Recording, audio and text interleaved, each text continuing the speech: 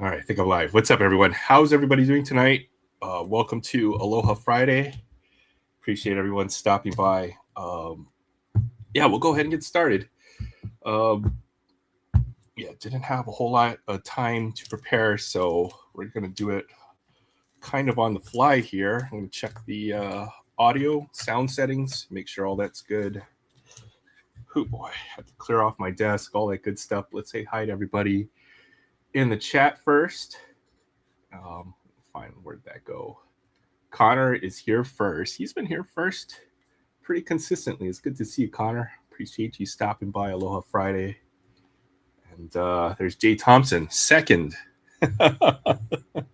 When did I say this stream was going to start? Was it 4:40? Am I 5 minutes late or am I 7 minutes late? Is a question. But good to see you, Yoda. Appreciate you stopping by. Aloha Friday. Good to see you. Hope you're doing well. Staying busy, grinding to get moved to Louisiana and enjoy the Gulf area. That's cool. Sounds like an adventure. So yeah, Louisiana. That's a couple states over from where you're at currently, if I recall correctly. And let's see, I'd like to visit that area someday. I would too. I got to get to the mainland, uh, get a little farther east than I've ever been, and I think put Louisiana on the list of places to visit. But it's good to see you, Barry Barry. Where's Jay? Jay's somewhere but here above Cubbies. Hope they won 6-4 top the ninth. And, Lake Charles area. Okay, okay. And good to see Boom Slang in here. I owe you an email. I apologize. I'll get those details out to you, and yeah, take care of that tonight. But it's good to see you, Mickey. Appreciate you stopping by. And just scrolling through the chat. What's up, DK? Good to see you. Appreciate you stopping by as well. Aloha Friday to everybody here. All right. That said, what's up, Trev? Trev in the house. Good to see you, Trev. Appreciate you stopping by too. I'll show you something pretty cool. I'm gonna switch over the camera here. I was with Chance. Chance with Collectibles went live on Saturday. I stopped on his channel and we ripped some One Piece. I managed to pull a pretty big chase card right there. There's the Ace Wanted poster. So first big One Piece hit coming in right there. I just out of a few loose sleeve boosters right there. Yeah, Sunday was a good day. I went on a couple different channels on I went on Rip Night, KC Card Connection. We had a couple pretty big cards there. Ben Rice autograph. So huge pull there. And yeah, I've got some fire to show for some of the breaks I've been in. We'll start with that first. How about that? So yeah, Aaron's been in a few breaks lately. He's got a bunch of stuff. I spent a little too much over my hobby budget, so we'll definitely be slowing down on the breaks here. But I got two huge cards to show from this pile. Let's go ahead and do that real quick. But yeah, Pistol Pete, I pulled this one out. You know what? Sometimes you find some really good deals in the bargain bin if you look close enough. I got this a few years ago. I know vintage is kind of taking off again. Prices on this stuff increasing quite, very rapidly, especially for a lot of key players. I got that for I swear I got that at a 50-cent bin, and one of the better finds. So love Pistol Pete, one of the greatest scorers of all time from Louisiana. We just mentioned Louisiana here. All right, let's go through the break hits. So Series 1 update, and Topps Finest and Bowman have been some pretty good products. I think after this, there's only Topps update I'm really looking forward to, and pretty much slowing down the opening, pack opening, all that good stuff. Now that we're through all the products, we had Platinum Anniversary, Bowman, Series 2, and Finest. And yeah, I'm done for probably the foreseeable future. We'll be slowing down a good amount, but when the products are good, then it's a good opportunity, or that's when you kind of, or that's when I feel it's a good idea to maybe go in a little bit more. So just some, big stack of rookies, base rookies here. Trey Savage. Obviously, I had the Blue Jays in a couple of breaks, it seems. More just silver foils, all that stuff, the smaller stuff. Sal Stewart and McGonigal. So not lucky enough to get the Dodgers in any breaks, but we managed to make it up elsewhere. So yeah, just again, some smaller stuff here. Murakami, some silver foil, or some 45th anniversary stuff, or some, yeah, with the Murakami, a couple Murakamis here. There's a little sneak preview of some of the big stuff. Eldridge, Bogarts. There's a Murakami X-Fractor. All right, so that was most top loaders. I'll probably be sorting through that stuff tonight as we go through it. But here's the good stuff. I swear there's some big stuff in here. Just some other numbered stuff. Kyle Harrison, he's having a good year. Purple foil. Oh, there's a Diamondback. I swear I'm building a rainbow, this guy, Troy. Adrian Del Castillo. Those might be headed your way in the near future. Here's a couple of patches here. Big Poppy. A couple of James Wood patches. All right, numbered stuff. This is the exciting stuff, I suppose. Doubled up on the Tariq Skubal. I think a lot of this stuff will be up for trade. Eventually for sale as well. I've got a lot of stuff to sort through. All right, here we go. Big hits now. Cecil Fielder. Cecil Fielder, check out that auto. He's got one of the most unique autographs I've ever seen. And that's a cool one right there. Big time fan favorite. I think 300 home runs or so, 350 home runs or so for Cecil Fielder. Great player. What's up, Betty? Good to see you. Say hi to everybody. Can I look at that Maravich? Yeah. I'll show it off a little bit closer. I think it's 74, 75 Pete Maravich. And it looks pretty good, except for the back is a little bit off center. But otherwise, yeah, it's a great looking car. Hey, what's up? Aries World in the house. Trev. Yeah, Cecil Fielder, amazing auto. Yeah, one of the most unique I've ever seen. I think I've got 2 or 3 of his autos now. One with the Tigers now. And I think the other one might be with the Blue Jays. I'm thinking his rookie card. Or what am I thinking? I don't know. We're just getting started here. I just woke up from a little bit of a nap. Nephew at the Cubbies game. Oh, that's cool. That's cool. I want to get to a major league game someday. And yeah, good to see you, Todd. Pretty crazy what the Red Sox have been up to. Totally rolling. Yeah, they're on I know that people are counting them out for dead earlier in the year. And yeah, they're on a pretty crazy streak. I don't know. We'll get into that. I only want to talk some baseball, basketball, football. Football's coming up pretty soon. And anybody's interested, Fantasy League this year. I'm going to be adding some folks to a Fantasy League if anybody's interested. But here you go. Tony Perez to 25. Yeah, I got some really good autos out of here. Shout out to Nalabear Rips. And he does his breaks, community breaks. Pretty good breaks. I think he tries to find some good value in the products, certain products. And then, you know what? If it's, as I said, if it's good, then it's time to jump in, do a little breaking. Here's Joe Carter. There's another good one as well. Obviously, World Series walk-off home run. Game 6, he'll always be remembered for that, but a good player in his own right as well. All right. Hall of Famer, Vlad Sr. Another Vlad auto. So I had the father, son, and I think there's another Vladdy Guerrero out there somewhere. I've got all 3 of their autographs now. But there we go, Vlad Sr. on the autograph to 25. All right, here we go. Big stuff. Sal Stewart, Sandglitter to 50. And he could be Rookie of the Year, you know. I think he's playing really well. He's probably got 25 home runs on the year, something like that. Very solid player. This one's numbered to 50, 35 of 50.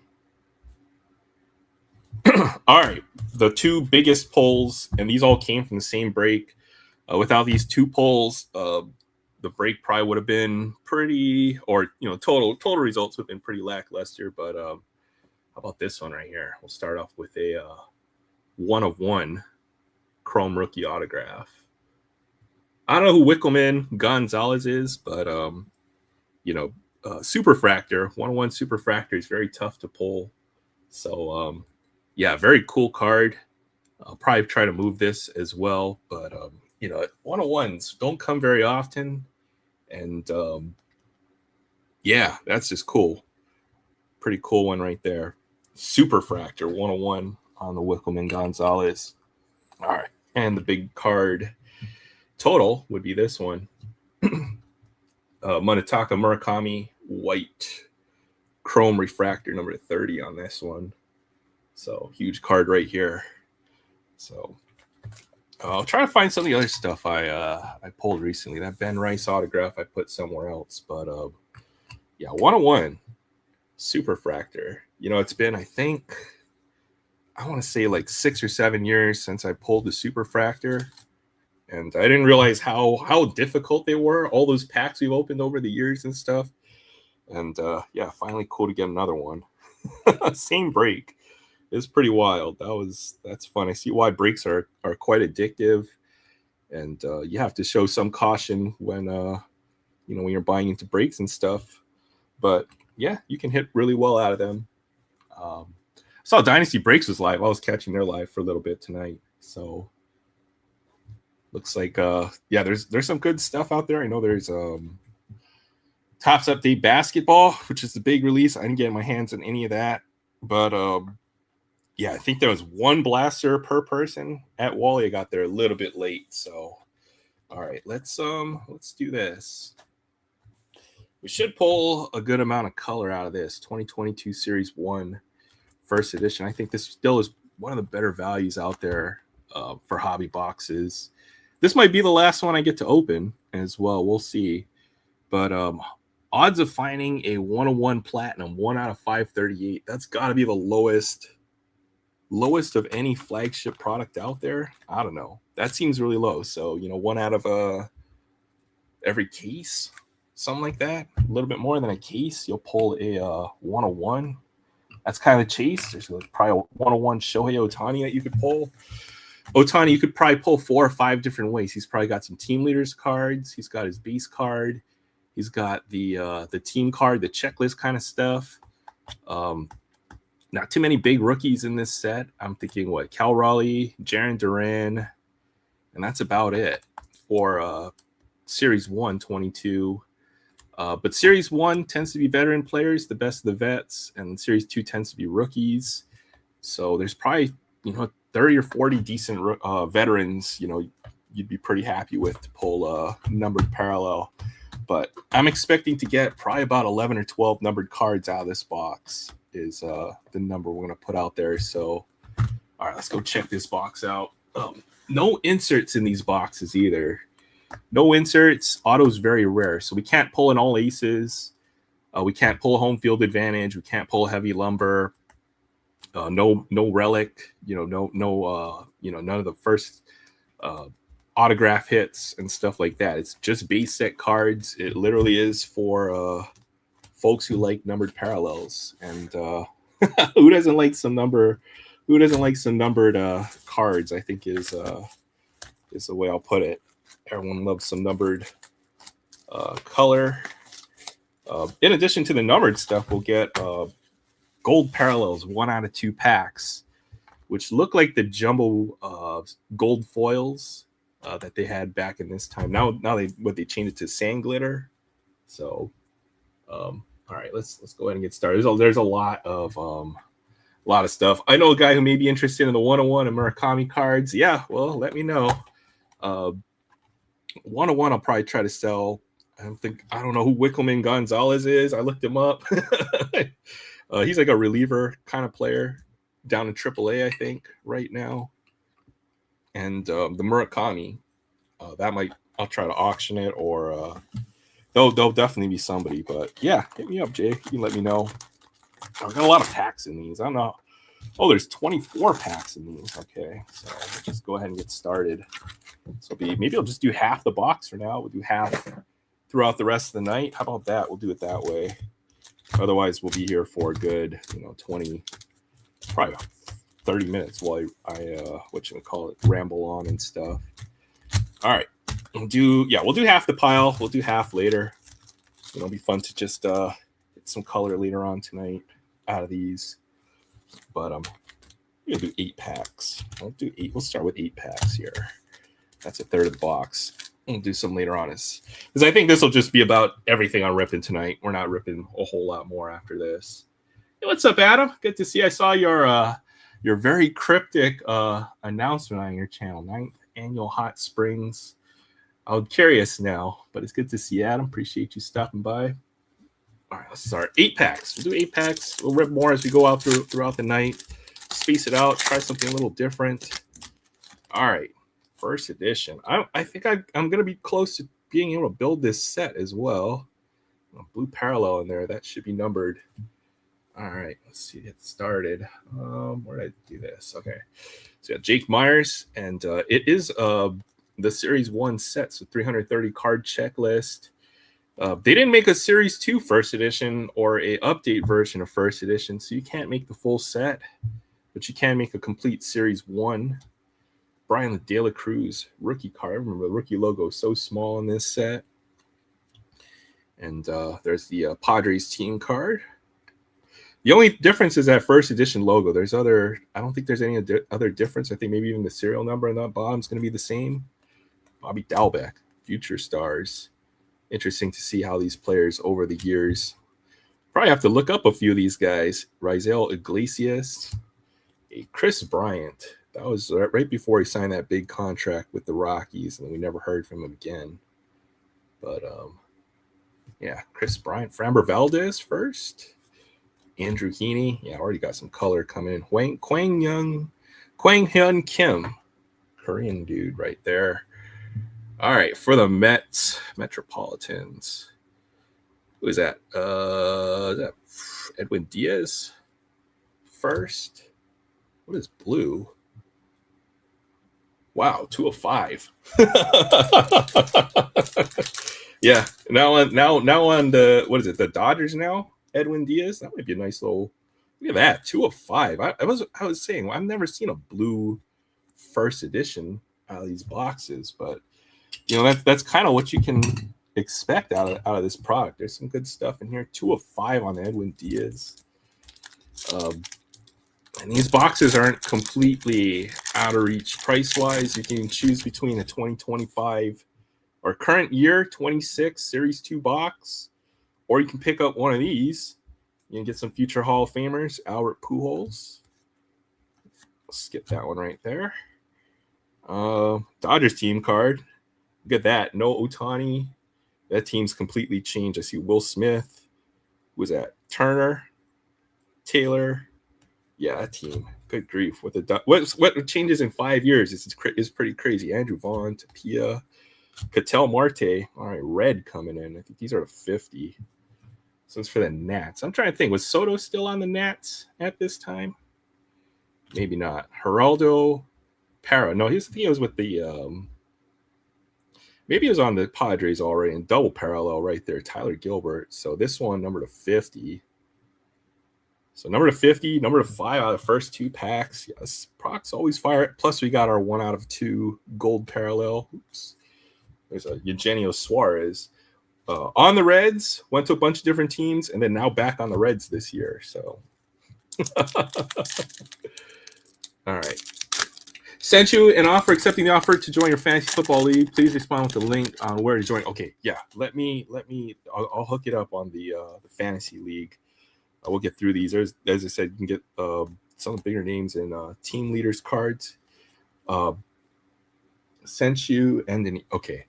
I'll catch you in just a second here. Let me check this out.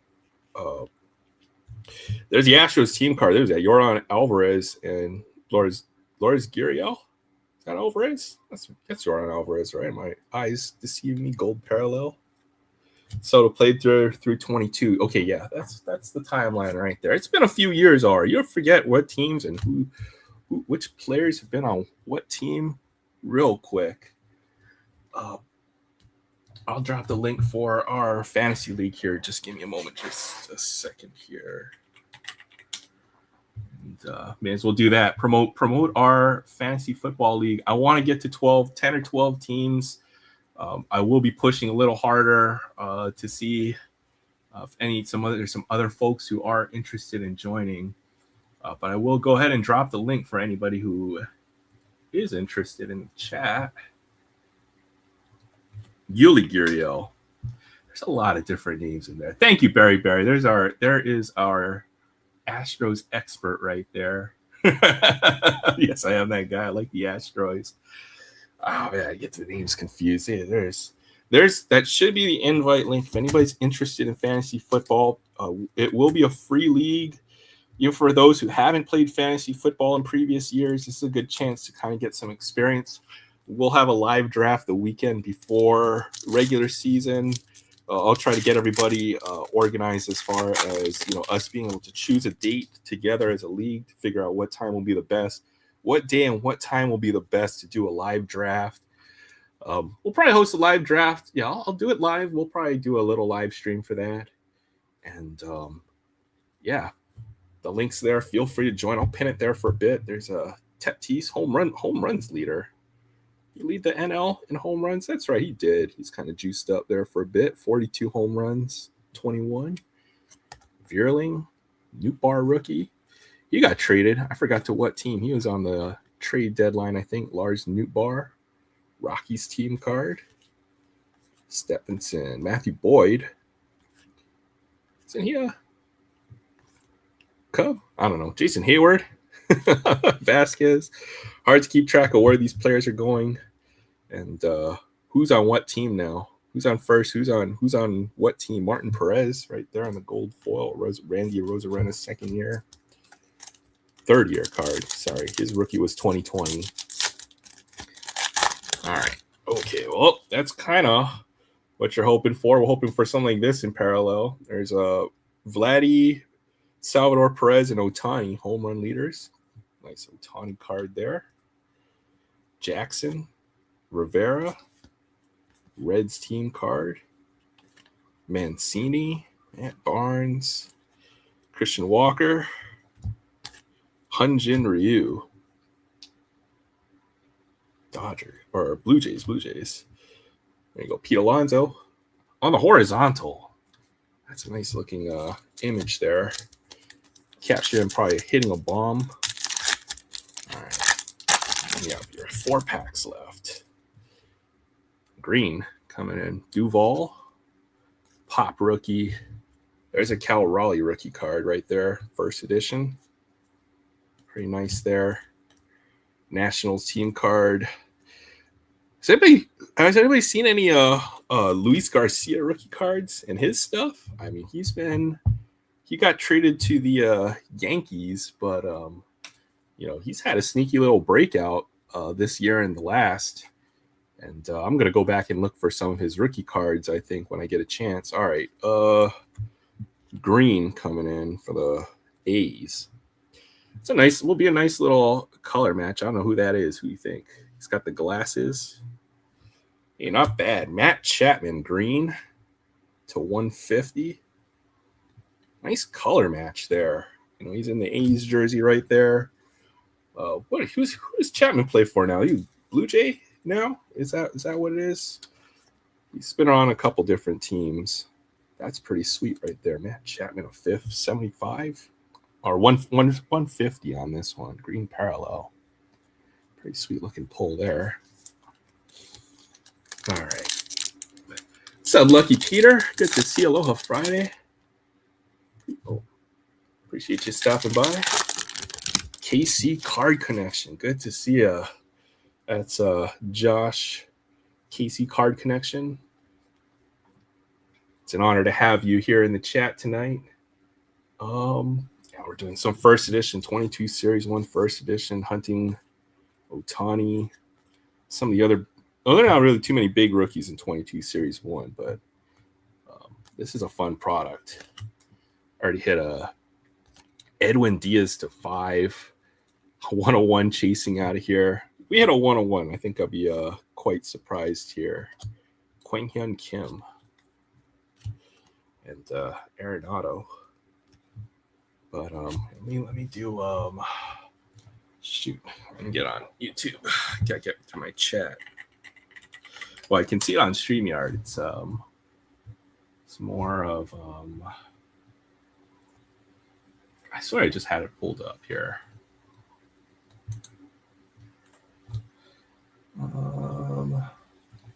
There it is. And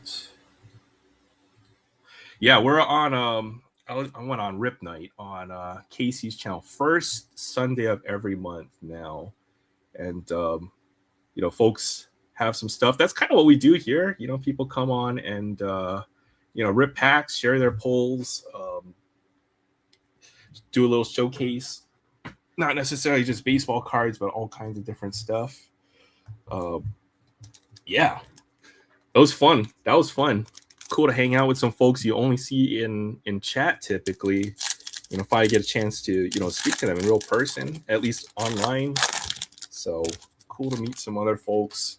I guess I haven't, or definitely trying to do that a little bit more. You know, make some connections in the card community here. So appreciate you guys all stopping by. It's good to finally connect. Good to be able to speak to a lot of folks in for the first time. You know, so man, something that you know, couldn't necessarily do in YouTube. Meet collectors from all around well, the world. It really is the world. That one's got a little bit of a roller. Cedric Mullins and the Yu Darvish on the gold. So trying to take advantage of that. It's been meeting a whole lot of cool folks. Showed off some of the big pulls from some of the breaks I've been in. The Murakami to 30 and the Superfractor. Wickelman Gonzalez Superfractor there. So yeah, we'll do 2 more packs, and then I'll go ahead and open up the panel. And folks are welcome to come and hang out. You know, we talk sports, we rip packs, we talk about other collectibles. Yeah, just a cool little hangout. Time flies on this channel. You know, we get into vintage discussions, graded card discussions. There's football season coming up, so we got a lot to talk about. We'll see. Did they pull this card? Second version of that card. So this is kind of what you're hoping to see in parallel. There's Trout Ohtani on a team card there. Turnbull, Lubob, Renfro. Is this orange coming in? Yankees. I think these are 25 to 25. I thought that was Judge for a bit, but Roned Odor to 75 there. Mike Fultonevich. So yeah, first quarter, first third of this box. We'll probably rip the rest throughout the rest of the night. You know, we'll take a little break, rip a couple packs here and there, hang out. I mean, this is probably the only thing I'll be opening tonight, just since it is, you know, it is a hobby product. I think I paid a little over $150 for this box, so no need to blast through everything. Otherwise, we won't have anything to rip later on tonight. But I know Barry wanted to look at this card a little bit. How about, yeah, let's talk about this Pete Maravich here. Yeah, how about that haircut? 70s was a wild time, but this is a 74-75 Pete Maravich. Home Atlanta, Georgia, LSU legend. You know, one of 2 basketball players I can think of from LSU. One, Pete Maravich. The other, Shaquille O'Neal. There's probably a few I'm missing. All right, let's go ahead and drop the link. Folks are welcome to pop in. Probably get to hang out with Jay Thompson for a bit, talk about his Cubs. We're going to see how's it going. But what's up, Ryan? Good to see you, Ryan. Appreciate you stopping by. Speed Racer in the house. Aloha Friday. Sorry, I'm a little all over the place today. I'll drop the link in there. Oh, for anybody who was interested, fantasy football link up here. And I'll leave the fantasy football league up there for a bit. I'll talk about just a little bit before for anybody who's interested.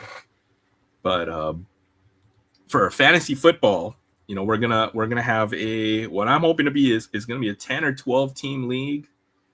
Did I drop the right link? It was the wrong link. 10 or 12 team fantasy league. I want to try to fill this up by the end of the year. It's free to play, free entry. It's a casual format. Although, you know what? It is kind of serious. We have had a pretty active league for the last 2 or 3 years. It's casual yet competitive, and I think that's what I'm aiming for with this league. Casual yet competitive has been the kind of the best way to describe it. Let me pull it up on my screen, see where we're at as far as filling on this. Well, I don't know what that is, but we have at this point, I think six out of 10 teams. I'll keep it at 10. If we get to 10, then I'll add 2 more teams. We'll get to 12. But our last year's champion was Brian Budget Rips, aka the Winners. my team got smoked last year, but hopefully we'll have a better year. Fairly default standard scoring format, half point PPR. I wanted to add a couple of small bonuses. If 300-yard passing, you'll probably get an extra point for quarterbacks. 100-yard rushing or receiving, 1 point, and then 2 points if you get 300 or 400 yards passing or 200 rushing. Maybe I'll do 200 total yards. We'll see how that goes. But if anybody's interested, I'll drop the link again. Fantasy football casual league. There will be a prize for somebody. I haven't figured out what the prize will be, but it'll probably be at least a nice, fairly nice card or a couple of cards from your favorite team, and then one for the winner, and then one for, we'll see. Probably a couple maybe randoms that we'll give away. So anybody's interested in fantasy football, I'll put the link in the chat. What's up, Jay? What's up, man? You're doing well. And Mickey, appreciate you stopping by. Boom Slang. Hey, what's up, man? See you, gentlemen. What's new? You guys got a new shirt today. New shirt, huh? What'd you say there, Mickey? Sorry for you. It's the weekend. It's the weekend. Heck yeah, I'm happy. Not that it matters to me. Every day's a weekend for me. Yeah, I'm jealous in some ways. Yeah, I was gonna say at my age, man, Tuesday's just as much a weekend as a Saturday. I actually forgot what day of the week it was today. I was over at my son's house. I'm getting ready to get into the pool and go swimming with the kids and stuff. And I said something to my daughter-in-law about tomorrow being Sunday and stuff. She goes, "What are you talking about? Today's Friday." I'm like, "Oh crap." Maybe they won't. Let me. You know what? Maybe it's cutting off the URL. Let me try to click on that and see if it redirects to the. Either way, I'll put a for those who do show interest, like Todd and Lucky Peter. I'll do a Facebook post, or not Facebook. I'll do a YouTube post and tag you guys, and hopefully maybe that'll be an easier way to do it. Maybe the URL link is too long for. Maybe it's too long for. Join this league, or maybe this league will work, or maybe this link will work. You already manage one team in this league. All right, well, try that link and see what happens. Sorry. There you go. They do attack the bird food. Squirrels? Yeah. Yep. That they do. And I got an Oriole feeder out here, and apparently the deer like jelly. They're the only ones that can get up that high to get to them, unless they're a bird. Jelly, like strawberry. I got bird jelly. It's berry jelly, I guess. I mean, it looks like it could go on toast, but I'm not going to eat it. You're gonna have to do a food taste test for science and let us know what it tastes like. It tastes like bird berry jelly. But we want to know what that tastes like, right? So it tastes like a cross between chicken and rattlesnake. Gotcha. Wait, I thought rattlesnake tastes like chicken. Yeah, but so does birdberry jam, but yeah, it tastes like chicken if there wasn't, I don't know, chicken in it. I've heard alligator tastes like chicken. I kind of want to try some alligator. Everything tastes like chicken, man. That's what I've heard too. We'll have to put it to the test. Sorry, I got a little carried away with the fantasy link there. Phil, by the end of the year, season is 3 weeks away. Yeah. Well, that's what I meant. Todd. We'll try to fill in the next 2 to 3 weeks. But all right, what's up, Sam? Hey, how's it going? Not much. What's up, man? I struck out on the Chrome update basketball lottery and all that. I grabbed some food on the way home, so I'm going to chow down real quick. But then I got some stuff to open. Okay, sounds good. It's always an adventure with whenever Sam opens some stuff. But I'm curious. We'll see. Maybe I got it on the wall here. We do a box battle. But nope. That means no. It's gonna be a good box. Yeah, I heard him say you can look all day long. You ain't gonna find it. You gotta stick around for Sam because it's gonna be something fire. I'm trying to guess what it is. Like UFC. You know what? I've seen some good UFC. There's like almost like a UFC. It looks like museum collection, but it's called something different. That product looks like gas. I wouldn't mind trying to open something like that. But yeah, we'll see. I don't know. What did they have EQL for recently at the Topps website? Well, no, I'm just kidding. I'll give you one hint. The stuff that came in last Saturday, and it's been like scratching my brain to try not to rip it before today. Oh, you know how you keep it from scratching your brain? Rip it? You rip it as soon as you get it. It's hard holding on to these boxes. This first edition, I was gonna stash away. It only lasted 2 weeks before it. I was like, okay, I gotta rip this thing for it.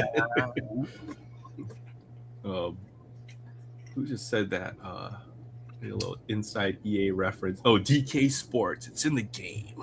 Yes. Yes, I played many DK Sports video games when I was a kid. I haven't played like a Madden or they used to have NBA Live, or they had NHL hockey, NHL 94.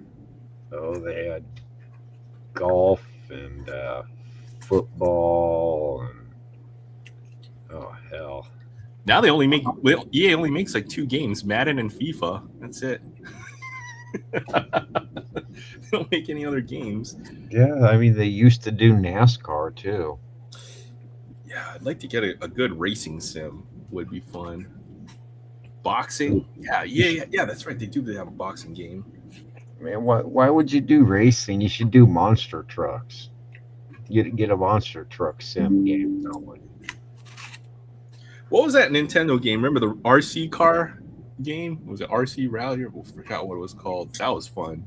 Or RC Pro-Am. Yeah, that's what it was. RC Pro. Yeah, I love that game.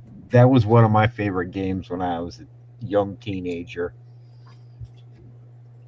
Yeah, my cousin would hand me the control and let me think I was playing all the time when we were watching. And then took me a while to catch on to that little scam right there. Yeah. There's only how come these games are 2-player, but 3 people are holding controller. Yeah, that was cruel. And you know what? I did that to my little cousin too. So when we had Super Nintendo, so I'm not. Oh, I did that to my boy. So yeah. Yeah, I can tell you the order. Just hand him a controller it wasn't plugged in until he notices it's not plugged in. Plug it in by putting the cord underneath the PlayStation until he figures it out. Cut the cord off, tell him it's cordless until he notices there's not a red light. Yeah. It's about a 6-month process to get to play a game in peace. Yeah, the when they figure it out is when you got to pause, like you got to go and use a restroom or go get yourself some snacks. And you're still holding the controller. That's when they Yeah. figure it out. They're like, hey, wait a minute, my guy's not moving on the screen anymore. Well, RC Pro-Am. Yeah, that's he it. noticed the red light. There were some other good ones like what were the other good? Marble Madness. Marble Madness. Qbert. I was kind of a fan. I was kind of a fan of TNC Surf Designs as well. I've got that cartridge, TNC Surf Designs. I've played. It took me until I was an adult to get past like level 2 in that game. Oh, it was hard. It was a hard game. It was harder than it needed to be. You know what? With older games, once you beat it, that was it, right? There's no online. No. So they made the games intentionally hard so that you could not beat it. It would take you a long time to master all these older games. They don't do a whole lot anymore.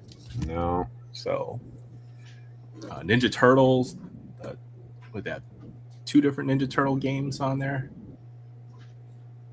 Oh, my all-time favorite Nintendo game has to be Punch-Out. And I did beat that game finally. It took me a while to master. Every single fight had a different strategy. And if there was no internet to tell you how to beat the fighters, you had to figure it out. Or you'd have to ask your friend. You go to your friend's house, they'd play the game, and they're like, "Oh, that's how you beat him, huh? Okay, I'm gonna do that when I go home." It was all about Tetris once we discovered what a certain smoking pipe in video games, what happened when you put them hand in hand. So nice game to chill out with, Tetris. Yeah. Dr. Mario, that was another good puzzle game. The little pills.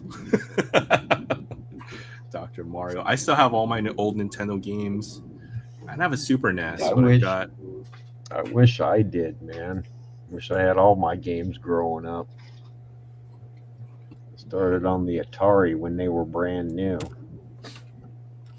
I'll have to set up an emulator. Maybe we can go back and play some of these games on a stream or something. At least the ones I own. And it'll be fun to do a little bit of. Oh, okay, yeah, Stupid Carrier. You know what? Yeah, that was another game. It took me until my adult lifetime to get past level 2 because I couldn't land on the Stupid Carrier. I never played that one. Oh man, I saw some. What was that? 91 Upper Deck there that you had there. I think was it 92? 92 Upper Deck. 92. That may have been one of the first packs I opened as a kid. Oh yeah. Oh my god, yeah. Just keep aging me. 92 Upper Deck. I had boxes of these. We went to a local store, like an Acme or whatever it was, and they were selling these, and they're selling them for literally $1.06 for the whole box. Like they're mispriced.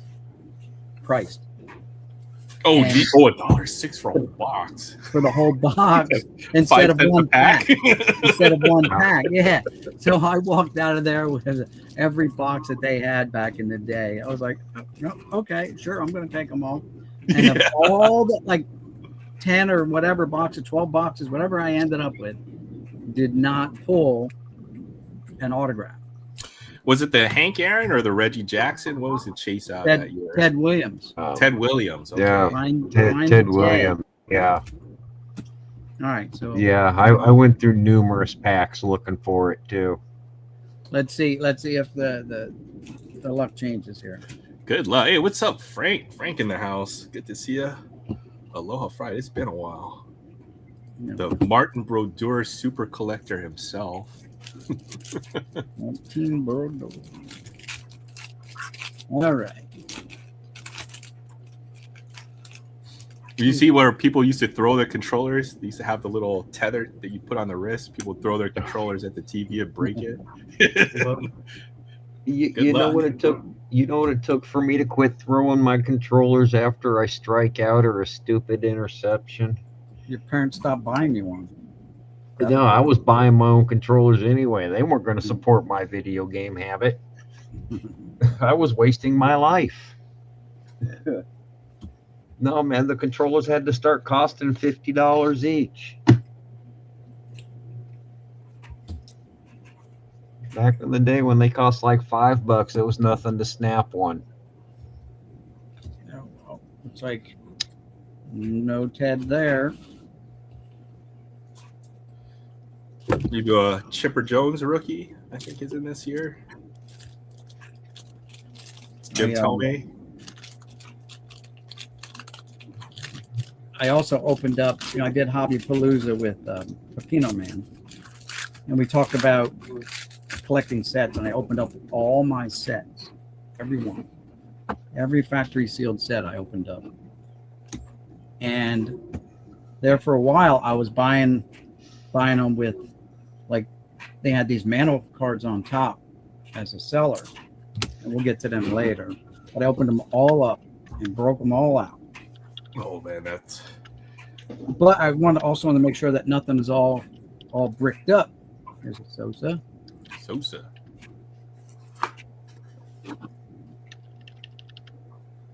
Edgar. Hershiser behind those cool rays. There's the big hurt. Checklists. Rookies. There's the team checklist and Kenny Jack. I just got a feeling we don't find any, let alone an autograph. I don't think we're going to find any.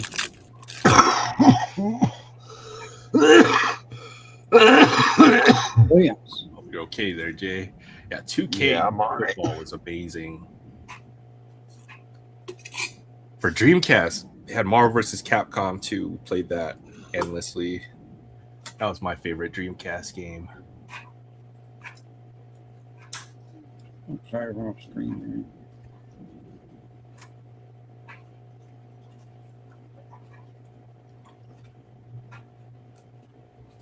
Sloppy Joe. Ooh, sounds like a good little dinner right there. I haven't done Sloppy Joes in a minute. Last one for now. I got a $4, huh? $4 meal. Yeah, you can't beat that price right there. Edgar. Good luck. Edgar Martinez. It's nice right there.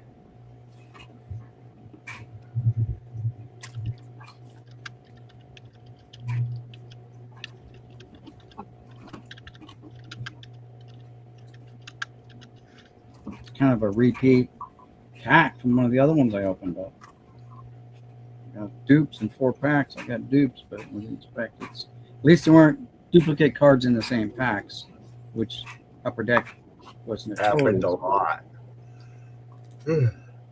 They were notorious for. And no teddy ball games. I had MVC2 for the PlayStation 2, and I traded it. Borrowed a game from my friend God of War. So I have the case and I have the manual. So I might pick up the loose disc, and then they don't have the complete game. Everything, box, manual.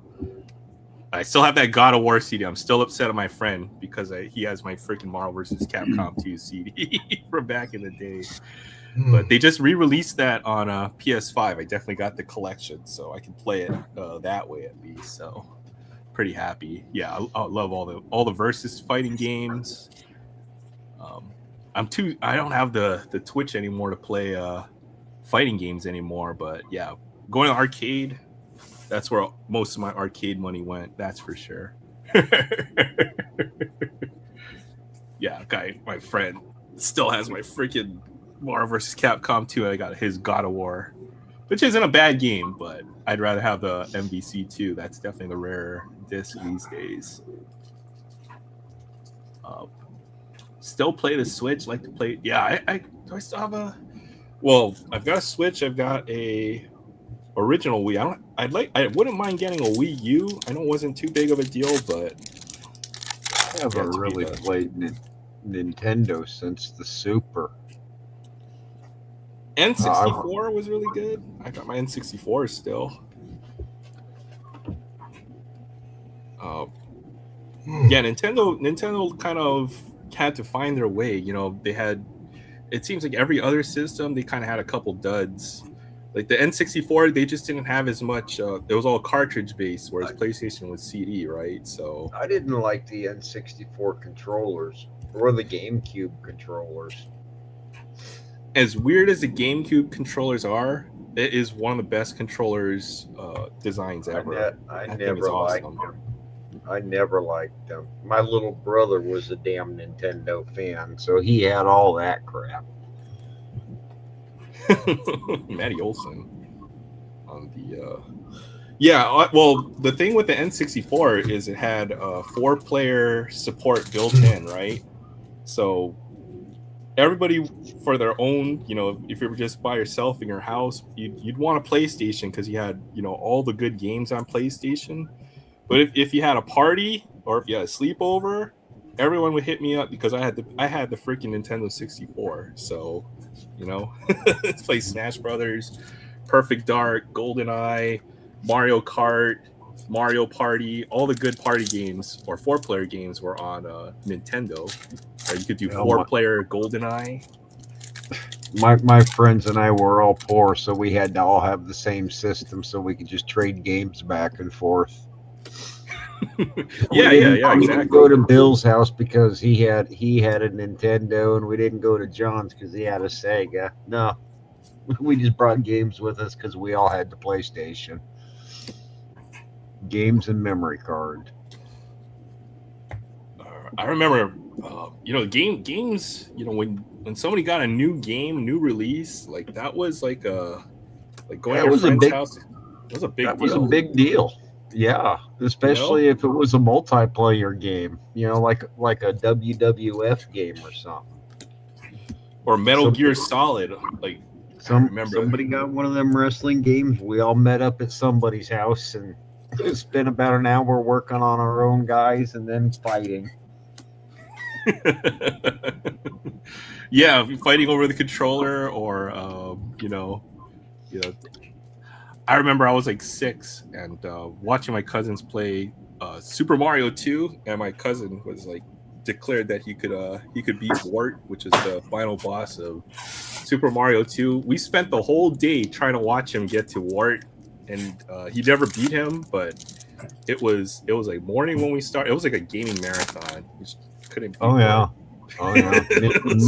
Many of them. In fact, every now and then I still do GTA 5 and Red Dead 2. So, but hardcore. I can watch fighting games now. But yeah, I'll play a few here and there. MVC2 never really got into the fighting games. Street Fighter 6. They have Street Fighter 6 now, right? Or is that what they're up to these days? That'll make you feel old right there. I liked Mike Zunino. He was a good Iowa Cub. Kike Zunino? Yeah, he's a former Iowa Cub. Must have been a while ago then, I'm guessing. It was. First club he played with was the Mariners, so I'm guessing he probably got traded. Yep. This is before he made it to the bigs. I think Super Mario 2 was my first experience with gambling, right? Because, you know, every coin you got to pull a stupid slot machine to get extra lives. I love that game. Mario 2, I think, was... I played that one a lot as a kid. Yeah, beat Mario 2 at my friends. Yeah, it's so many good... And, like, the thing with gaming these days is... You don't get a whole lot of those. I mean, they're multiplayer. It's easily accessible online, but it's not quite the same as it used to be. Used to wait in line at GameStop midnight for the new releases. Oh, Resurgence Football. Okay, I see. So that's nice. I remember for World of Warcraft, all my friends. You know what, Sam? You might have been there. Would you stand in line with us to get a Burning Crusade on a midnight release at a GameStop? Yep, did that many a time. I don't think I did because I got into it a little late. I think I was just starting to get into WoW when Burning Crusade came out. I actually still have my account. I just logged on the other day to get my free mount. Nice. Yeah, I was addicted to that game. I think we all were. Yeah. So many good memories. I played it for like 10 years, and my wife was always upset with me because I was always on the game. And then I talked her into just make your own account and check it out. And now she still plays it too. Nonstop. I bet you I go upstairs and she's playing her game right now. That's hilarious. You went from fighting because you're always on the game to fighting because it's your turn. I've thought about reactivating my account from here and there. I know they have WoW Classic, but I know it wouldn't be the same. And you have to play with friends or a guild, and I'd have to reconnect or find a new play group. But man, I can't tell you how much time I spent playing WoW. Yeah, or how much money. Well, money? 20 years. Oh, that's true. Yeah, it's $15 a month. Yeah, that adds up. That's $6,000. Alrighty. Good luck, Sam. Resurgence Football. May all your hits be Packers. The Packers of Green Bay. Yep. And Seahawks. For why? Because I would like some of my own.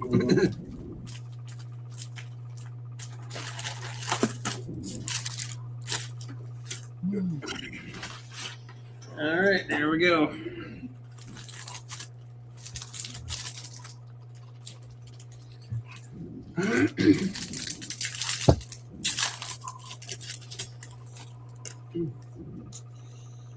I definitely like the looks of these cards.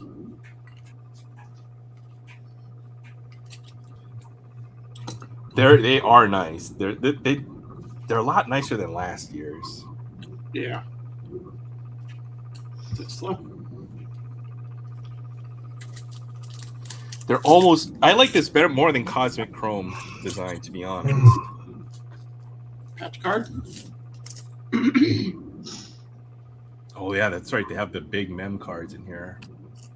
RPAs. Boo. Big fan. Tesla. All right, good luck. Chargers. Trey Harris. It's not a bad one.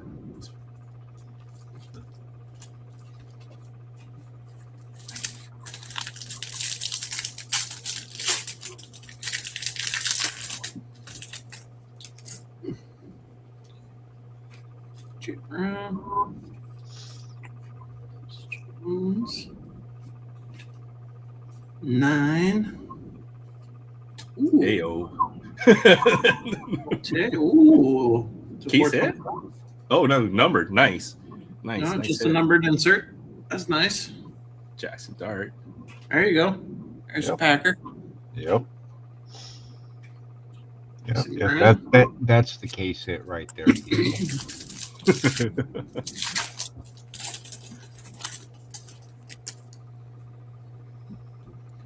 Kyler Murray.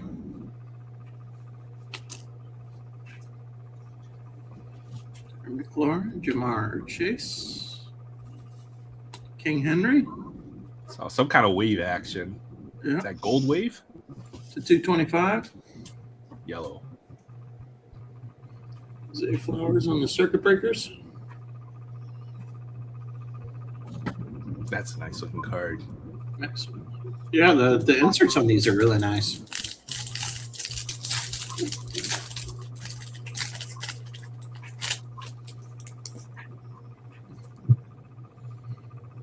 Here, Wilson. Chicken Hubbard.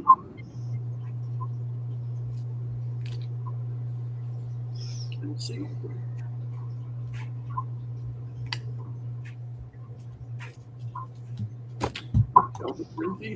Yeah, you want to post the link for Will?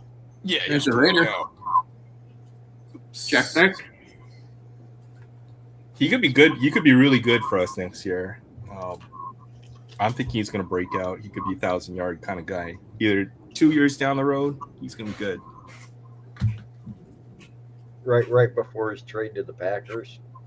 Hey now. What? That's how it goes. You know it. I know it. You're going to send us back Josh Jacobs? Maybe in a couple years. There you go, Will. Shines Allen. I will beat you up. Quit fighting me. Kenny. Miles Garrett.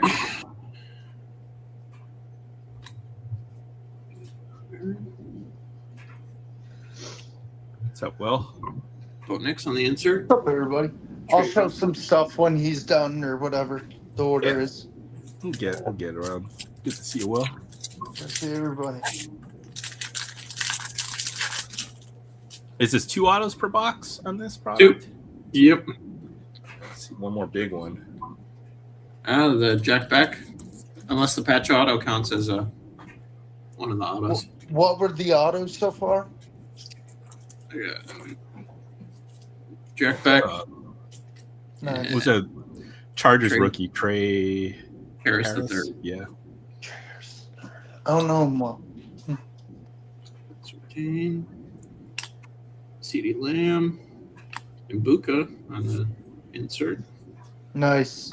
Some of those inserts are nice. Yeah. What's this product? I've never seen it. Resurgence. Must be new.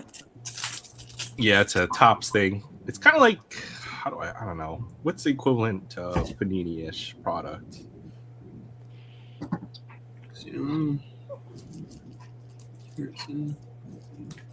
Tua. Ooh, Lad. 275. numbered. Nice. That's nice. Lad McConkey. Scat insert.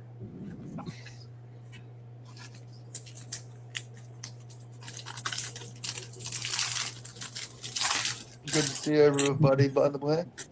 Hey, Ryan. What's up, buddy? Get to see it too. Bonix. Jerry Judy. Caleb. Drake London. Tyler Warren on the insert. And Terrence Burks. 3 more packs. Nice. See if we can hit anything else.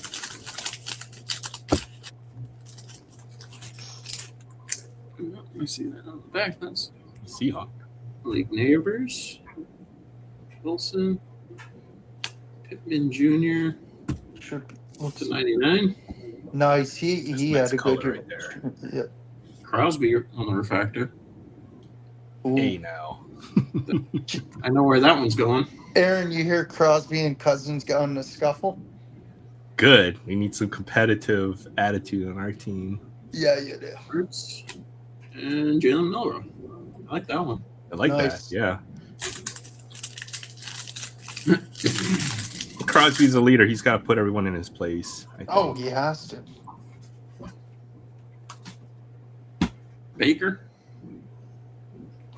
Debo. CJ Stroud. Josh Simmons. Ooh, JSN. Oh, I like that. Oh, that's almost like a color blast. Not It does. That's exactly what That's a it's cool on. card.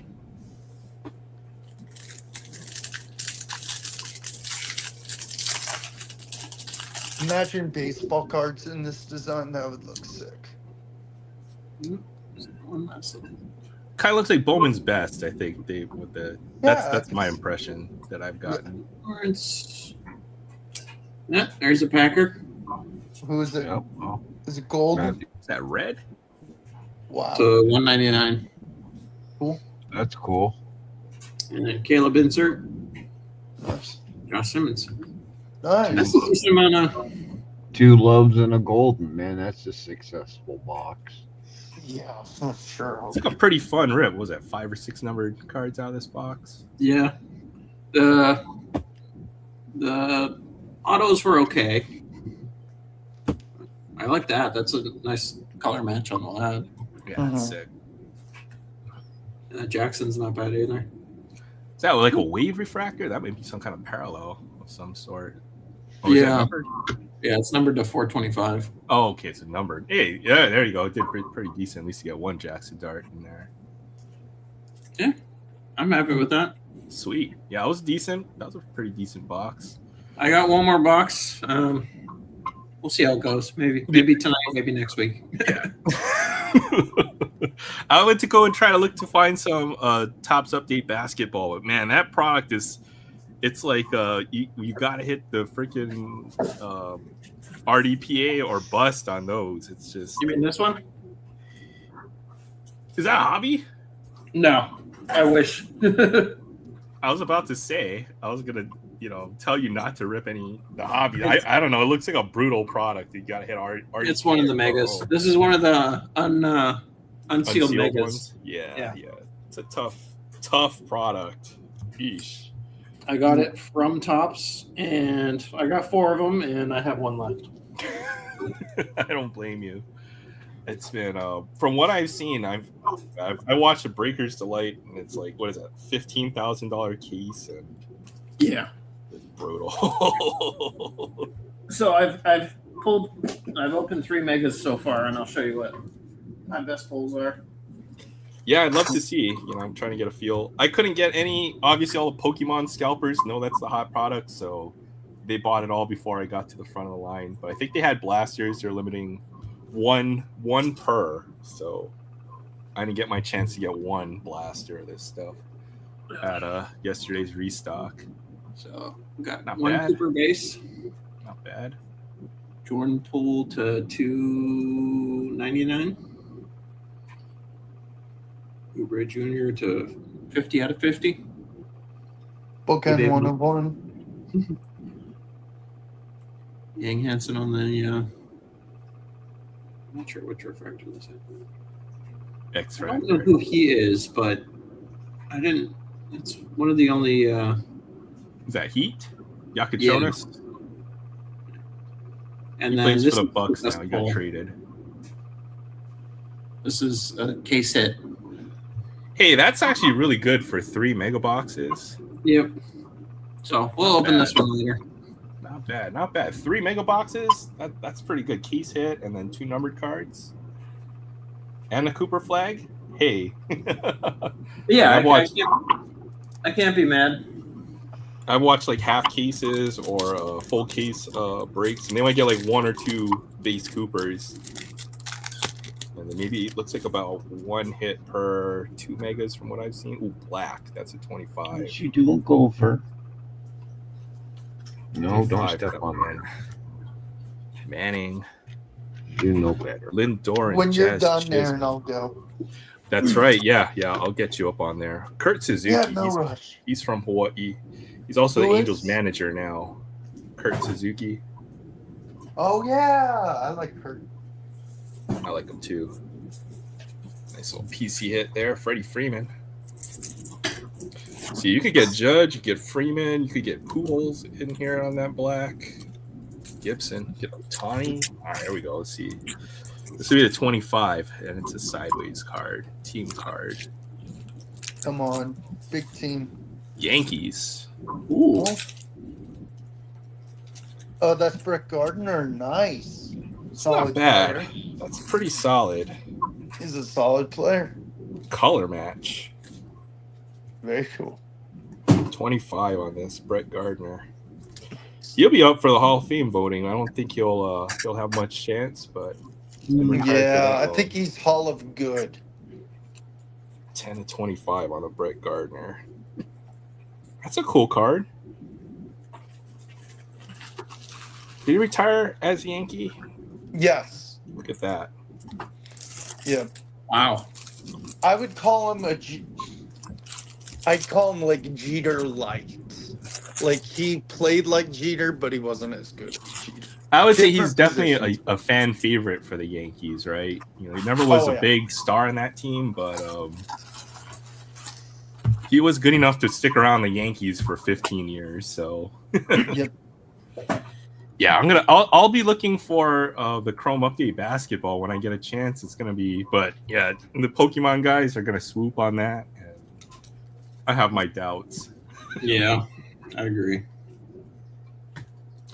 But Will, you said you had some comic books. Was it comic book day? Yeah, What'd you get on New comics Comic and a- Book Day? Comics and a figure. All right. So we got Batman number 12. I've been reading this since issue 1. It's so good. This is cover like D. It reminds me of chess. It's pretty cool. I like that greenish color. You can almost do like a Green Lantern crossover. That's cool. Kind of.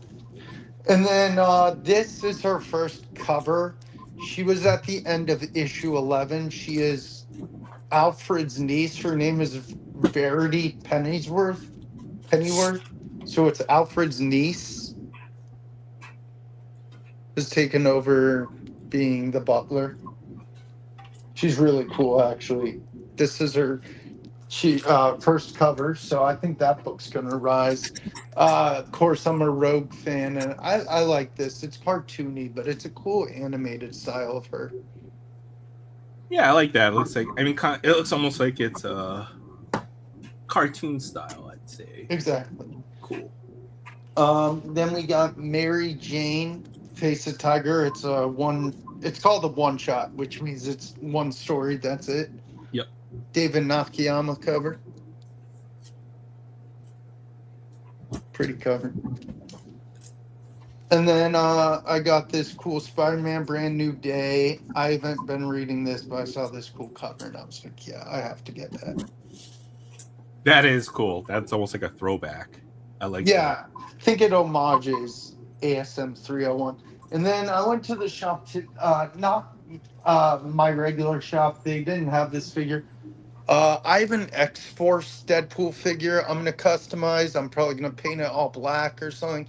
I'm gonna customize it and do some cool stuff to it. I'll show it off when I'm done with it. But I saw this at another LCS, and if you've seen Deadpool Wolverine, which is a fun movie if you haven't, I got this really cool. He was in the movie too. He's in an alternate version of Deadpool. It's Cowboy Pool. I like that. That's cool. And he was voiced by Matthew McConaughey, which was even funnier.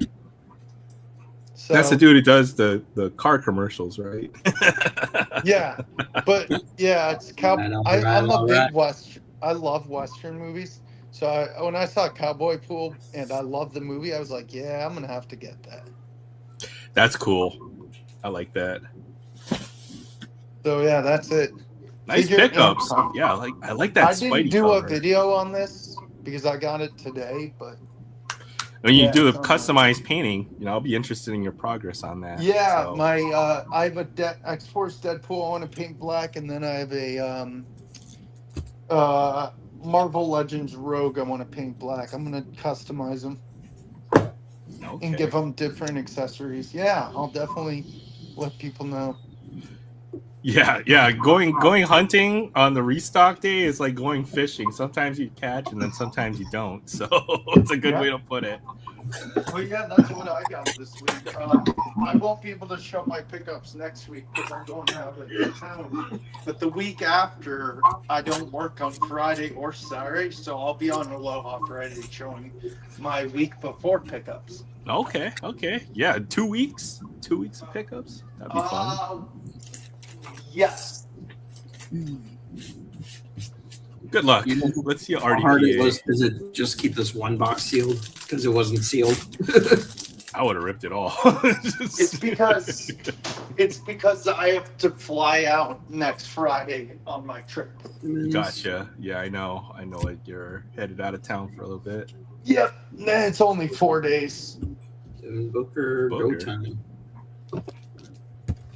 White. Can't even see those.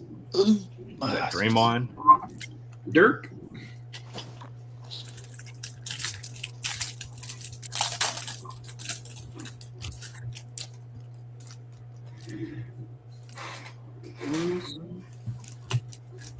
Leonard. Walter Clayton Jr. Big Brea. That's a nice one. Bridges. I think that might be an image variation. Let me see.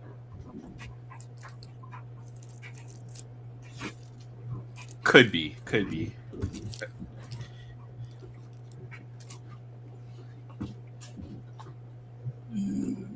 Not sure. I'll have to look that up.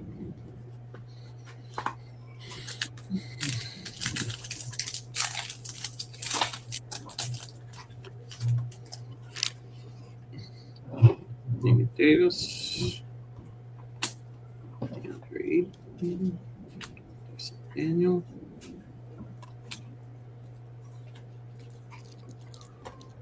Not even gonna try. Magic.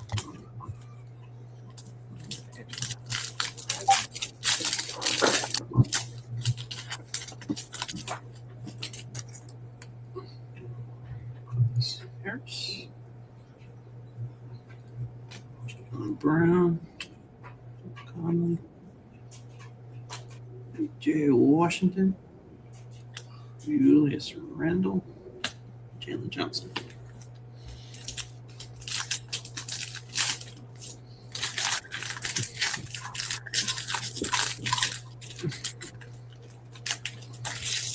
There we go.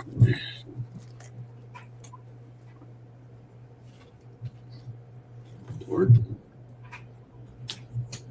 Kawhi Leonard. Ooh, Embiid. Hey, that's nice. That's a nice one, yeah. Dave Smith. Jeremiah Fears. 2 more packs.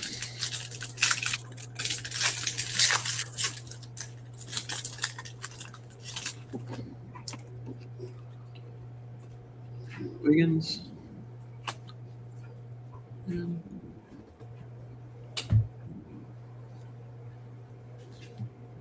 Harper. Clutch City. That's a nice one, too. Looks back well. Caleb Love. Andrew Wiggins. Jared Allen. Did I miss any numbered cards? Nope. It's a mega box, so you might get 1 if you're lucky. Let's see if there's any color in this one. Nope. AI. That's such a sick picture. Yeah, I like that. Yeah. Darius Garland. Newell. Kuminga. Jaren Jackson Jr. and Elijah Martin.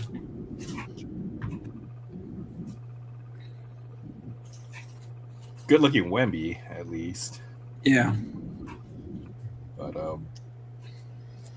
so I was on Rip Night. I went on KC Card Connection does Rip Night every first Sunday of the month. So there'll be another one next, I think, in September, first Sunday. Anybody wants to go and hang out there for a bit, definitely go check them out. But we ripped a Platinum Anniversary Blast. You got some pretty cool pulls out there. So Ooh, yeah. I saw Dodgers first, so this could have been a Notani. So, but it's still an orange to 25. Yeah, Edmund's actually a good role player for that team. Yeah, he's solid. He starts. I mean, he's their second baseman, and Will's already saw these cards, so he knows what's up on this. Yeah, I Edmund think kills so. the Cubs, man. Bregman, yeah. You guys had him for a bit. And I did pull a big auto from this was one from one so blaster. nice. It was a sick blaster. I love that. Yeah, he's our future first baseman. Actually, Ben Rice is injured right now. It's Luis Garcia, but Ben Rice should be so with the team for the next few years. Yeah, he's a cornerstone, right? He's got what, 30? He's gonna hit 30 home runs on a year or I on hope pace. Yep. 35-ish, 40. I think the guy who's gone for sure, and I hated saying this, but The hell was that? I think Volpe's gone at the beginning of next year. Yeah, if not already. Didn't they just send him down to AAA again? AAA, because we have George Lombard, who hit a home run in his debut. GLJ and probably J-Dom as well. Probably headed back down to. Yeah, J-Dom's not as good as we thought he was. Yeah, well, he's had injuries, right? And he's never been. Mhm. There's a Duran rookie card. The Red Sox on fire. Back to right now. back rookies? And Connor Red Wong, Sox. yeah, both of them, right? Their catcher and Aren't the- their Isn't Connor Wong from Hawaii, or is that Colton? Colton Wong. Connor Wong's from Texas. Liar. He's a liar. There's a lot of Wongs out there. There's nothing Wong with. And you, There's and you nothing have to wrong get the with the wrong Wongs. ones. Yeah, nothing Wong. Nothing, or yeah. Nothing wrong here. I'll do one more. We'll do one more. Should do all of them. We will. 1 million times. Aaron, I was going to talk to you, not this Saturday, tomorrow or next. Would you want to do maybe the fantasy draft in 2 Saturdays from now? Yeah. We need a few more teams if you know anybody who's interested, and then we'll try to message everyone and see what will be the best time and date, because I want to make sure everybody has a chance to. Yeah, At I don't least want to a- be at work and draft. Remember that year I was at work and I had to draft? Hit it in the garden shed at Yes. doing the Yes. draft. No, I was hidden in the loading dock, and my boss got pissed because I wasn't supposed to sit back there. Oh, don't even tell me. Okay, it's a good one. Okay, Good. good. Vidal Good. Brujan is a good player. I was Yeah, worried not there that for a other guy. bit. Aaron would have ripped the other guy's card probably. We probably would have crushed it right on the spot. But Brujan to 75. That's a pretty decent pull right there. Vida Brujan. A couple more packs in the books. We'll get back to Wow, yeah, it they sounds sent him like down to okay, so he plays what does J-Dom play? Right field? Somewhere in the outfield. Left field? Somewhere in the outfield. Left, I believe. Yeah. Oh man, we pulled the Wander Auto last time we opened the box of this stuff. Oh, So yeah. we were Yeah, upset I about remember that. That was brutal. Ugh. It would have been huge in 22, but Yeah, Right. it would have been huge back in the day. And hopefully you would have sold it. what other positions can J-Dom play? Third base? Was he a third baseman to start? I have no idea. Oh. I can't remember, to be honest. Yeah, I'm gonna pass out, guys. I gotta go to bed. Good night, Jay. Night, Right, Jay. no. I gotta Go catch y'all Cubbies. later, man. Go Yeah, Cubbies, I we think. won. We won today. And you guys swept the Dodgers. He'll come back for that. Swept the Dodgers. Did anybody Yeah. watch that game 3 of that series? That was amazing. Oh yeah, weren't they down like 2-0 in the ninth? Well, yeah. Well, no. It was kind of a back and forth game, right? Because Ohtani and PCA are kind of the front runners for MVP, right? So I think PCA led off with a home run, and then Ohtani led off with a home run. So they both hit 2 home runs that game. Good game. Almost like a playoff atmosphere to some extent. Get all that wax right there. Oh, So- Aaron, by the way, with the figure, I didn't show it. There's a hand that looks like his gun is twirling. Okay, let's take a look at that real quick. What's that? Oh, cool. That's So it cool. looks I've never like seen he's- that. Yeah. Oh, Sports Flicks, Mhm. Don Russ. So yeah, so up here is like this is a stack of basketball. I don't know, like if people are interested in seeing any basketball. Here's some hockey. Not a lot. There's only like 3 different things of each, but there's a bunch of baseball here. I don't have a whole bunch of basketball and hockey, meaning a bunch of different stuff. I have a decent amount of stuff. So you guys does someone want to pick something they want to rip? Aaron, This- go ahead. You're the host, buddy. find the Hank Aaron's, or you're looking for and absolutely nothing here, but the Adam. junior. Little dealer's choice Junior. there. Welcome Hello, on, everyone. Adam. Hello, everyone. Hey, Adam. We can look for the bonds in these racks. I also have looking for the no names or looking for bonds here, whatever people want to pick. Hey, go ahead, bro. I'm not sure what year. Oh, these are 87 collector's edition. So maybe this is the first year of them. I don't know. I want you to pick the 75s and chase these. 75s. I'd Oh, love to God. get a George Brett or a who's the other Yeah. big rookie in there? Robin Yount, Robin Yount rookie. Yeah, those are on my Yeah. list. Gary Carter. Yeah, there's a rhino on this 87 Dunner's rack here. So someone just, whoever wants, either in the chat or whatever, just pick something and we'll rip it. Yeah. There you go. 87 Donruss maybe? Or, I thought he I- saw the rhino on there. I thought I heard someone say all.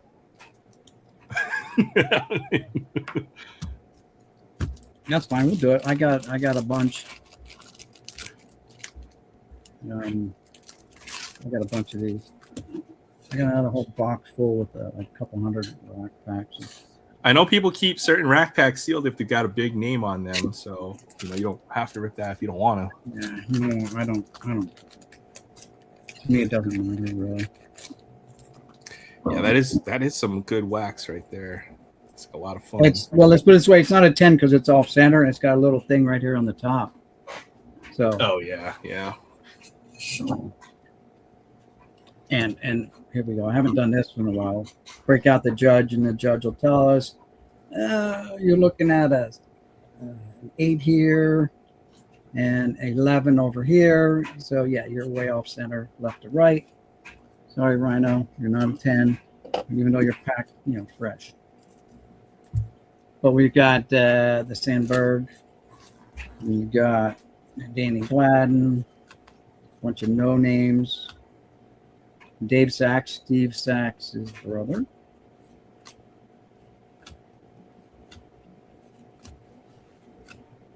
The Senseis. Keith Hernandez. And Clemente is the puzzle card.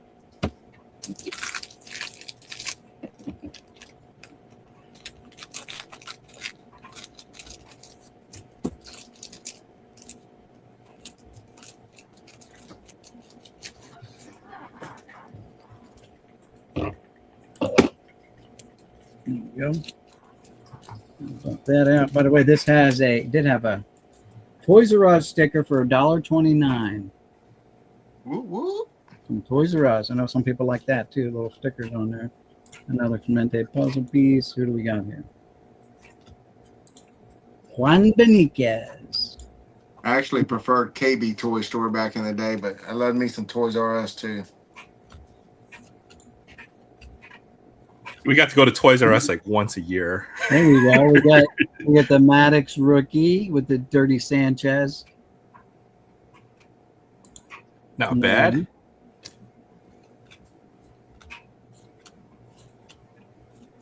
And got Goose. Goose is on the loose. Who let the goose out? Who let the goose loose? That's what I tried to say. Phil Goose is Garner. loose. Skinny Andres Galarraga. Oh, look, fresh out of the pack, in the middle of the pack with the crease. Look at that. And of course, Mean Muggin, Dave Stewart. People think Sparky Anderson doesn't smile. That guy. Forget about it. There's a Charlie Huff pack. It's got 2 Charlie Huffs in it. Dan Schatzeder, spelled correctly on the dump off card. Forget about it. And the right picture of Jerry Brown, not some white guy named Bob Bruner or whatever. And there you go. So that was the 87 Dunruss. We did pick up Dirty Sanchez Maddox. So pretty cool. Yeah, not bad. Not bad. Oops. And that appears to, it's not centered up either. random buttons on that keyboard, so I muted myself. Couldn't hear for a bit. Yeah, Bo Jackson, McGuire. There's some other pretty good rookies in Oh, there. I'm so Barry Bonds. Cold. cold. Yes. How are you doing tonight, Adam? It's good to see you. I'm chipper. Sat there and was digging through a box to try to find a couple of cards because I'm going to a card show tomorrow. That's going to have, let's see, start the show off is going to have a guest speaker named Dave Smoke Stewart. Wait, then- Dave Stewart, this like guy- the this- A's pitcher? This guy right here that never smiles. Yeah, and then some guy named the Crime Dog, Fred McGriff, is going to be there. What? And then the Murph, Dale Murphy, Oh, and then Jack Morris and Al Habaski. So all those guys are going to be there tomorrow. So I was trying to find some cards just in case I accidentally bumped into them, and I can bring in some baseballs as well. Maybe I can try to act like a little boy. And can you autograph this stuff for me, please? Yeah, nice. one of the coolest guys I met. I have an IP autograph binder. I did it when I did cards. I met Frank Viola. He was managing like a team up north of me, not AAA, not AA, not single A. I forgot what it was. He signed like 8 cards for me. I was like, wow, okay. Only expected him to sign 1. He signed all 8. I think 8. Nice. But what was crazy was I was digging through these couple of boxes to look for those cards. I stumbled across, once again, the 2 beauties I just shared. The George Brett rookie, a raw one. Of course, I got actually 2 graded copies of each of these in my Nice. collection right now, and I found a raw one. Of course, I've had other raw ones in the short distance past. Let me flip the camera around since you got me on the big screen there. That way, He's wearing the Dr. Pepper T-shirt. Yeah. So I got the Beauty 75 George Brett. A little off-centered, a little corners, but overall it's actually a decent little copy. Mhm. Yeah, it looks good. And then same thing without robbing you out, pretty much. Yeah. But what was really cool is I know I got a lot of Otanis, and I forget how many that I probably had here and there. But in this one box, let's find the Otanis I found. Oh, let's go. Nice little stack there. Nice. So I got 1. Then I got the Aces on the Mosaic, 2. Then I got a beautiful green prism, 3. Are these all your Otanis, Adam? No. I got a lot more in this. This is what I just found that I didn't even remember that I even had Oh. as I was sorting through this box. This is just when I used to get cards, from breaks or from card sales or from just me ripping packs, or maybe going to a card show. I just put them in brand new penny sleeves, top loaders, and throw them in a 3-row box. It could be of any player. You know what I'm saying? So then, because I just didn't have I still don't have my collection organized the way I should, or like Mickey does. But so I just would throw the cards I thought were cool, my PC type cards in these boxes, and knowing one day I'll get to them and sort them out. So, anyways, so I found these in this stack. So let's see what was at 3 there. Got number 4 on the 87, and that's a refractor.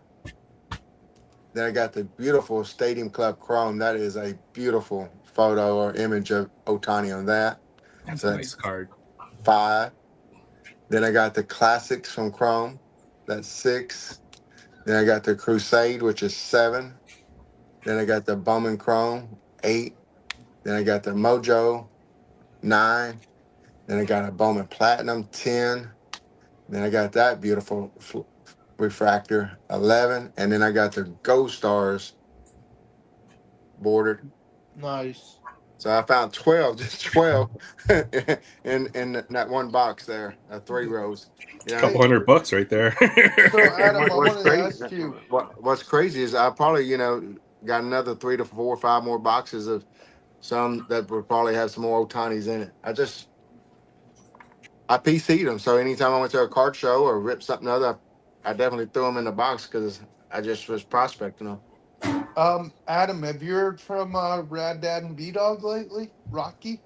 Yeah, I text him probably once every month or two. I'm about to text him again and chat with him because I bought his Otani, pretty much most of his Otani collection up, and especially probably 90% of his big boy, his Heat. I sat there and bought, and then of course, one batch I bought, 2 years before Otani blew up, so I really don't feel too bad about that because he had plenty of time to do whatever, since either go up or down. But I bought, a nice $2,000 stack, including an autograph, like three months, maybe 5 months before that stuff blew up. So I'm gonna eventually holler at him, and say, "Hey, what's up, my friend?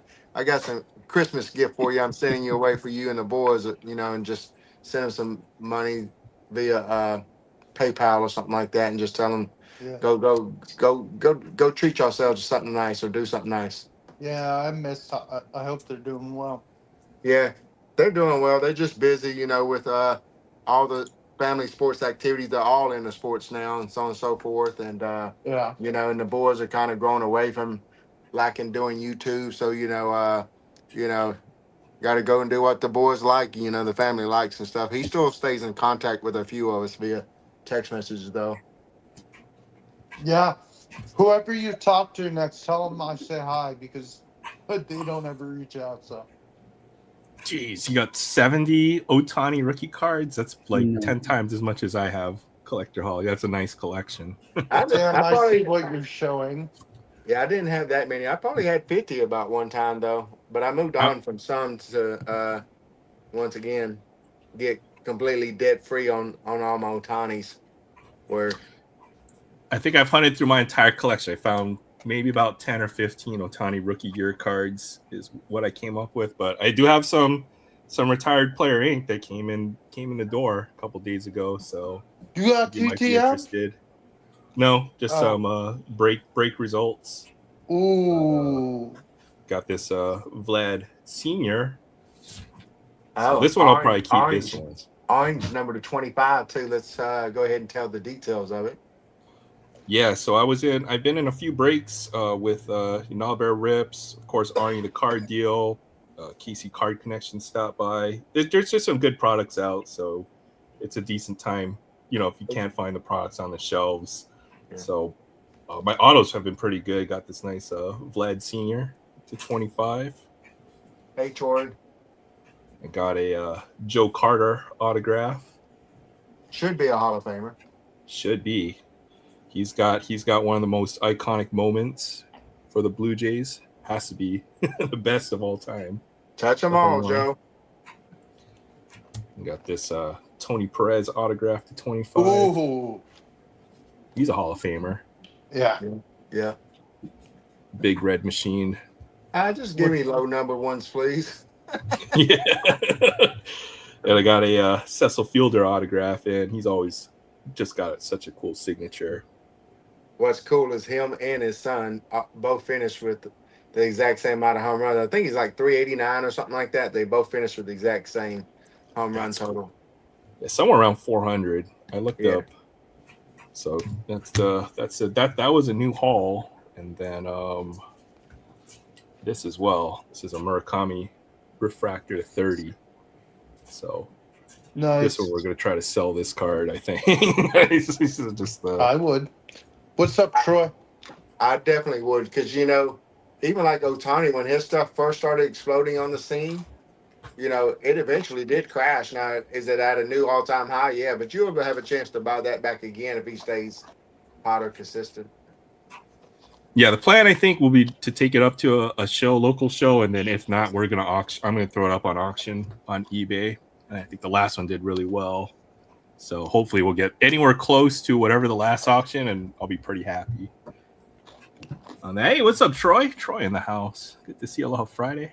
Yeah, I'd probably list it right after he had a little 1 or 2 home runs back-to-back kind of games or something like that, and get it listed ASAP before he potentially gets hurt, again. Yeah, it's going up next week if nothing else. Finish the auction on a Sunday.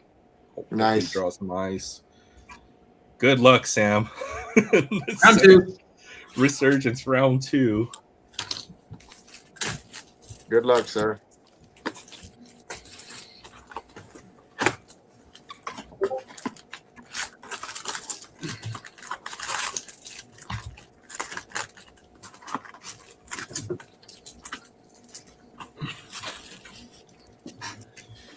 Yeah, that Otani, it got pulled pretty quickly, and I heard the sale price was 6.5, if I'm not mistaken. The thing with it is I would not sit there and hesitate to sell that card with a quickness. You know, I'm a big Otani guy, big baseball card guy, but I'd move that card as fast as possible because you can always get so much more cooler cards for the PC, including like another 10 to 15 Otani autographs. You know what I'm saying? You buy any other Otani card you want, pretty much, and have a little change left over. Jeez. Hours. Pay my house off, buy myself a new truck. Yep. Rather show. That's a nice one. And Terrence Ferguson.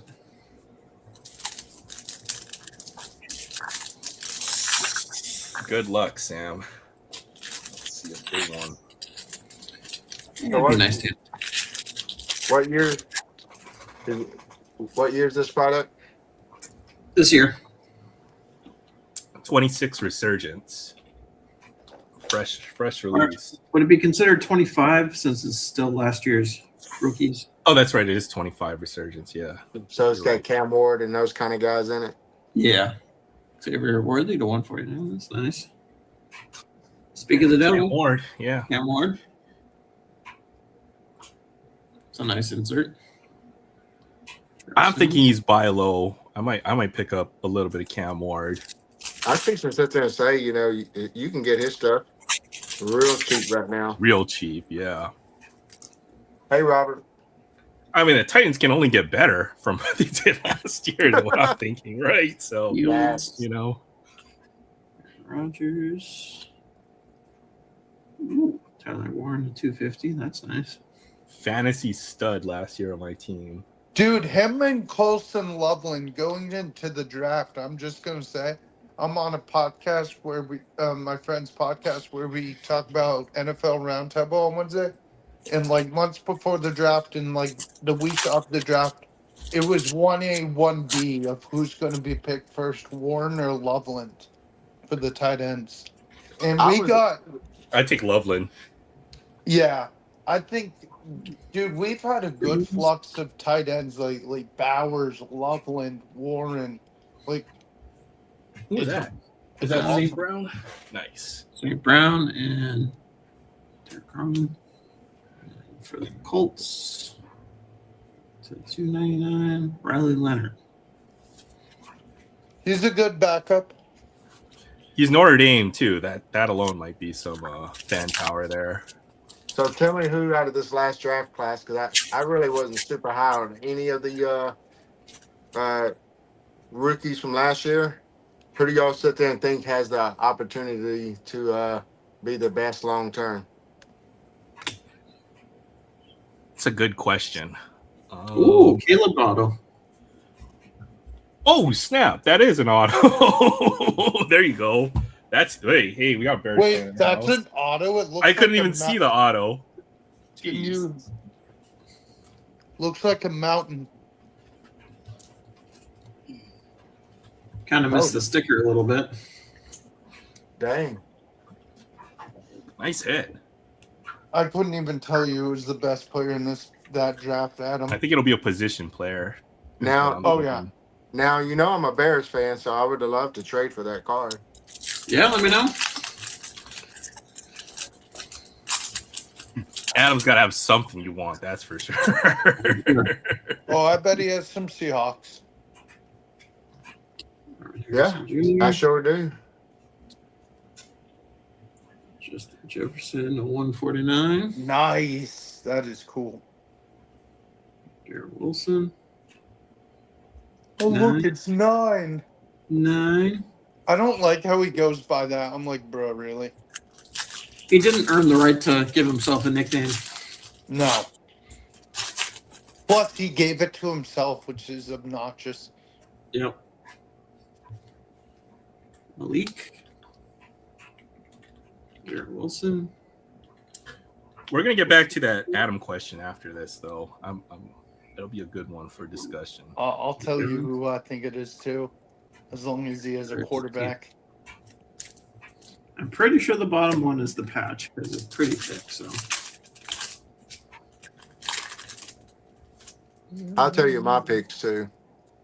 Baker Mayfield, another Debo, CJ Stroud, Bo Nix, Shadur. Meh. Shadur on the He insert. just quit, didn't he? Didn't he just walk off? I don't believe so. I'm not sure. They're in training camp right now, so it's either him or Deshaun Watson. That quarterback room is horrible.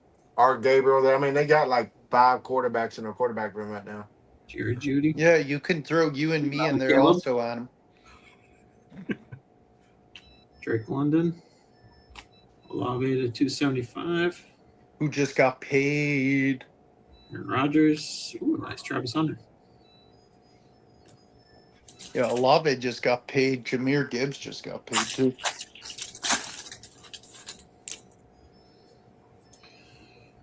Jordan Love. Dexter Lawrence. Baker on the refractor. Nice. Another Shadur insert. That's a nice one. And Quinn Ewers. Yeah, Quinn Ewers, the new starter.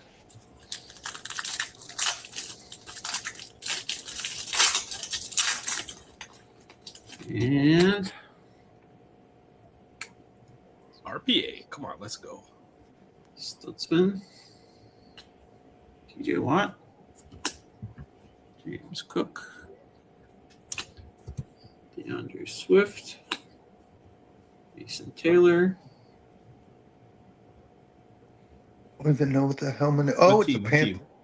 Panther. Tetro. Panther. 4 of 5. Oh, Holy crap. Ooh, rookie auto. Oh, Trevor wow. Etienne. That's Kinda Etienne's little brother. He's a good special teams player, and that patch is filthy. Red rookie auto to 5. And look, it's part of the logo. It is. It's That's got a a little bit of that's silver filthy too. patch right there. That is filthy. He's a good special teams player. He is probably one of our best young special teams players who does kick returns. He's not as good as his brother, of course, but he is good in his own right. That is a sick card. Yeah, it is. Congrats. It's huge. Congrats. I think that's got to be a pretty good pull. Anything that low number, there's a market for it. And with those filthy patches, oh yeah. Yeah, Yeah. sick. Back to Adam's question, I'll tell you who I think it is real quick. If the Bucks eventually pay Baker, I think it's going to be Egbuka because that kid is a stud. He is. He had a really big start, but he's hot and cold from what I saw, right? So if that team puts it together, he'll be. He has the highest ceiling, I think, of all the receivers. Who do you think it is, Aaron? I'm gonna go with Tetero and McMillan. I think he's 1,000-yard I love every year. I love him. I love him as a Panther fan. I was gonna say 3 for me. I think as far as the quarterbacks, I think Dart has the best upside for me I to can see it. have a promising career.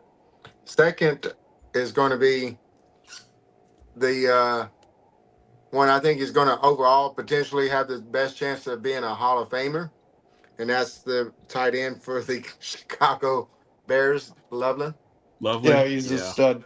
I just think he's going to put up stats consistently for years, and so I see him as the what I call the career kind of guy.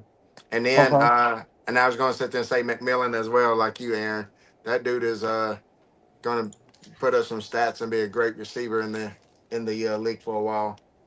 Go ahead, Aaron. Go ahead. I looked at how many Hall of Fame receivers. Like the bar is very high to get into Hall of Fame as a receiver. That's all I'm going to throw out there. So, but he's going to have a good career. Yeah, that's the Go reason ahead, why I man. sit there and said Loveland for the Hall of Fame, Yeah. because tight ends, is a little bit easier. The guy you shouldn't sleep on, and I'm not saying he's a Hall of Famer, but you should watch. I'm not saying this just because I'm on a Lions podcast, but there's a guy named Isaac Tesla, and he's their third receiver. The kid's a stud. The kid is like built like a tight end, but he's a stud. Aaron, one other thing. Is Tetaroa from Hawaii? Yeah. He went to Arizona State, I think, but he's born or he was raised in Hawaii, is my understanding. Okay, that's what I Waimanalo. was thinking. The other player I would have mentioned would have been James Pierce, but obviously he has some legal issues. So Oh, dude, James Pierce is in a world of trouble. he's right cooked. Let's put it Oh. that way. But he had 10 sacks last year, right? So he could have been one of those guys who gets to like 15, 18 sacks a year kind of guy. I think the guy the Panthers got, he's going to be a stud too, is Nick Gordon. He's out for the year for an ACL, but when he was on the field last year, man, he was a freak. It's kind of a weak draft class to start, right? Is the impression I get, but Yes. over the years, you won't know until year 3 or 4 on the class. But Exactly. guys can break out. One guy is for the Raiders. What was his name? The Jack Beck. Picked up a few of his cards. He could be. I think he'll get 800 yards this year. He could be 1,000-yard kind of guy eventually. Well, look at JSN. Yeah. When Just he need the first right came quarterback. So But, I right? was on my friend's football roundtable show, and we were talking about Miles Sanders tried out for the Raiders, and everyone's like, "Oh, I think he's going to make the team." I said, "I don't think he does. Honestly, he's a good vet, and he was good at running for Philly because of good O-line. But the problem is you got Genty, and then I love the running back you guys picked this year, Aaron. Mike Washington Jr. is a Yeah, good he looks good. compliment. Oh, He's a from good compliment for Arkansas. Genty. Yeah, Yeah, and he's a stud. that dude loves to run. He's gonna be good. He'll From what be a I've seen, good he's gonna be backup. real good. Yeah, we'll see about the Raiders. Their run game was horrible last year. You can only get better, is the way I'll put it. But you never know. Even with the late round guys, like what was Amon-Ra St. Brown? Was he a third rounder? Yeah. Jahmyr Gibbs, wasn't he a kind of a mid round kind of guy too? Jameer was first round. Oh, okay. So Jameer you was never first. know on who's going to hit. You just got to be in the right system, right team, right quarterback, and they can blow up, right? So Yeah, exactly. we'll see. We'll see how the Raiders do this year. Hey, how about the NFL Hall of Fame class? I love it.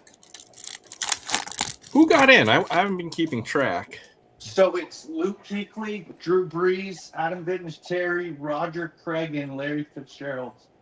That is a great class. For you, I know Kuechly. Fitzgerald is one of my favorite receivers of all time. Oh, I love Drew Brees too, man. Kuechly was a beast. I didn't know if he was going to get in or not because he kind of retired a little early. 7 But years. Yep. but dude definitely was a beast. And if he'd had another year or two, it'd have been hands down easy peasy. But his stats kind of and his career kind of proved for itself, and he got in like he probably deserved. Drew Brees was amazing as well. I remember I was living in Europe when he messed up his shoulder, and then the Chargers let him go, and everyone's like, "Oh, where's Drew Brees going to go?" And it was between the Dolphins and the Saints, and it was right after Hurricane Katrina that he signed with the Saints. Drew Brees should be rated a lot higher. I know the market is all Tom Brady right now, and it probably will, but To me, Drew Brees is probably one of those guys that was probably talent-wise had the best pound-for-pound kind of career. But the pound-for-pound fighters like in UFC or something like that. To me, he's probably the pound-for-pound best quarterback of all time, just because he was a small little guy and sat there and just went out there and did it. Agree. amazing. Yep. One of my favorite quarterbacks. He only played for the wrong teams in a lot of cases, but you got to admire. Recognize game. Yep. I'm not saying the last few years, but early in his career, you know who reminds me height but can scramble version of Drew Brees is Russell Wilson. He'll be a Hall of Famer. Oh No You yeah. think doubt. you think he'll make it in? No Yes. doubter. Yes. To me, I think if he would have retired right after he left the Seahawks, dude would be considered one of the best. Top 15 or so. Yeah. He might have been first ballot if he retired after the Seahawks. But I think he kind of tarnished himself by laying eggs, in his last two stops. Excuse me, sorry. It's funny. I had fellow Panther fans come up to me and they're like, "Do you think Cam Newton's a Hall of Famer?" I said no, because he has one MVP. Yes, he has a lot of rushing yards as a quarterback, but I don't think Cam Newton's a Hall of Famer at all. College Hall of Fame, yes. NFL Hall of Fame, no. I think Red might beat a 15 or 50. I can't remember which one. Let's see.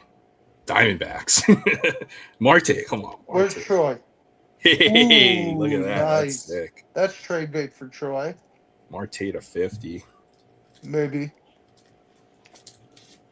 Yeah, I just don't think Cam's a Hall of Famer. I don't care what fellow Panthers fans say. He's not. No, he No. had his shot. He has an MVP. He is an NFL MVP. He did go to Super Bowl, but he kind of has same trajectory as like a Donovan McNabb to me. Exactly. I think is the best comparison. In my offense, no, I think McNabb had a way better career. He sat there and made it to several different AFC? Yeah. No, NFC championship games. He made it to a Super Bowl too. Yep. Yeah. Oh yeah, McNabb had a way better career, but I'm trying to think of who you could compare. I mean, the thing with Cam Newton, he was a one of a kind of player. Oh yeah, big boy. Holy cow. Sorry, I woke up, baby Nicole. Oh no. Hi, What baby you got Nicole. there? Oh, is that the Barcelona team card? Oh, it's Oh, I saw a Team dream team. USA. That's Team the USA. But it says, and I didn't read these before, but it says randomly packed Magic Johnson and David Robinson autograph cards and special edition plastic cards. Aren't those the ones from McDonald's? No. These are from Skybox International.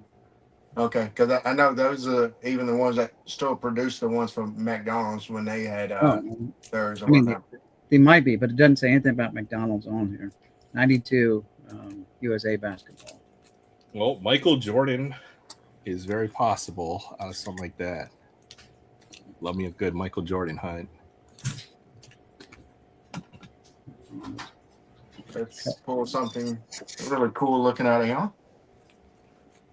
Hey, fellas, I'm going to have to go ahead and pop off of here. I got the woman trying to get a hold of me, so I'm going to let y'all go. Wish everybody a chipper and blessed weekend. I'll be in the chat. All right.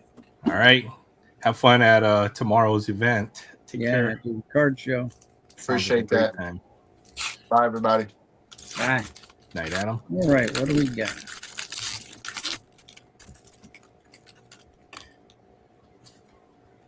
Okay, I remember opening this as well as a kid. Chris Mullen. There we go. There's a Michael Jordan. Magic on Jordan. You know, anything Jordan that gems is pretty big money these days. Irvin Magic Johnson. Rookie card says NBA rookie. And there's the bird. NBA best game. Stockton. Off the court. And Sir Charles Barkley. GOAT. My personal GOAT.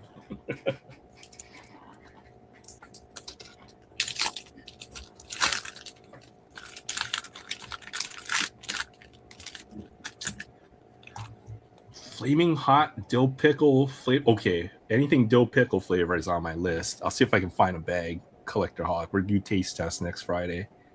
All right, so I just want to see something because this last pack started off with a Karl Malone. This one's got Karl Malone, Chris Mullin. Instead of Jordan, it's got Pippen. So there's the switch up, and then followed by Pippen. Okay, and then it's got Magic. Okay, It's cool Magic. a Bird miscut, Stockton, and Barkley. So, except for the Pippen, the one Pippen, because the Pippen and the Jordan are the only two different, basically not different cards, but different players. And the other ones are repeats. So I don't know whether there's only like 5 guys on the team, 6 guys. What? Well, that's a dream team, right? So they're all the best players. I mean, 12 guys on the dream team, and There's what's 10. his name? There's 10 Christian on the Leitner. Plus Christian Leitner. I think it's the dream Yeah. team. So no Patrick Ewing and no David Robinson in these 2 packs. Everyone else was on the cover was on the cards, but still got a bad. Jordan. Still got a Jordan, so can't complain about that. Was it 2 Jordans? No, Oh, just one. The other one was a Pippen. Oh, okay. That is Pippen. Scotty Poser Pippen. And where are my penny sleeves? Nice. Anytime you pull a Jordan, it's a good day.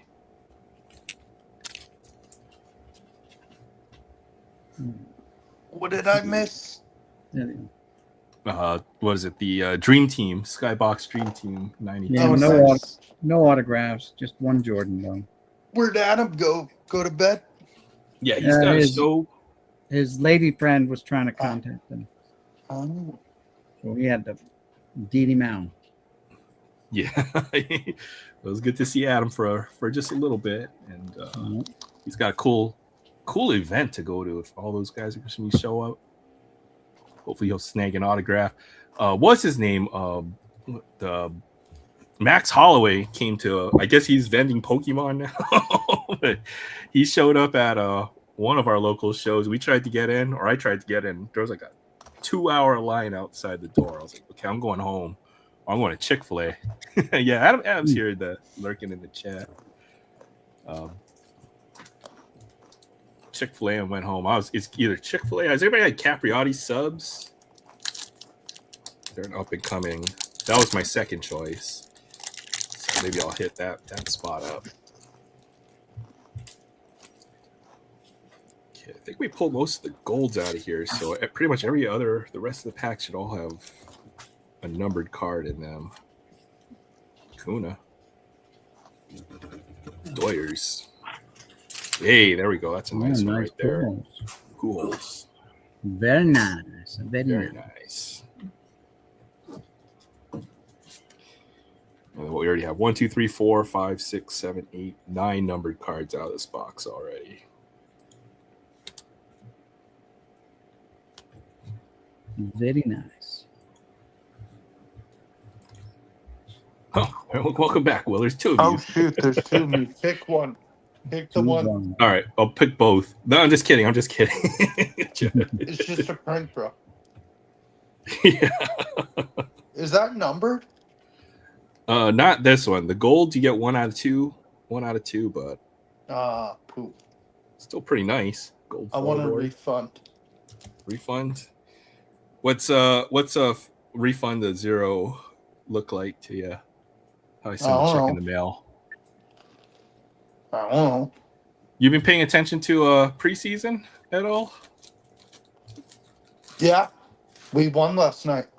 Is that the Hall of Fame? Oh, I saw that. The touchdown. That was nice. Yeah. What do you think about the Panthers this year? You think they're going places? Playoffs?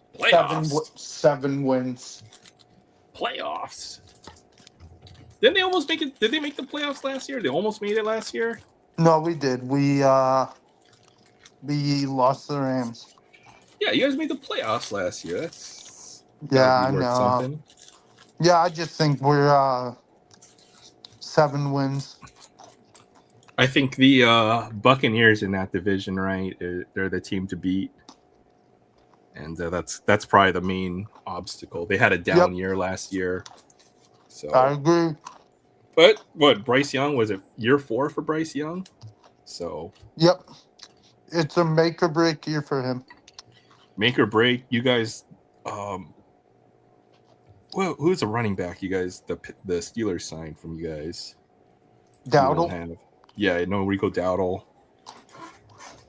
The run game was really what made that Panthers team. So yeah, we'll see. Hopefully they get a little bit more than 7 wins. Though I'm thinking. Oh, Aaron, did you hear about the guy What's up, Chris? Which who guy? had the 1 of 1 Cooper flag card? The debut patch, what he was offered by the Mavericks. I heard, right? It was almost like kind of what the the Pirates offered for the Paul Skeens patch. But let's go look it up because I don't know the details. So All I I'll know. read it if you want me to. Yeah, go ahead. Whoever retrieves the 1 of 1 card and delivers it to the Mavericks will have season premium lower level tickets for 32 years. Ha ha ha. Cooper Flag's number 32. A signed game worn flag jersey plus a post game photo with him. They will also receive an experience to see the Mavericks play the Celtics with a round trip airfare, hotel accommodations, game tickets covered. A private Photoshop shoot with the Rookie of the Year trophy, which Flag won, along with the Larry O'Brien trophy, which is the finals, NBA Finals trophy, as well as a VIP tour of the Dallas practice facility with the team meet and greet. Also included a private basketball experience for up to 10 guests at American Airlines Center rounds out the offer. Wow. I mean, it's a cool experience. I just take the cash equivalent. cash equivalent and then buy when it. you win those cars and stuff, especially if you don't live in that area. What are you gonna do? You're gonna fly to Dallas for every game? No. Exactly. What's up, NCR in the house as well on Friday? Yeah, it's crazy. It's weird. I think the Pirates offered kind of a similar deal. I think it was like home plate, right behind home plate for like 30 years or something ridiculous. Yeah, who would want Pirates tickets for 30 years? So That's why they had to give it out 30 years. You know, it'd be a generational thing. Yeah, 30 years of Pirates tickets. Yeah, whoa. Now they were expecting to be good. They're not bad, and they're kind of like they're like 500-ish team right now. They got a shot. They make some moves. Every team's got a shot right now to make the playoffs. Now's the time to make the push. So, Or the Pirates 4 games under 500. Maybe not. They're kind of fading. That's not the way to do it. Pittsburgh, but that might. I mean, a 500 season might be the best they've had in the last few years, right? So. They've been a tough luck team for the last few years. Let's look at their recent seasons. Boggs, if you're going to eat something, you should bring enough for everybody. Sorry. Right. I can hear you chomping away. I'll mute myself.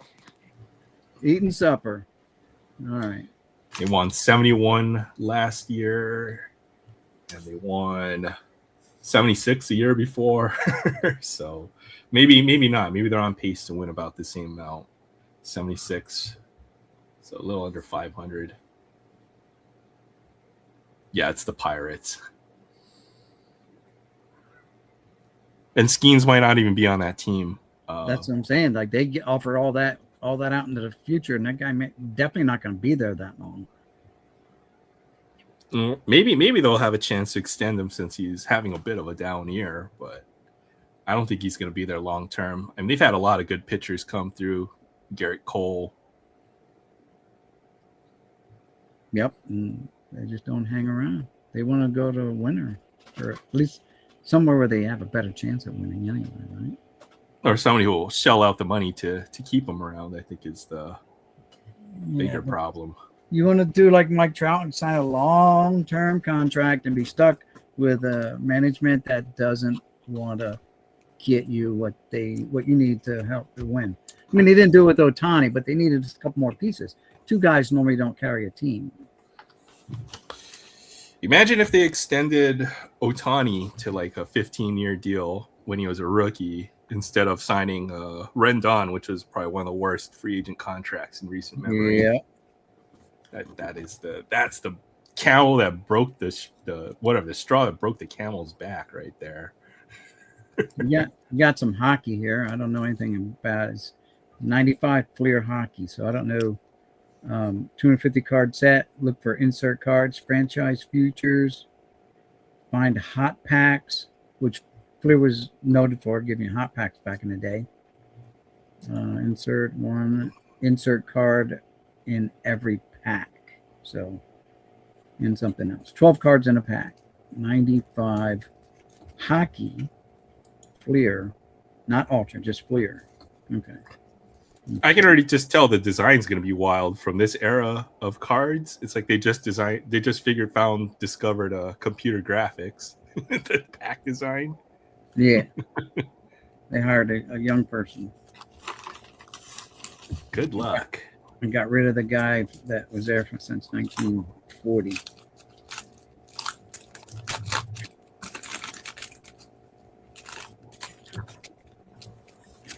Out of here. Come on. Oh, there's Alexei Yashin. The pack is sticking to the cards. So, I don't know. You got to tell me if he's a Hall of Famer. Is that guy a Hall of Famer? Probably not. Yashin. I don't know that much about hockey either, but we'll see. Pat LaFontaine. Messier is, right? Messier. He's a top 10 of all time. And he's a insert. He's a headliner insert. That's a good pull right there. Al Infurati. Friday, he was a good player. Fedorov is a Hall of Famer, right? Yep. Damphous, Vincent Damphous. Kelly Hurdley. Yammer Yager. He's a Hall of Famer, or he will be. Here's a rookie card of Todd Harvey. And now the rest of the story. Keith Brown, Nelson Emerson, and Chris Therien for the Flyers. So a couple that was a good pack. Yager, Messier, greatest of their era, or some of the greatest of their era. Fedorov, yep. Yeah. Yeah, you can get Gretzky, Lemieux, Messier, Patrick Waugh. Wow. And Patrick Roy.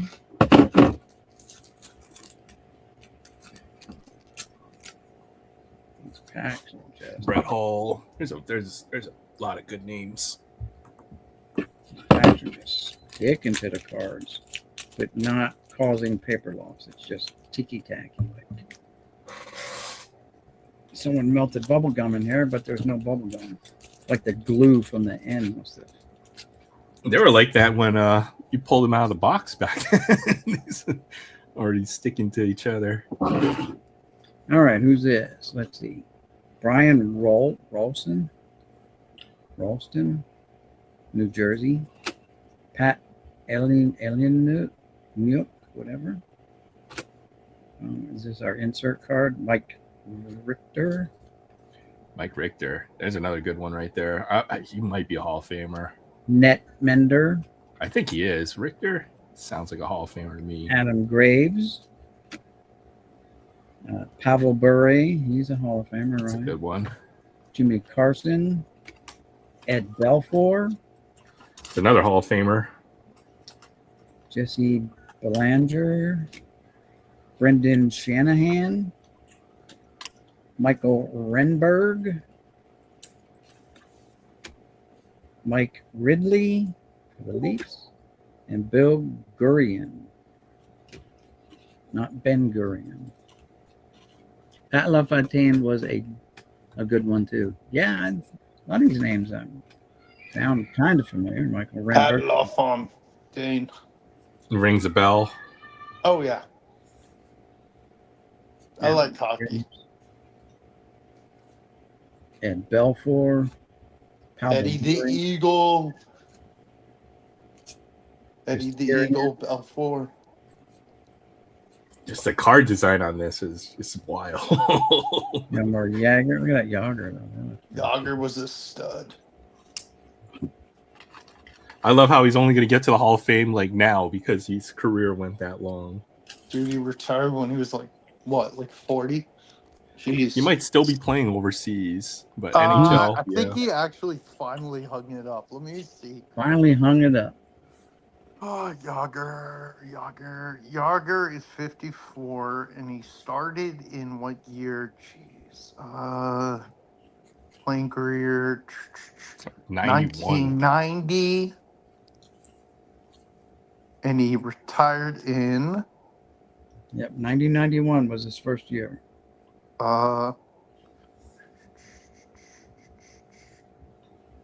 Nope. Where was his last NHL team really?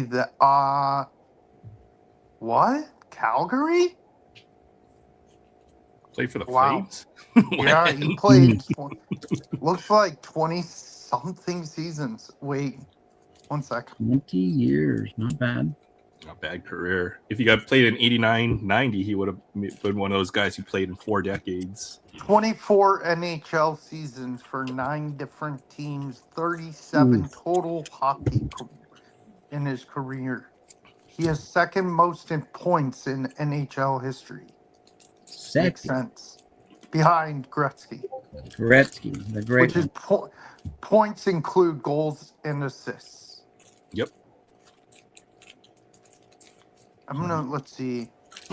I'm gonna look where Ovi's ranked. He's the almost great one. Well, the gap between Gretzky and everybody else is so huge. So to be second is basically like being first without Gretzky, right? Wow, Crosby's 7th all time in points. Ovi's 10th. Yeah, Crosby's not gonna pass him. Yeah, Gretzky 28,057 points total. Points. How much does Yager have? 19,021. Yeah, so basically like an 800 point difference. That's like Gretzky Big almost time. doubled him up. It's Yes. crazy. Yes. Trivia note: a teammate of Yager's has been in the NHL finals since his rookie year. No way. That's crazy.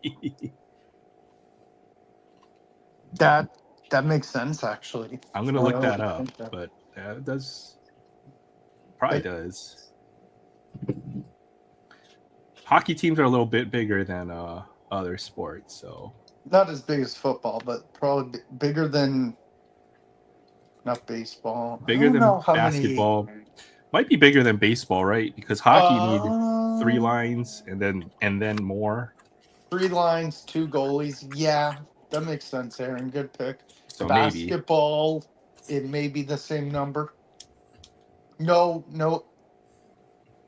I'm gonna look. Basketball is like 12 or 15 players. Hockey, I think it's like 25. Baseball is like 27, I think, right now, 26 or 27. How many guys can dress for an NHL game? Maximum 20, 18 skaters, 2 goalies. Okay, so smaller than baseball. Smaller than baseball, bigger than basketball. Wisdom.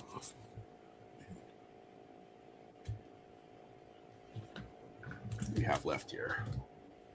3 of these. How many golds have we got so far? 2, A billion. 4, 5, 6, 7, 8, 9, 10, 11, 12. What's so up, Fabian? Yeah, good to see you, Fabian. What's in the garden? 7 a.m. over there.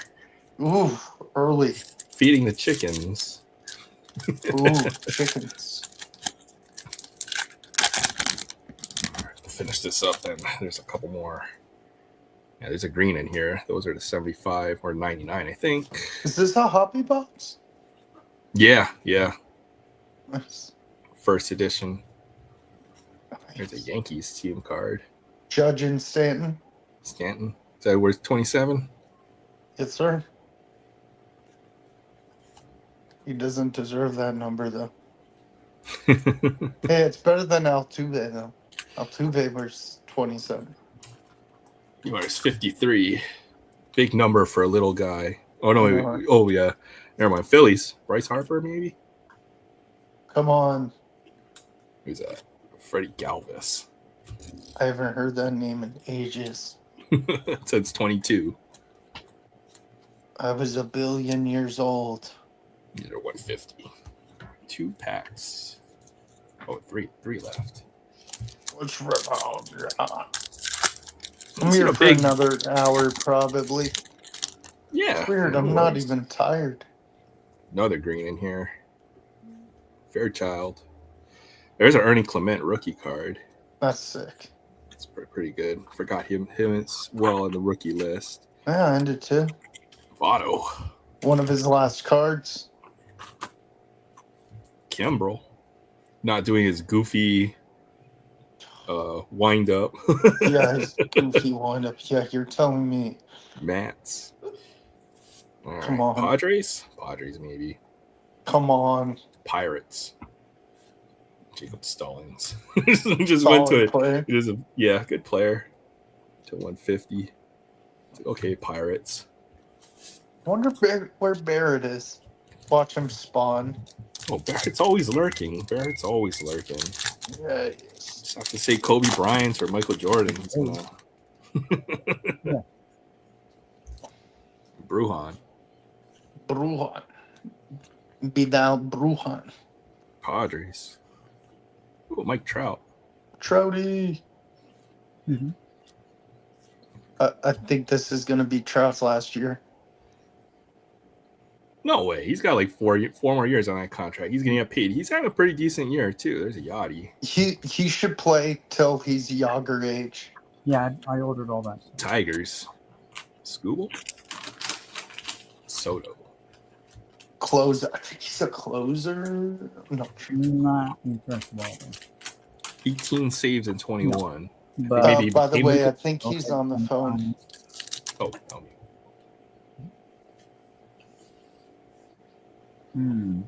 So get the details on the phone call there. Oh, I'll unmute it. I don't like to mute people, just, No, I know. sheets. All right, one last screen coming in. Kershaw. Aaron, the week I get back from my trip, I'm definitely sending your stuff out. Okay, sounds good. Well, not Trout. We already saw the Trout. Doesn't quite match up. Let's go. No. Last card. Last No. card. Let's go. Rigged. That's cool. Is that mag worthy? Yeah, probably is. That saved the box, that's for sure. You know what's crazy is I already have a green Otani. The same one? Yeah. I'll see if I can pull it out. Number nice, 150. nice Otani. Oh, Where'd Sam go? Sam, are you alive? he's Yeah, I'm eating. just chilling. Did the aliens abduct you? No. No. We wouldn't know if we did. We wouldn't know. All right, not a bad box. Sam, are you joining our fantasy league this year? I don't think so. I wouldn't do it justice. Hey, you know what? Fantasy, all you do is show up for the draft, and heck, you know what? Some people don't even show up for the draft. Some people just autopilot, auto draft, and win the Yeah. league. Hey, That's how you wait. do it. Didn't Trev go like 0 and something? Trev had the worst luck of any fantasy team So I've ever seen. Bad. Like the worst luck, right? He'd be like the second or third highest scorer every week and just get blown out. It was just ridiculous. I don't think he won one game. Maybe he won one. He won a couple, but that was the worst fantasy luck I've seen in a was league. terrible. So I don't blame it. It's brutal. I had the worst. Last year was rough for me. All right, so let's see what the total damage from this box was. There's a lot of good stuff in here. So what's it? No 101, but we got everything else. It seems every other color in here. 2, 3. Aaron, what box was that? 2022 Series 1 First Edition. You Otani. could what is it? It's they run about 160 or 170, I think. So I think this is the best product to rip. Like if you're gonna rip something and we want a shot at a numbered card, then this is definitely the product. So all right, so what we got out of here, we got 12 gold parallels. These are 1 out of 2. This is the same color as the hobby or jumbo box exclusive. You get 5 out of a jumbo usually. It's got Suarez, Zanino, Matt Olson. That's a pretty decent one. Kim, Darvish, Hyunjin Ryu, Gilbert, Jordan on the Houston team card. Martin Perez, Kike's there. All right, and then some other just. I think I've got enough to maybe put together a base set now. Kershaw, Mike Trout, Clement rookie, base Otani, and then the numbered stuff. We got what? 1, 2, 3, 4, 5, 6 greens. 1, 2, 3, 6 greens, number 150. So Chapman, I like That's that a one. cool color match. Yeah. Color match. That's sick. Soto, Spencer Howard, obviously the Otani, Galvis, Stallings. So 6 of those. Those are 150. Oh yeah, we got a gold Pujols. That's probably our best gold pull. 2, 3, 4. 4 oranges to Orange. 75. It's a good box. Got McMahon. Who's He's now a a Yankee. Yankee, right? Yeah, just hit a walk-off for us. Nice. Yeah, solid player. Odor was a Yankee at this time. Yeah, he was a Ranger beforehand. He was the one who scuffled with Jose Bautista. Meadows, he's had a decent career. Decent is the key word there. 75. Got the Brujan rookie card. That's actually a really nice rookie. Top 5 rookie from this set. Yeah, I don't know how he's doing lately. Yeah, because it's Tampa Bay. Nobody watches follows that. Nobody watches. Yeah, exactly. 2 reds to 50. Para. That Marte, another nice I color. have a feeling there. Troy's gonna want that Marte. Oh, I bet. All right, low numbered stuff. Got the Brett Gardner to 25. Yep, solid role player. That's nice. Nice action shot there too. Oh yeah. Lowest number, Edwin Diaz. Everything was color match. Dude, he's a great closer. And that's like more Dodgers blue than Metropolitans blue too. Yeah. So 205 on that card. Yeah. That's sick. And then the Otani. So that was a good box. 1, 2, 3, 4, 5, 6, 7, 8, 9, 10, 11, 12, 13, 14 numbered cards out of this box. Out of how many packs? 24. Not bad. I don't think there's a product out there that does the same thing. So Nope, no way. that's crazy. So what? I'm sorry. What is it called? Topps 2022 Series 1 First Edition.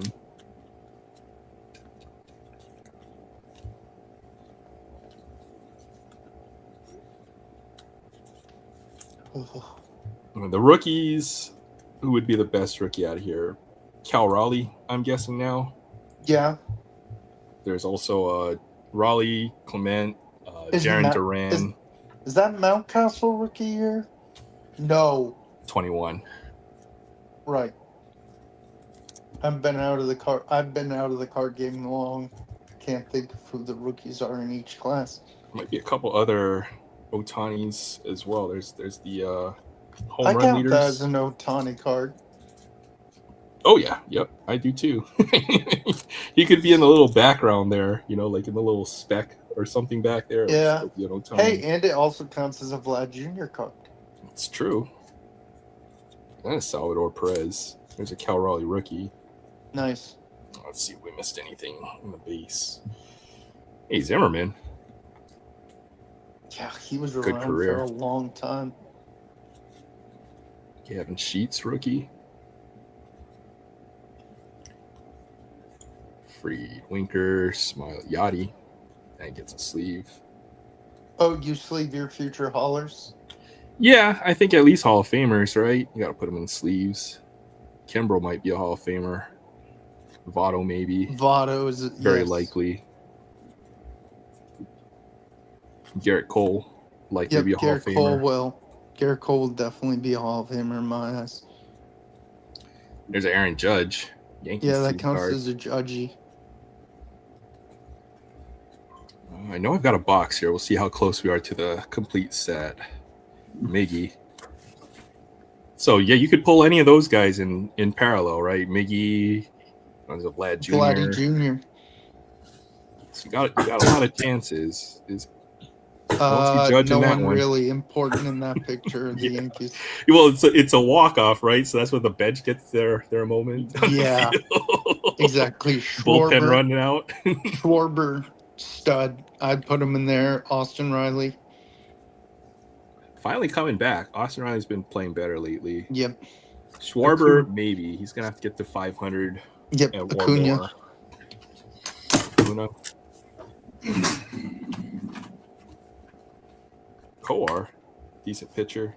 Mm-hmm. Arthur. Judge Chisholm, future stars. Is a Yankee. Yeah. Garrett Crotchet. Mm-hmm. Good He's pitcher pretty there. good. Scherzer, Hall of Famer. Bieber. Yeah, I liked him for Kyle Tucker's stud. So Series 1 it's all the carryover rookies from the year before all the fall call-ups, and it tends to have all the better veterans in Series 1. I'll skip that. That's a Vlad card. I mean, it's a Vlad card, but J-Ram Hall of Famer. Do you have that Vlad card? Yeah, I do. Oh, no, I don't. I don't have that card. I do now. You need to put that in your Vlad PC. Yeah, I think I've got that card a couple times. There's Jaron Duran rookie, little off center on that one. So it's a good set. Who's in this one? Bubble bath. Oh, double bath. Put this up. Oh. What Is that you a got? perfect order? It was a Mega Zygarde box. So I have one of those lying around. I'm gonna check after. Nice, Troy. You jumping on, Troy? Yeah, well, maybe. Dang straight, he's gonna trade for the Cattell. I'll put it aside. Brandon Marsh what I rookie. said. Rizzo, Freddie Freeman, Judge.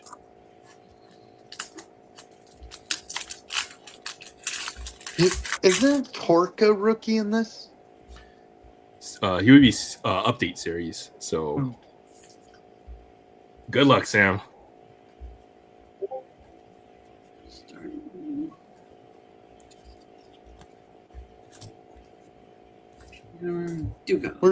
Where's the slow bro?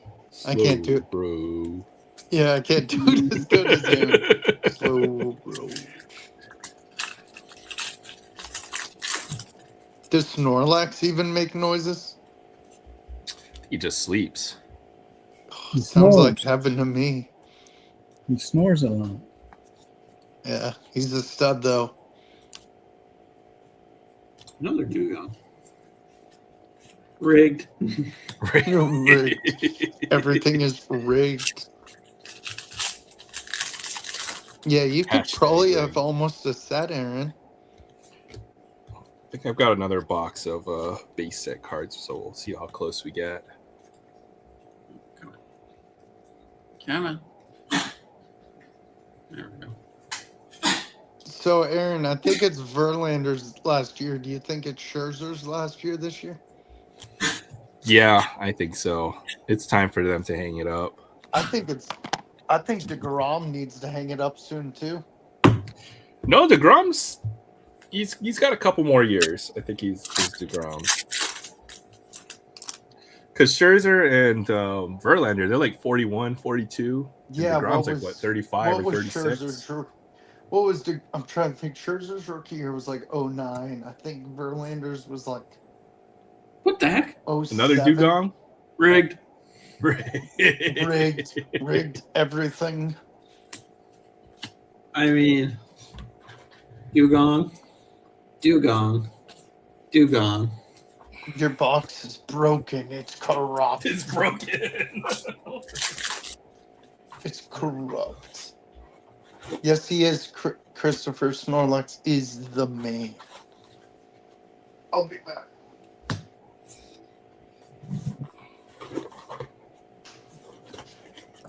Hashtag reseal.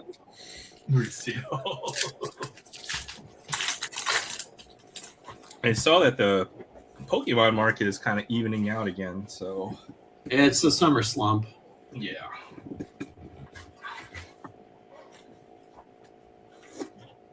One EX. And 6 packs. Let's see. Let's hope they saved it all for the Phantasmal. And and down. Surge. Vibrating. Valentine. Next one. Hello, Choreo EX.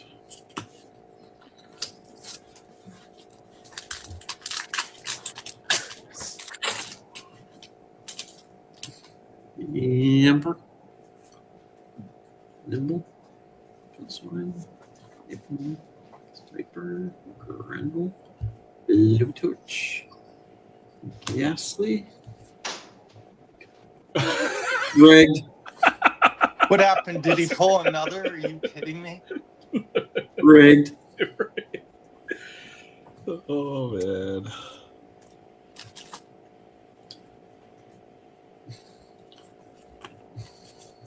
Hey Troy, jump on. I want to tell you a joke. What do the 5 fingers say to the face? No, it almost as good as that one, but it's a Diamondbacks joke. In You got a full play set of Dugong? Well, at least the reverse is kind of nice. it's from a different set, but still. Oh, okay. Jeez. It's like, really? Come on. Ooh. Oh, it followed you to the next set, basically. Yeah. That's wild. How does that even happen? Any I might Pokemon have- online around? I'd have to open another one. That was bad.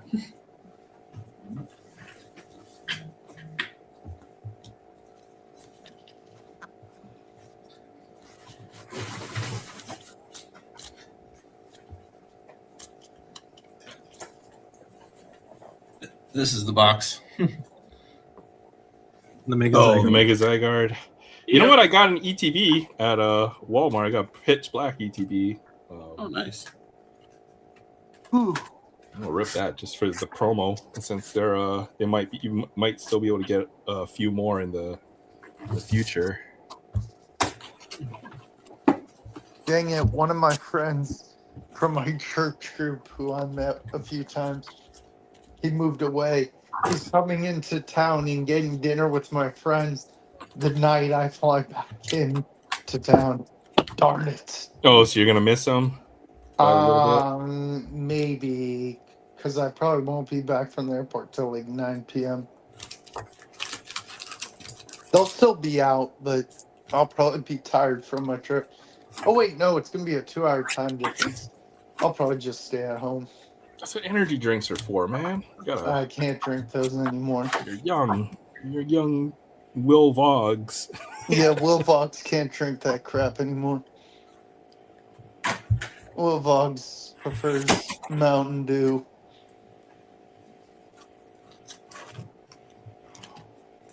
What's the best flavor of Mountain Dew? I like the original. Code Red's all right, but I like Voltage, the bluish one. I swear, if I get Okay, another yeah, Voltage Dugong, is good. Don't try the Mountain Dew cream soda flavor. I like cream soda, but it was a horrible combo. Oh, tasted like crap. Oh, it was disgusting. Oh, the dirty Mountain Dew. I think that's yeah, what it was dude, called. it's bad. Don't have it. Yeah, I would Oh, pass they on told that. you up front it was dirty. There's a So- reason why those sodas shouldn't exist together. Ah! You get another dugong. But I I got a want to see steal. how many you have at the end of this. Drapion. And the seal. Was it this? It wasn't a dugong this time. It was a seal. It was a seal. Oh, okay. I see. Oh, I saw that. I swear, if you pull a Diglett and make fun of Diglett, I'm not going to be happy. Diglett's an OG. That's my boy. Lazzle. Dupes.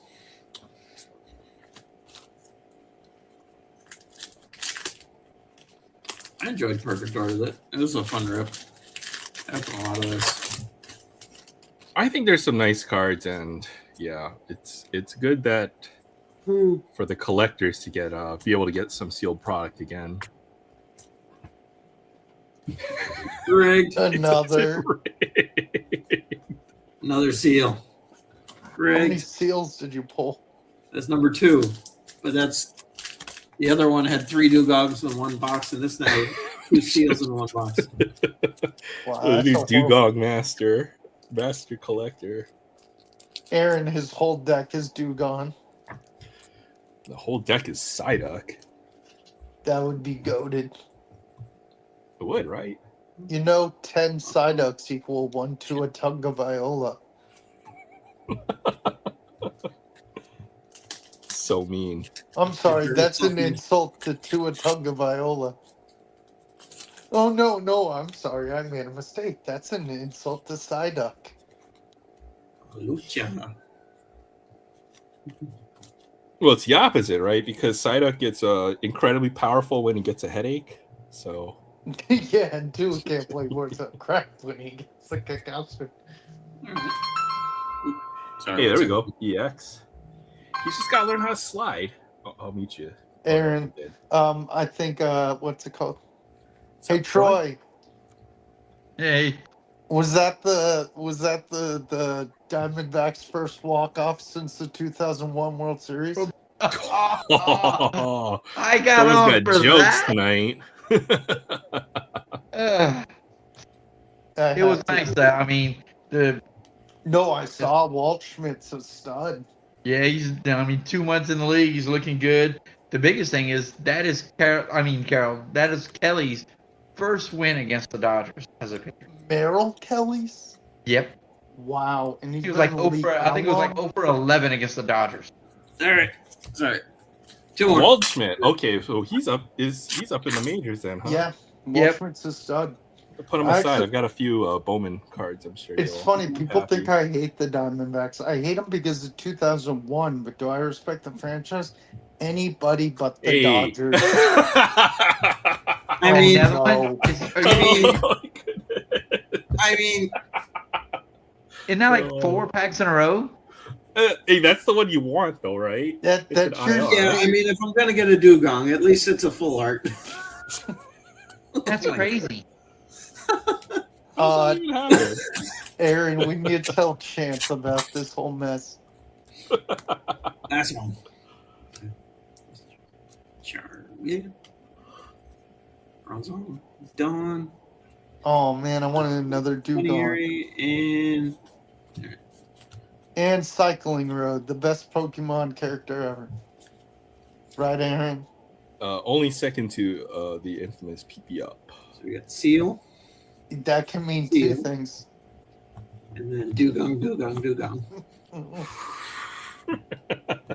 Hey, you know what? That's pretty cool. Look at this. It's a Dugong army. You got a whole collection right there. That is like a whole collection. See, now, if you were actually playing, that's a great pull if you were going to go ahead and do a water deck and That's a put play set right there. Hey guys, I'm gonna take a walk with my mom before it gets too dark out, so I'm gonna be out for a little bit. I'll if you're still on when I come back, I'll jump back on. Sounds good. Sounds Yeah, good. it sounds good, Sam. He's got all the evolutions right there. Yeah, he's got this. Pretty much, there's no third evolution for Dugong, I think. So, how are the Diamondbacks playing lately? They are leading the National League since the break. I think tonight's win puts them 17 or 18 of their last 22. So They're red hot then right now, huh? Yes. Is what you're trying to Them say? and the Red Sox are looking strong. They're making up ground on the Dodgers, who I think have lost like 4 straight, if I'm not mistaken. I think tonight makes 5. Five straight for the Dodgers now? Yeah. What's it called? I just saw the jerseys you wore tonight. Man, those are beautiful. The purple with the teal numbers. Oh yeah, the Serpientes. I got one. The wife got me one for last year for my birthday. Was it? Which Is that player? the City Connect? Yes, it's the City Connect. The first year they did it in the Gold, the beige right? or the tan, the desert tan. Yeah. And then last year they did it in the purple with the teal. And actually, well, I wore it to the national when I got my glove signed by Johnny Bench last year. Nice. So who do you have on the jersey? no name. I bought one Gonzalez jersey. All the rest of my jerseys are no name. Yeah. Oh no, I'm sorry. I take that back. I have a Connor Jackson. And the reason I have the Connor Jackson is it was on an auction site and ended up going for like $20. Having his auto on it made it less than it was actually worth. Yeah. I've thought about that. Buying jerseys with autographs of no-name players, just if they're authentic jerseys, then yeah, it's cool. Decent. You need OG, and I'm not saying he's an angel. You need OG Diamondback third baseman Troy Gloss. Well, I love. Everyone's like, "Oh, he was an angel." I'm like, he was a Diamondback before an angel. Or you could go Tony Womack even. See, but Womack's with the 2001 team. So, is he? Yes, Womack's with the 2001 team. Yep. So I could definitely do that one because he's a ring bearer. I loved Randy Johnson for that Diamondbacks team. Everybody does. I hated Kurt Schilling with a passion, though. You know what? Whatchamacallit? Randy Johnson gets so many cards as a Diamondback, though, because he's kind of like their, I want to see their most famous player, right? But he's the most significant pitcher who's ever played for him. So I guess technically at this point, and you're right, the pitcher's the most significant pitcher, co-MVP for the World Series and everything else, but he's the Diamondbacks' only Hall of Famer. He's co-MVP with Lugon? I thought it was Lugon just by himself. No, it was Schilling and Johnson. Yeah. I didn't Schilling know and they Johnson split held the trophy at the end. I didn't know that. That's crazy. Because they basically had to pitch on short rest to be able to pitch against the Yankees those extra games, right? Yeah, and they didn't have to, but somewhere along the line, Byung-Hyun Kim melted down, man. Byung-Hyun Kim, the submariner. Yeah, Kim blew up. I mean, the Diamondbacks couldn't have got to the postseason without Kim, but he, just couldn't hold it together. They were beating him up. How many of the guys on that World Series stayed on that team after that? Handful? Schilling ended up leaving 04, 1-1 with the Red Sox, which that's why I love Schilling. He went on and still, the whole Bloody Sock incident and everything else. That wasn't blood, that was ketchup. Oh my goodness. Well, still, I mean, I think Schilling. I know this is a old argument. I think Schilling belongs in the Hall of Fame.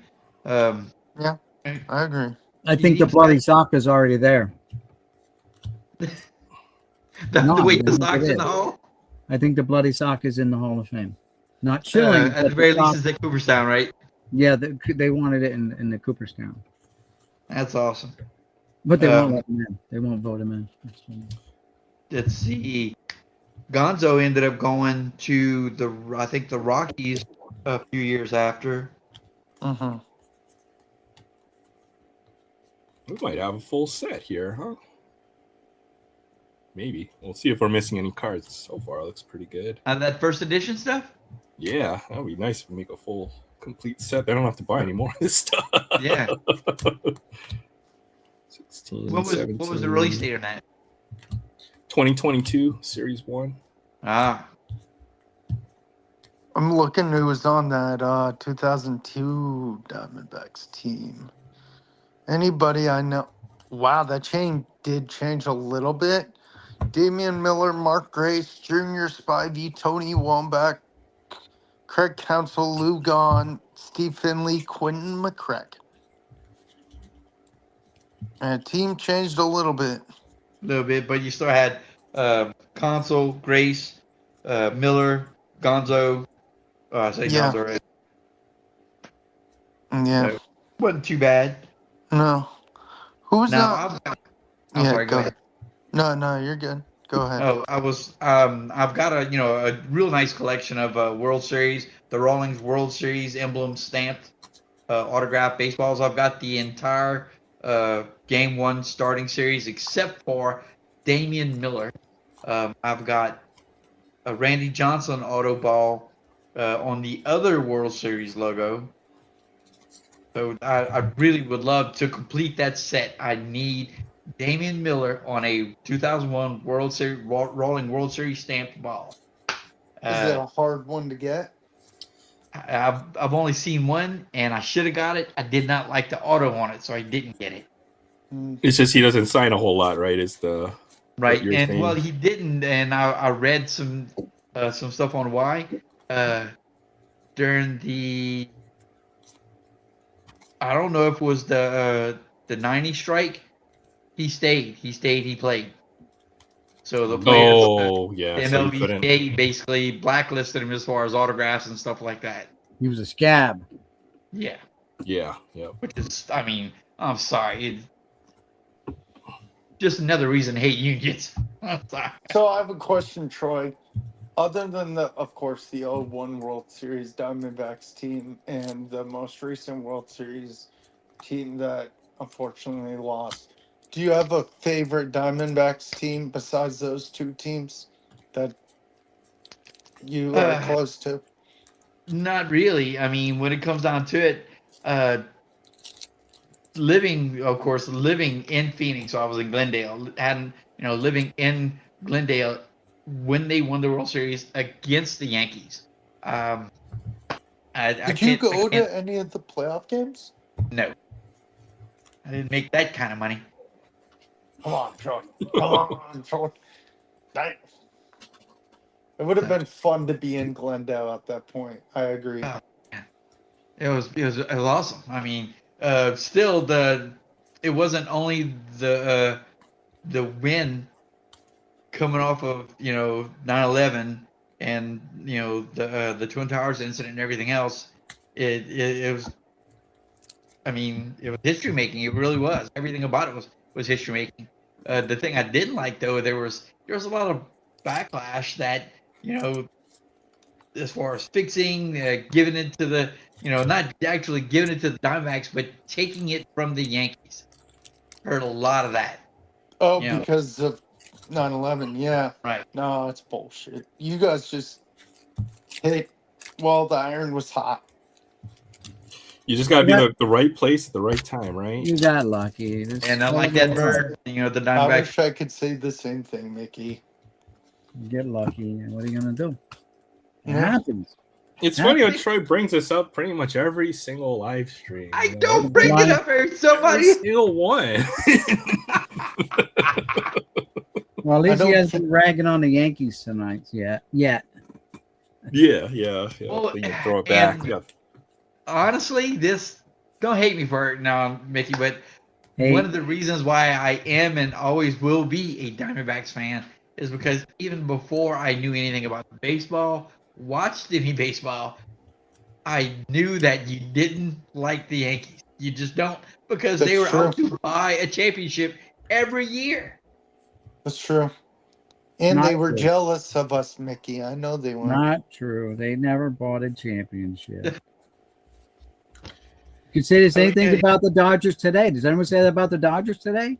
And I do all the time. They And do you know now. what? Their Yeah, payroll. being in the same division, Only definitely. in people in the same division. That's right. I'm calling right now. We're gonna have a lockout next year, and I'm gonna hate it. Oh God! You know how many? Hey, Aaron. My mom's husband is from Pennsylvania, like the heart of baseball. What's And up? What's up? Sorry. I was sorting. Vlad Jr. Oh, This showed up today. I ordered it, and I pulled one out of a blaster like early It's a on when they great first came price. out. I pulled the no number out, but I wanted to add another one for my binder for the set as a variation or error, and so now and it was under $7 shipped. So $5 for the no name. That's a great price. well, it was actually more than that. It was like I said, $6 and change shipped. So can't complain. It's still good. Yeah, it's like one per case on that card. I've read. but it's a corrected error, right? No, that's not. I don't think it is. Yeah, It's a they have corporate the card. same cards out with the number, I believe. Oh, okay. Maybe it is an uncorrected error or a Yeah. corrected A error. corrected error. But Yep. corrected errors are more valuable than uncorrected, because uncorrected, they just let it ride. Yeah. Sorry. My bad. Well, yeah, but not necessarily the corrected one. Though the error is what the corrected makes it the error more Valuable. Well, that's exactly what I meant. The same thing with the F face card. The fact that they went out and tried to cover it and released the card to cover it makes the actual error more valuable. All Or right. more infamous, right? The what do they call it, like the Streisand effect, where people wouldn't know about it unless you pointed it out, kind of deal. Wait, this is not the same stuff as earlier. This is 90 Fleer basketball. 91-92 Fleer update. Pull a Jordan. Grandmama. Don't know if Jordan's in the update, actually. Oh, it's the updated set. In the early 90s, why would you not release a basketball set without a Jordan? With Mutombo and Dominique, limited edition subset cards.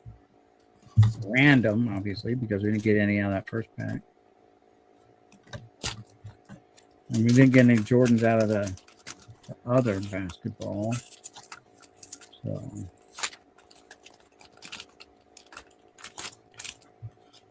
of course, they give me a checklist. We can look and see if Jordan's on it. The Knicks, the Kings, the Magic, Spurs, Sonics, Sixers, Suns, Jazz, Blazers. Nope. And leader cards. There's the Jordan, 375. And the league leader card. So, unless there's another checklist, didn't have the Bulls on it. Charles Shackelford. Now the leader cards. There's a Jordan. Nope, that was it. And a bunch of nobodies, no names. But it is what it is. I also got some hockey here.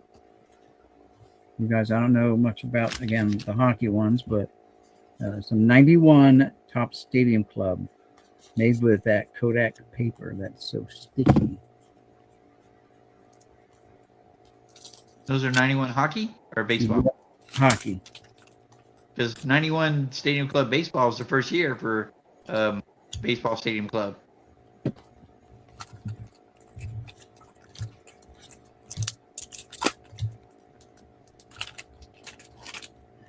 They look exactly the same.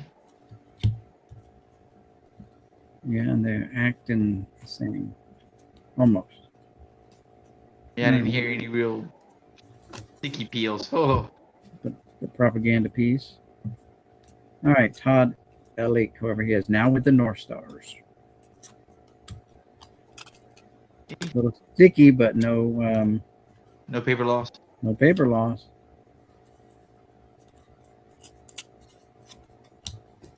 And of course, upper deck style here. That's probably why they're not bricking, because they flipped every one. A little bit there, paper loss. Tim Kerr. Darren Papa. Mike Ridley. Paul Cryer. Jacques Cotier.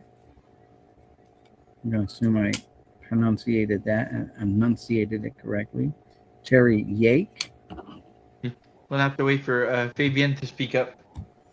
If he can hear you over the watering of the garden.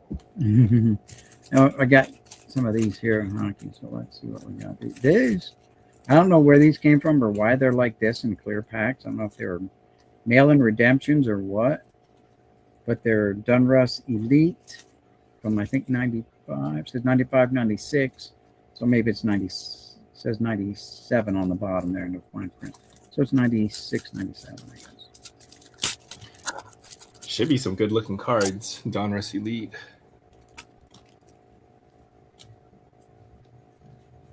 And they all got foil. Paul Coffey. He's a Hall of Famer, right? Yeah, I think so. Paul Correa. I'm sure he's Great player. Claude Lemieux, rest in peace, right?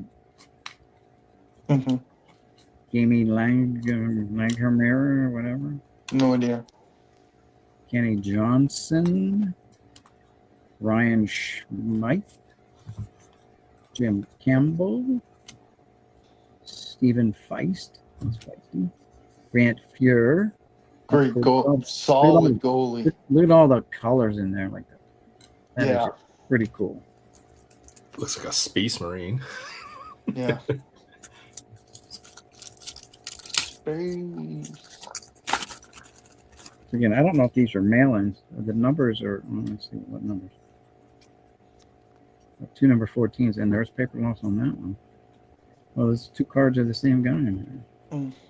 Let's see how bad these are. We saw him before. That's a repeat. There's Mario Lemieux. Very old. Got something there. Might be a little paper loss. Yeah, a little bit on the back. Craig Janey. Timu Solani. Great player. Paper loss. Hall of Famer. Sergei Fedorov. And some paper loss. Yep. So all packs got all in all paper loss on these. Hate when that happens. Yeah, it happens. John Leclerc. John Leclerc. Another Fedorov. So, yeah, that must be just like a small set. Ooh. I need to go to bed soon. D-backs have some great fans. There's a Troy joke in there somewhere, but I was gonna say, and then there's Troy, but then you know what? Troy is a super fan, right? So Yeah. I'm sticking with him through thick and thin. I could have been real mean with that one. No, I won't make any more jokes about the D-backs because they made a more recent World Series than we have. Ed Jovanowski. Yeah, but they still couldn't figure out that you don't keep pitching to the man who's hitting it over the wall every stinking time. I know, that was a crazy World Series.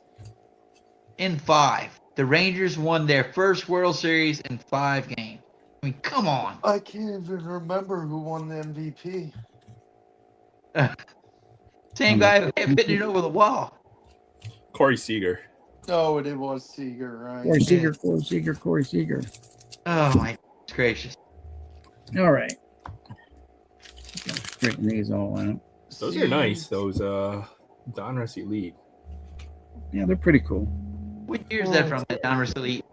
It says 97, so 96, 97 year. So that I was just looking at the time they did that. I mean, Stadium Club hit the market for baseball in 91. The Fleer Ultra was 91, 92. There you go, So 1997. yeah, Donruss has to have it. 90s was all the innovation. Everything you see now all happened in the 90s, right? You went from ultra glossy upper deck super premium cards to, you know, pretty much the modern hobby by the end of the decade, right? So 91 you had 91 you had Stadium Club, 93 you had Topps Finest, you know, like 96 you had or Topps Chrome. Yeah. So It was just the end of cardboard for sure. by 99 you probably had SP Authentic, right? Now all those high-end hit oriented products, and What's in the album? these are nice. Guardians fans are hardcore. We know a good number of Guardians fans. They're legit. So remember we were doing those box toppers. And I said I know I have more somewhere. Oh, So here's a chipper, but it's like a cloth type thing here in a frame. My nemesis, close up. Dadgummit. Pedro, 14 of 15. George Herman, Babe Ruth, the Sultan of SWAT, Golden Anniversary of Baseball All-Star Game, Kaminsky Park, 1983. So this is the first day, like publication, I guess, or something. First day cancellation. On an envelope. Nice. Chicago, 1983 All-Star Game. If you like Baltimore Orioles, here's Larry Sheets with Smokey the Bear. Or Jim Gentner with Smokey. So it's if you like Smokey the Bear, apparently not the baseball players. There's Kirby with Smokey. Oil can Dennis Boyd with Smokey. Yeah, well there's Smokey and Smokey. Harold Baines with Smokey. Jack Morris with Smokey. These aren't box toppers. These are something about fires. I'm sure public service Promos, maybe. Fire prevention, 1987. So yeah, PSAs. Buddy Bianca. Only you can prevent forest fires. Yeah. And Jose. And then here's some Topps Finest. Big cards. Why does it look like the start of a Looney Tunes cartoon? That was its own Yeah, separate set at Finest. I've seen hobby boxes of just the oversized. Oh, really? Okay. Yeah. I'm going to bed. Good night, guys. I'll see Night, y'all. Will. I Night, won't Will. be back on next week. I gotta travel, but I'll stay in touch with everybody. Good to see you. Well, have a safe travels. On the road, yeah, Thank you, man. guys. Yep. There's something with Reggie White. That's not a real signature. That's a facsimile. That'd be awesome if it was. David Robinson. He admitted. Something from the NBA. Lanier. Piece of paper. Whoever this guy is. Spencer Haywood. 84 Yankee schedule. Look at that. Oh wow, that's nice. And there's actually That seating chart, that's going to be Old Yankee Stadium then, right? the second Yankee Stadium, I think. Is that your nickname, Yoda? That's awesome. What's up, I collect? Good to see you. Appreciate you stopping by. George Brett's baseball tips. Keep These your aren't eye box on the ball. toppers, but something from George Brett. Good player to learn from. Yeah. How about this? This is before a lot of you guys' time. 1979 All-Star ballot. Oh wow. What do you do with that? That's cool. I You know had them- it's for the voting, mail-in voting. Yeah, you had to punch them out and mail them in. And then they'd run it through the computer and it would, check. You can see the little punch outs here. So it was fan voting? Yep, you had to vote. Here's the one from 89, 10 years That's later. cool. I wonder if That's you had to something be I've on never some kind seen of special before. list to get that. Huh?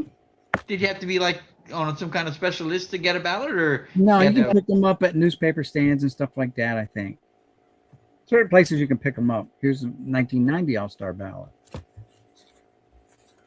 And I guess 100 years of Phillies.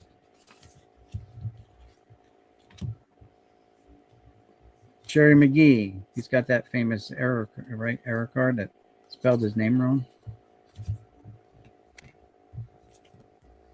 Gerard Bank must be sponsored. There's Mike Schmidt. Looks like one of those Dunruss diamond cans. It does. Huh? What's that artist? Mike collects artists. This is a press steel, so it is. It is. Diamond King, basically. Press steel did them. That's cool. Giant But size they're- Diamond Kings. Well, they're not giant size. They're like postcard size. Postcard size. You must have handed them out like at the local banks or something. Nostalgia night. So they must have handed us out at night.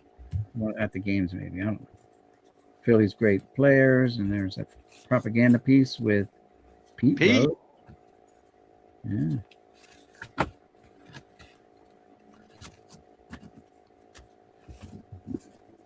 Here's some box. Somebody toppers. have some of those graded. Here's some box toppers. So Dunruss special.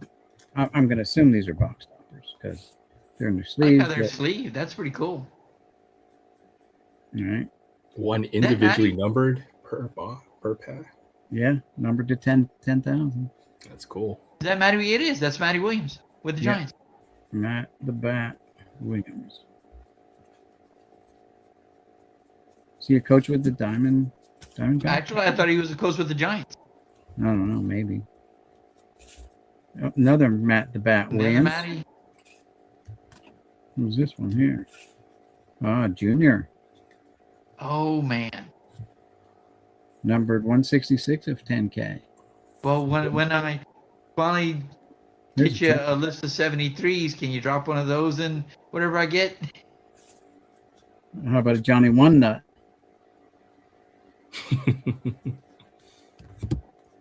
Who's this one? Willie McGee. Who's this guy? Kirby.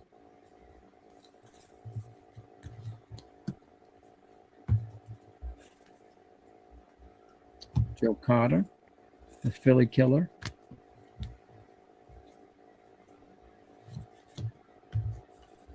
Johnny One Nut again. Cecil. B. DeMille. Yep. Carter again. Imagine how upset you'd be if you getting the same like repeats. What's this? A couple of them here. So. Oh, here the catcher. That Gary Carter. Piazza. Oh, it's Mike. Mike Pizza. Yeah, and here's award winners. It's got a little crease in it, little dimple of Molitor. The Blue Jays. Those are pretty sweet. Pretty sweet. I love that you still have the little envelope and everything. Reminds me of my report card. Oh boy, is that good or bad? Good thing or bad thing? Ron Gant and another Molitor, and the Molitors are numbered to 10K as well. Those are done, Awesome. Rose. So they must have ran out of envelopes, because now we're getting doubled up in here. Yeah, another one that's got double. Edgar and my nemesis, Pedro.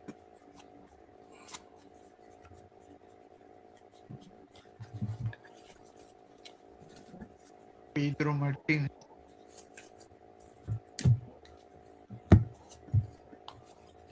Big Mac. And with the Diamondbacks. Look at that. Look at that. Get that. Man, Randy that's nice. Johnson. It's got something on the back here. I don't know if that's part of the card or something got dimpled. Is it embossed where it's pushing on the other side? No, I don't See think it? That's nice. Was that like 2000 finest? That's sick. so. Yeah, 2000 finest. And the fine print there.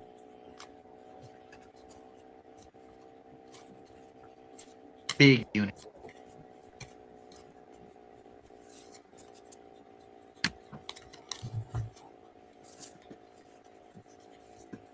No. The Seiko, Conseco. I have that card autographed. That's the card that I have autographed with my Conseco bat and ball. Is that card. Oh yeah. Barry, Spirit of the Game, and Ulrich. Those are different than the others. Those are fancy. Yeah, these are like the inserts.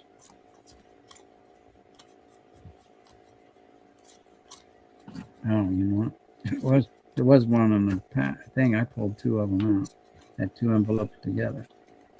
Envelope, please. And the award goes to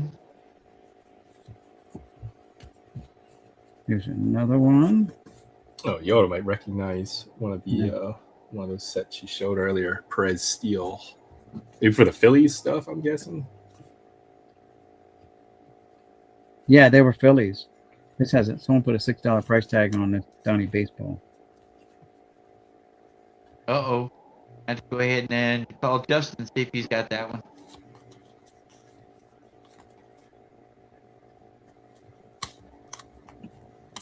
Get in there. Get in there. Get in there. There we go.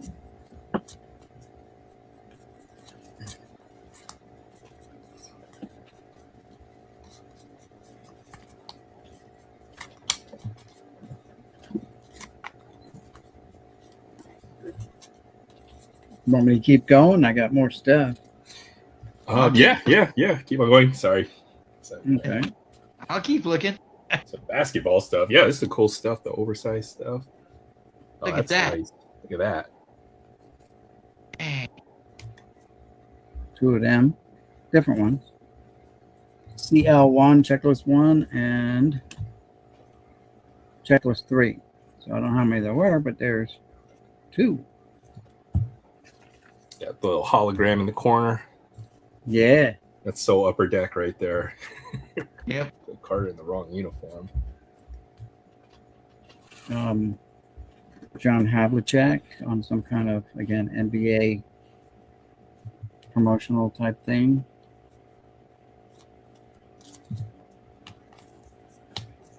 Here's some NBA. like postcards. Lefty Grove is written on the back. I don't know. This one is written in Spanish. Well, por favor means thank you, right? Or please. Please. Frame el Alfredo Lado. I don't know. Tell me who the guy is. It says exact same thing on that one. And then here's one that's in color. And got his name. maybe the guy's name. Montanez Hector, maybe? Heccher? Hecker? Whatever. This is a promotional thing that the teams would send out because I remember when I was a kid, I would send to the teams and they would send these things back unautographed, of course, facsimiled. Mickey Cochran on this postcard. And Jimmy Fox written there. And his name's on the back as well. It's on the front too of the Jimmy Fox, I believe. There's a Ricky.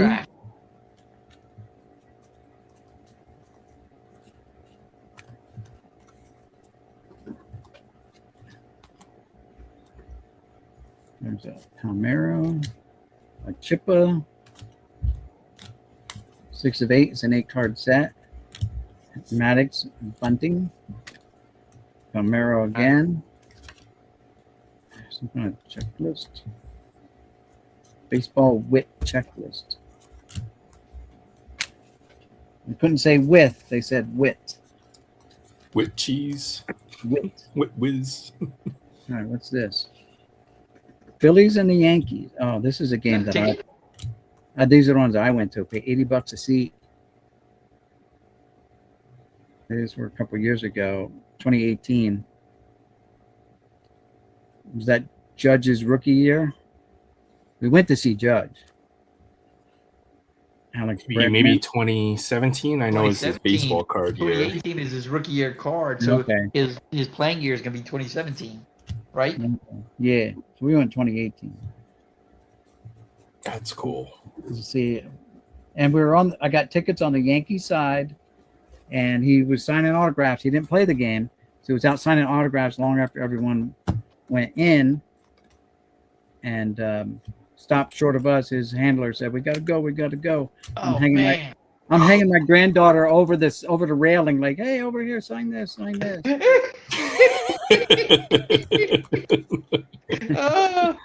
And just on her forehead. yeah, just sign it anywhere. I don't care. Season's greetings from Press Pass, so it must have been some kind of 95 Press Pass, maybe a box topper. I don't know. Does the post office still handle postcards? As far as They would have to. There's an A-Rod. Again, one of those cloth cards. It's got cloth inside there. If you put a stamp on it, they'll mail it, right? I'm pretty sure. there you go. Well, Here's a Bernie Williams from also unscratch. I wonder what you win if you scratch it. Oh, that's a game relic. Yeah, it's a relic. You didn't need yeah. nothing. It's a crappy patch, Go ahead and open the drawer and get you out some sandwich meat. but it's numbered. You mean I didn't eat nothing? Dude, you cannot come out the room at 1 a.m. and say, "Oh, we got any food?" Some turkey red. Hold on.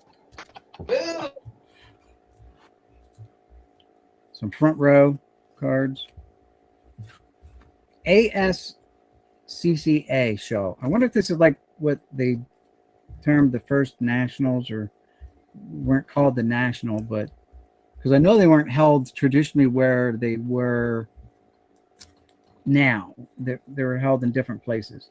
Yeah, maybe it's a regional show or something I there. don't know. It's American Sports Card Collectors Association show, which sounds something more like the National Sports Card Collectors, right? Yeah, I forgot what the full, because the national it's informally known as a national, but it's got a longer name, right? Officially. That was a cool Bernie Williams. National Sports Card Collectors Convention or something like that. Yeah. Yeah, And the NSCC is the too. But I think it was called something before that. So this might be loaded with sports nostalgia from 1880 to 1975, and this was from 1975. Not only when the national first Oh, I started. gotta look that up. That's crazy. I don't think they were called like the national when they first started up. They were called something else, I think. Would make sense, right? Then they became the national, right? Right, and then they said, let's change our name because we're moving to different locales. So here's another Diamond King. Here's one that's an O-Pee-Chee card of John Allrood. Here it looks like I don't know who this guy is for the Washington Senators. Looks like one of those handouts that the teams hand out. Hold on, let me adjust this a little bit so we can get more stuff in the frame. There we go. Let's see. This is cool. This oddball kind of stuff. Yeah, here's some books, little paperbacks, the home run book and the home run book. So we got 85 edition, and this is from when? Oh, it's got something inside. Dear winner, congratulations. You're the winner of the Topps Baseball Hit to Win game. We hope you enjoy your prize. Thank you for playing Topps Baseball Hit to Win, and good luck in the future prize winning efforts. Topps Chewing Gum. So this must be a Little givey. a mail-in thing or something. Redemption. Oh, look who's in the back. Sarah Hada-O. Look at that. So That's That's cool. awesome. That's gotta have its own collectible market. He should. He is the all-time leader in home runs. yes, worldwide. See the Rockies. Catch the Marlins. Catch. I get it. They made a funny. Special leaf bonus cards inside. Open them like this. Oh, big hurt. What you look at, okay. Big old Frank Thomas, numbered to 7,500. Okay. Okay.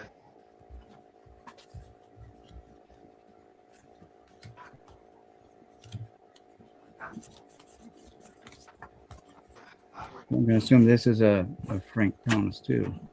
That's number 5. I wonder $5. I don't know.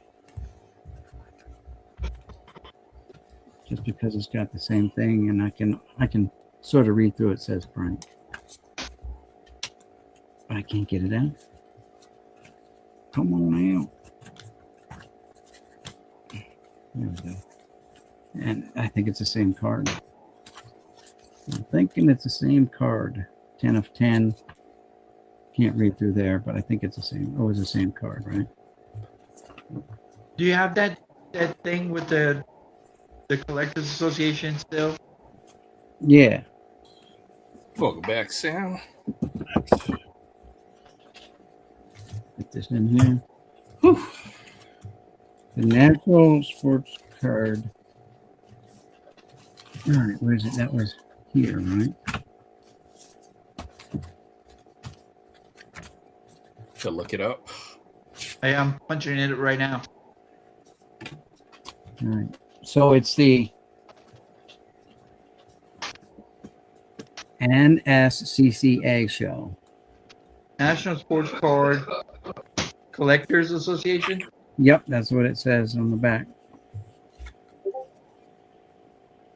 It actually says American Sports Card Collectors Association show, but in the front, yeah, it's American Sports Card. Yeah, Not national, it's American. No, it's the American Sports Card Collectors Association show. Maybe it's not the national. I don't know. Well, that's the national didn't. I looked it up. The national didn't start till 1980. Okay. The American Sports Card Collectors Association (ASCCA) functions as an organization providing authentication, professional appraisals. I'm sorry. Go ahead. Turn around. The big brown, purplish blue thing on the edge of the countertop right there. That one, like, Your mom brought it to school. All right, I've answered your question. That I can't answer. Professional appraisals, PSA pre-screening, and collection management service for trading card and memorabilia hobbyists. Historically, early regional iteration groups under similar names served as foundational pioneers that organized some of the very first public card trading conventions in areas like New York City during the 1970s. Cool. Is that the history of that particular event we're looking at here? That's pretty cool. Yeah, that was that. That was this. Because that's 75, and the national didn't start till 80. He said, so. Then like you had these were mail-ins, right? When you had certain winners or whatever. I forget what you had to do to mail these in. But these are mine. I mailed all these in. There's a Brett, and there's probably more than one in here. There's like probably 3 in there. Cal Ripken. Oh, the So master photos. these are the master photos. Oh. Yeah. And then, I could partial some of these, and here's the rest of them from that other box. So now I know where these are, but, you basically buy these from Toys R Us. There's the Junior. There's the Frank Thomas. Pudge. Puckett. And then these are the Stadium Club. Oh, that's Stadium Club too. Different years from MasterCards. Master Photos. So this is from 93. And this is from, it says 93 in here also, so I don't get it. Just having mosquitoes trying to bite me. But anyway, these are just things that I That's fine. have prepared. from opening boxes and stuff like that. And some of them, I think you mailed some of these in because I definitely didn't open up this many boxes. Not that I can remember. And then I did show some of these oversized ones too, but they made them. There you go, Archie Manning. Yeah, they made them in football. Stapler, the Snake, right? Jim Zorn, Bradshaw. Oh, wow. Bradshaw. He almost had a head full of hair. Yeah. Dude was board ball. There's Jaworski. Holy smokes.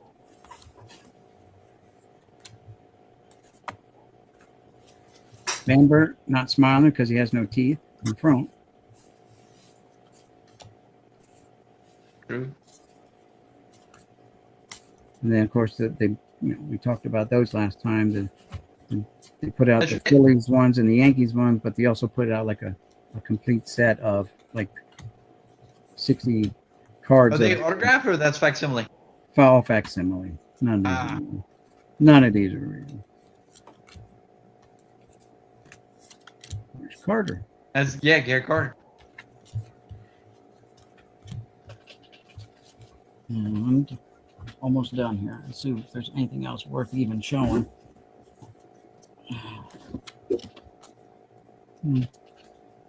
Here's some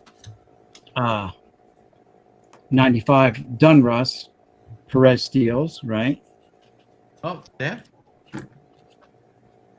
So these are just the giant size ones. I'm just going to toss them up there. You guys can look at them. Bryleven, Whitaker, Quisenberry. This might be the whole set. I don't know.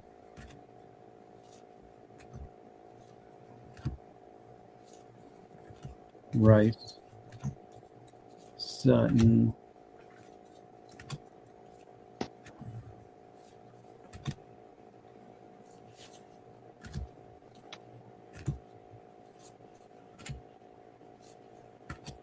so starting to pick a lot of no names, and then there's Tony Gwynn.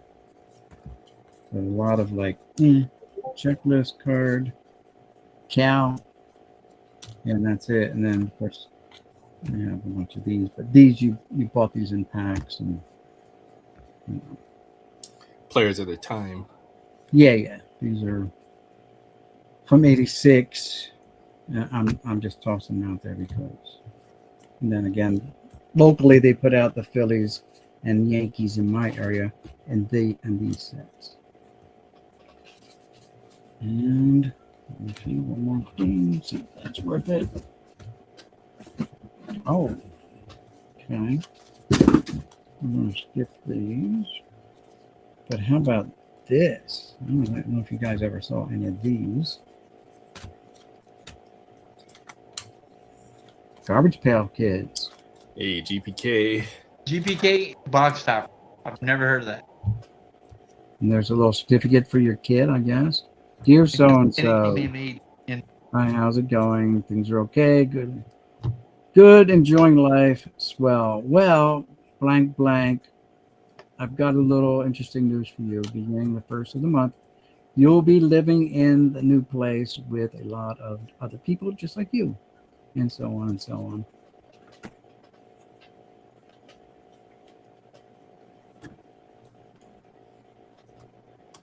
And basically the backs have certificates on the back. Here's one that's got Bazooka Jerk instead of Bazooka Joe. I get it. Okay. Here's one that's a spinoff of the '86 Tops. Look at that. Wow, sure enough. Yeah, Foul Bill hit in the face. Here's a puzzle. A big puzzle of Lou Gehrig. And then box bottoms. You guys probably seen all these things before.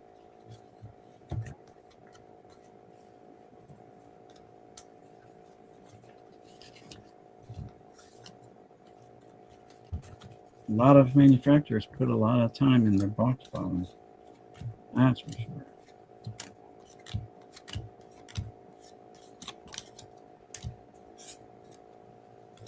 Even Score did it. Look at that. There's Ricky, Daryl, and Dawson. Yeah, and that's it. I think this goes with the Garrick puzzle piece. So let me find a Garrick puzzle. I got a feeling. Hey, Mick, I've got a question for you. Yeah. Since Yeah. you live up in that area, I went ahead and mapped out from not for the Pirates. I think from where the Pirates play all the way around to Fenway, and kind of like a horseshoe. Mm-hmm. I figured you could catch 1, 2, 3, 4, 5, 6 fields, six baseball stadiums, in a week. Well, you got, the Phillies and the Yankees are within 2 hours drive.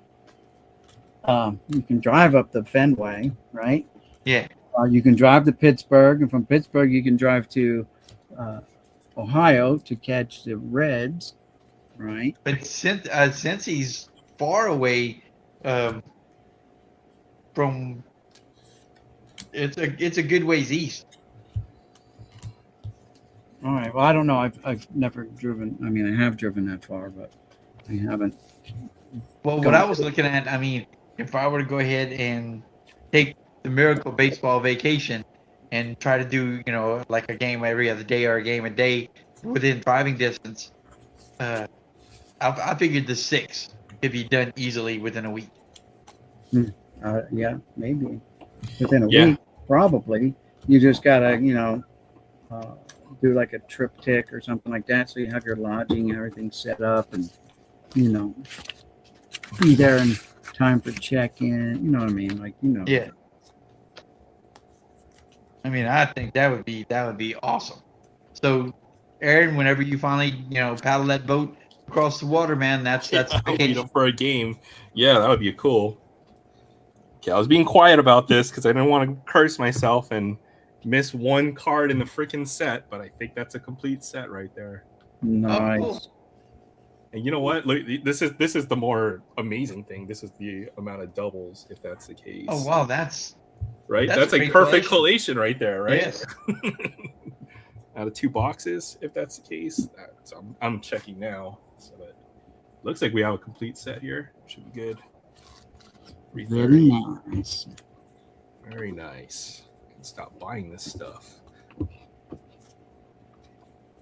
Did you just say I can stop buying this stuff? Yeah. Well, I got the complete set now. Well, I think I'm missing one card, but I know which card that is, and there's a good reason why it's not in the set. I'm working on. What's the reason? I think it's Tiny. Water Franco. If that's card I'm thinking of. Oh, the one you ripped up and threw away. Yeah, the one I don't have. Now you should have kept it. See? Yeah. See? I think I'll check the number if I find the card. Nope, there he is. 215. I have it. 205, 200, 90, 85. I'll just count 5 every time. 5 cards. If you don't go past 5 cards, then you're missing something. So 5, 60, 45. 2, 3, 4, 5, 30, 2, 3, 4, 5.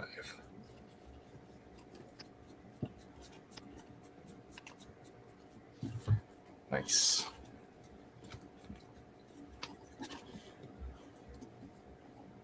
I've seen it where you open 5 or 6 boxes and you should have a set, and then you don't, and that makes me very sad. So this is actually pretty amazing. Oh, it makes me more than a little sad. Yeah, just like, how is that possible? You know what set that was, Troy? It's freaking 2021 Stadium Club. I swear, I'm missing one card from that set. We all know you never stop. Yeah, there's got to be a stop. I'll probably slow down on the wax for a bit, but yeah, there probably won't. That's a total lie, right? I'm probably gonna end up ripping something else in a little bit here. I know Otani is number one. He's not in this pile since I've got those top loaded. 15, 10, 5, 1, 2, 3. Yeah, so complete set. Sweet. That Well- goes in that size box. When I do complete sets or when I do set builds, if I have a card that I put in a top loader separately or graded, let's say I have it in a binder, I still fill out a piece of paper and stick it in as a holder saying I have this card in a PSA something and it's with my graded stuff. If it's in a box and they're all top loaded, do the same thing. I actually top load a placeholder saying I've got this card in, and I'll just write down a description of what I've got in and stick it in its spot.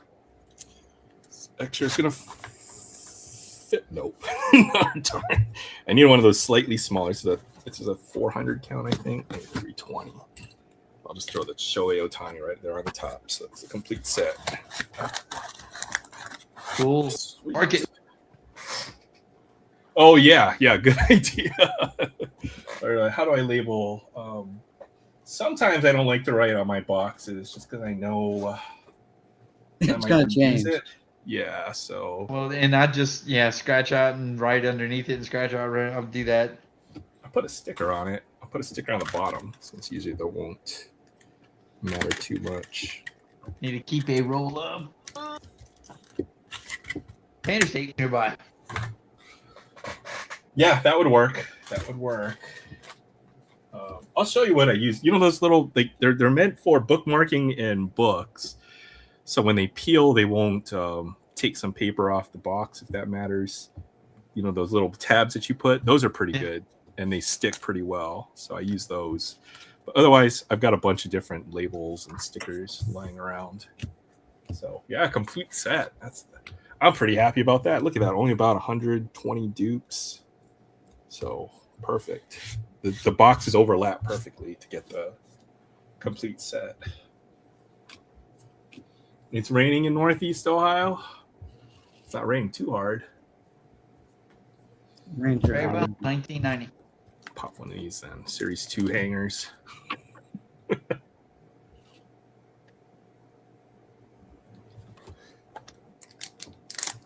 I stopped at Lids before this afternoon, and I almost got 2 Series 2 fat packs just to have something to open today.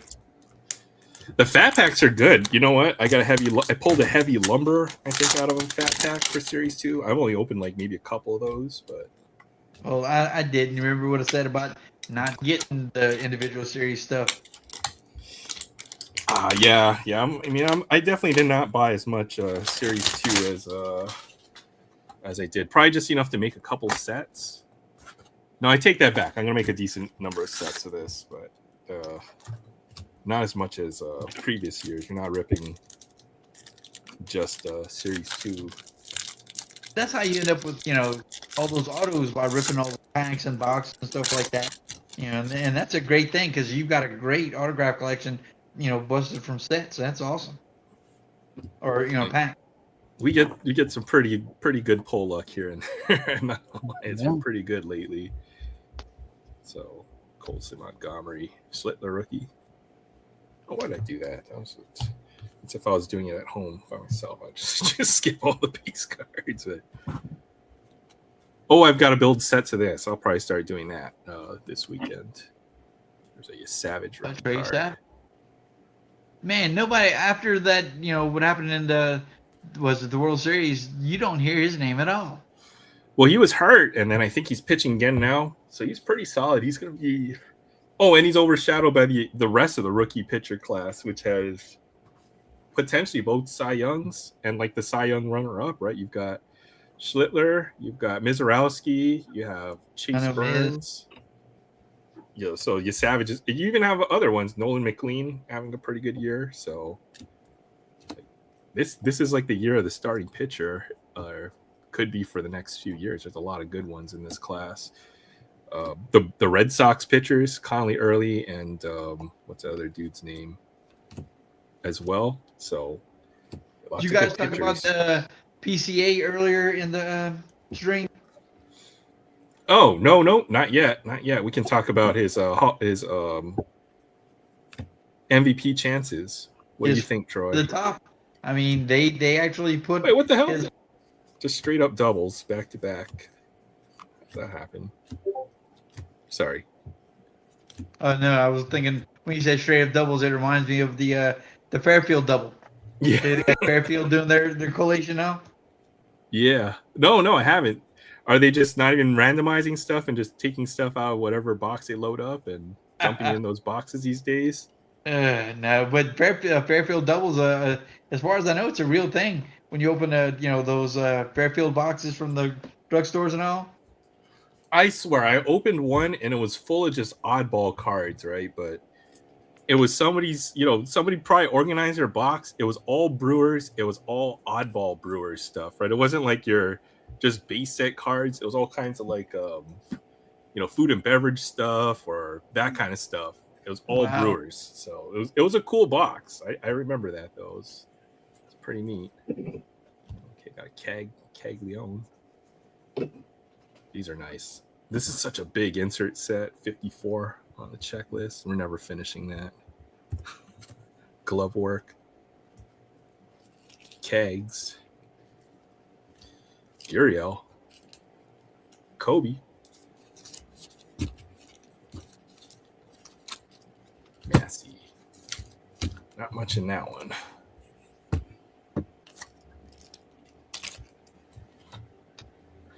All right. Good night, NCR. Have a great weekend. Oh, it was a couple minutes ago. Yeah, it's all right. Yeah, I didn't see him go either, but Whoa, commit.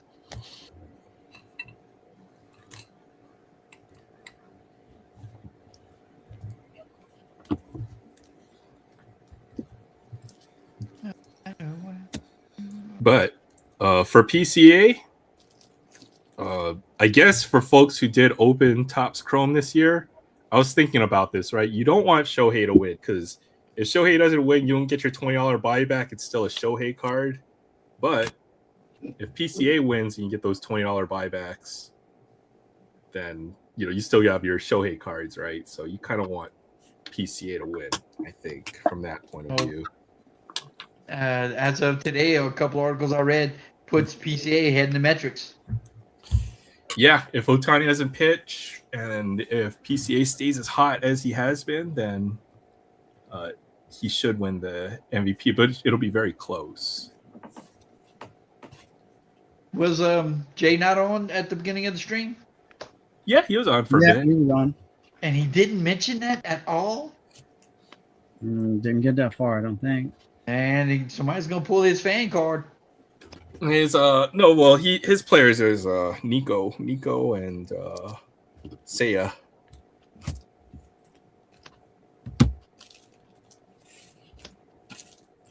Let's see if we can pull a Barry Bonds. Some 87 tops. Uh-oh. Oh, familiar with those 87. cards. What?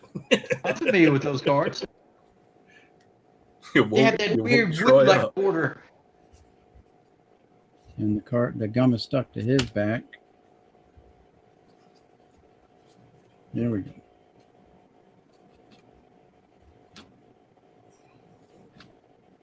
Smiling Dave Stewart. Check this. Propaganda piece. Hall of Famer Lee Smith. Ernie Camacho. No barrier there. Open this one up. And we got 2 racks we can open up.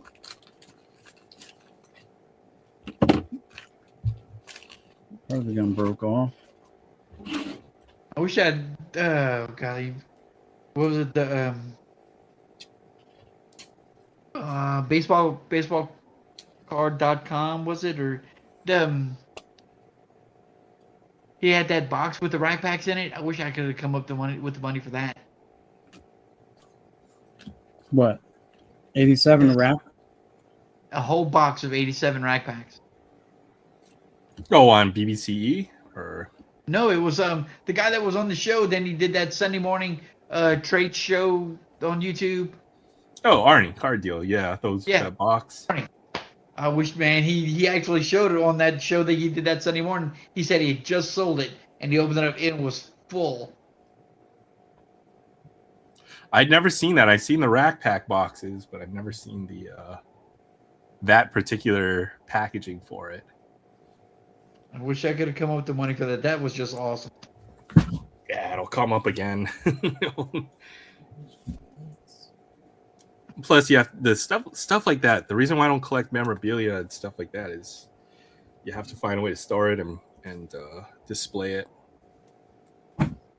Well, I've got way too much of it that's not displayed because I've run out of wall space. Display space, yeah.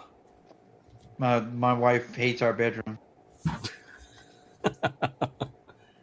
I've got a Brooks Robinson autograph 16 by 20, inscribed 13 gold glove. I've got a Nolan Ryan autograph 16 by 20. Randy Johnson autograph 16 by 20. I've got 5 autographed baseball bats with baseballs, and then on top of every one of those baseball bats, I've got autographed baseballs. You got a whole equipment locker in your house or your bedroom, then, huh? Yeah. And then out of all that is the stuff that I got. The piece that she got me the cover of the Arizona Republic from the 2001, framed and matted from when they won the World Series, and that hangs right next to my bed, right underneath my autographed Randy Johnson 16 by 20. So there's many a morning where I will get out of bed, swing my legs over the side of the bed, and just sit there and look at it. That's cool. You see a Hot Wheel fall off your shelf and you step on a Hot Wheel one morning. Does that ever happen? Wait, Oh, is that a whole case? What is that? It's a whole case. Jeez Louise, no, it wasn't that big. No. Oops, no, camera. It was almost like a display. That's what he had. He had one box with a display, but geez, man. 87 rack case.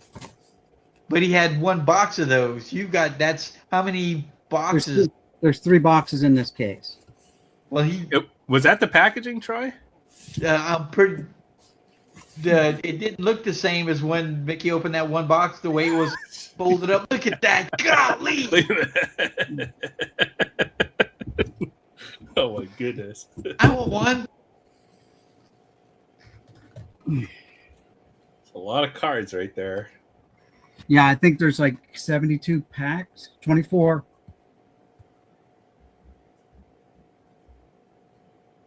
It says 24 per box. Rack packs. Rack packs have like what, 36 cards or something like that? 45 maybe. 45 times 70. All right, let's do some math. About 3,000 cards per box then. There is 48 cards per pack per rack. And there's 24 times 48. All right, so that would be about 1,100 cards per box. Wow. Times 3 boxes. Times 3,300 cards. It'll fit into a 4-row. Maybe. It's a lot of E7. And I have a case of 88 racks too over there too. I had to dig stuff around to get them out. We'll take your word for it. So you have to go dig around. And I got something else over there too. And I got another big box of just rack packs, all kinds of rack packs. You know what I said about those minis? That's right. I saw you picked up a few. Yeah. You went live. I missed it, but I'm like up to 10 or 11 now. Out of 250. This is Orlando. And then the ones I did on that live stream at work the other day, they were all numbered to 25. They were the red ones numbered to 25. Here's one that's non-numbered, just the regular wood border. Mm-hmm. But it's still the 30th anniversary. 2017. Reggie Sanders was a D-back when they won the World Series. Is that Yes, he true? was. It's cool. And I've got a Reggie Sanders autographed baseball with the Rawlings World Series logo on it.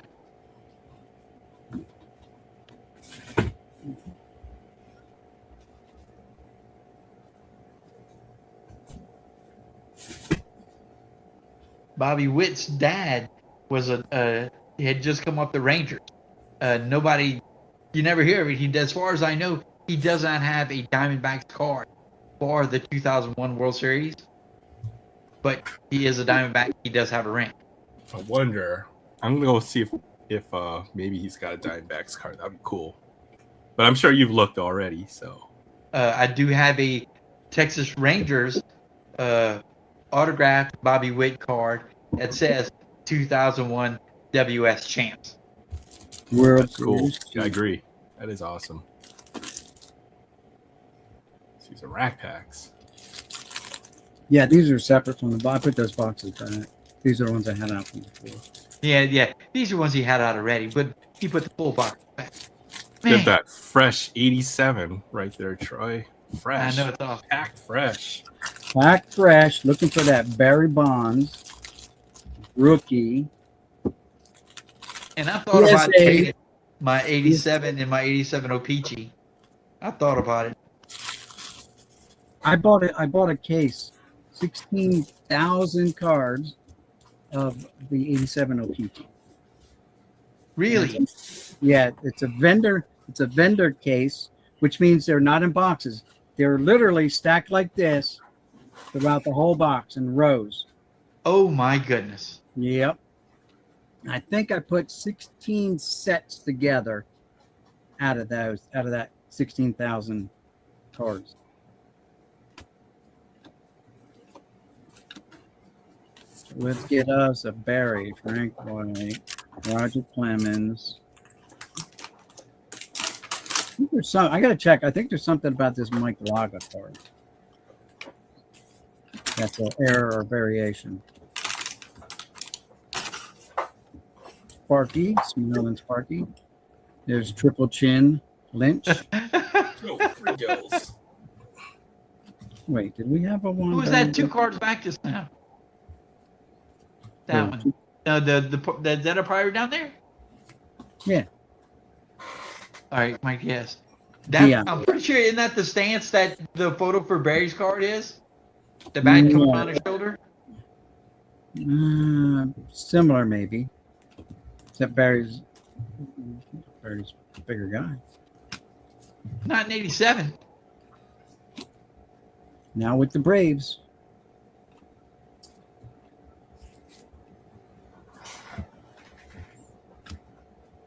Garvey.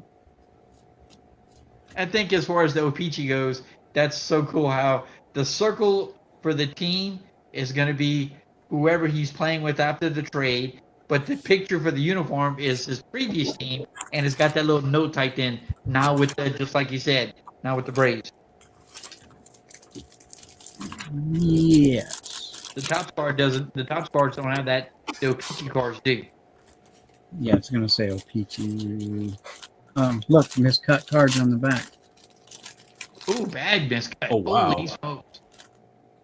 Like half and half miscut. I didn't even notice that.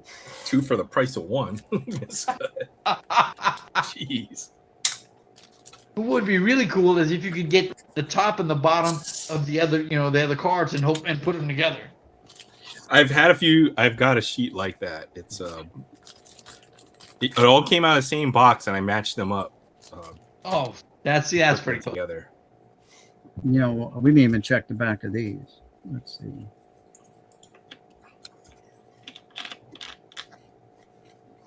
Like some I had to do legwork where the way Yes, that I sure. matched it up was it might have the stat on the back and like the batting average, right? It might have like 3, 1, and then the other 3 on the next card. So I had to match it up like that. It's tough.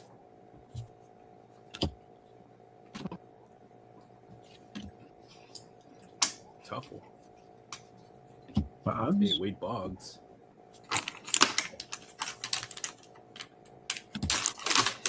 Yeah, look at the lot of blue.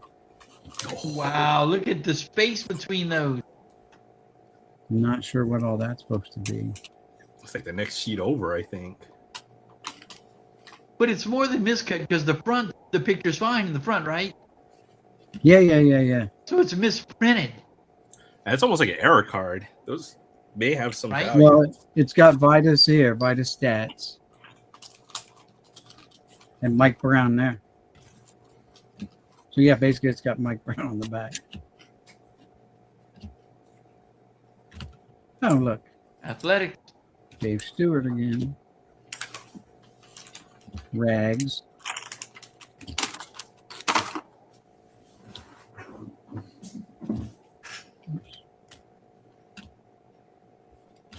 Still no bonds. You know how hard it would be to probably pull the bonds. This big set. 700 Sutton. cards.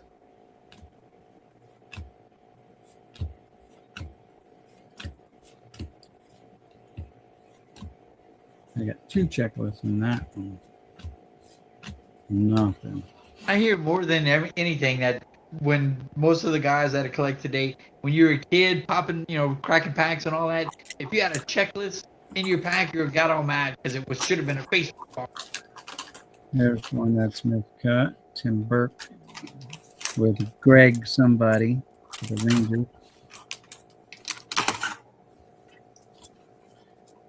That's why some checklists are very pricey, either marked up or all were thrown away. Yes. I want them unmarked. Some people want them marked. I don't. Look at that. There was like only 2 cards in that whole thing that were miscut. Weird. Unless they're one of these. That was set off to the side and it doesn't look like it. No sorry, Bob. Okay. Well, that's it for those packs. It was a good shot. We tried. It's if it's that big of a set, you probably have about 1 out of every 15 or 20 rack packs. To get the bonds. Bonds or who else? Bo Jackson and Yeah, right. We didn't get any really good. Yeah.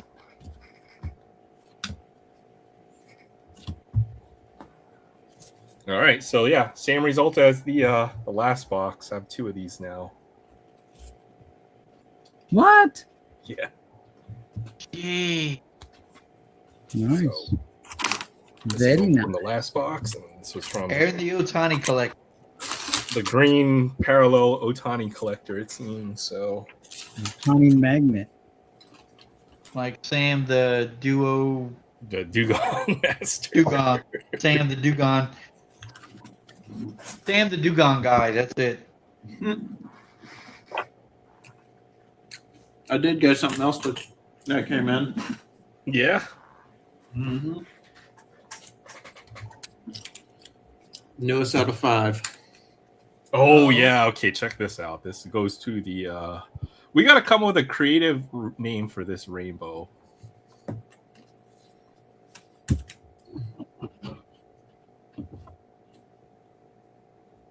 Nice. Nice. Frozen Fractor. Frozen Fractor and all the reds. So I am now missing 1.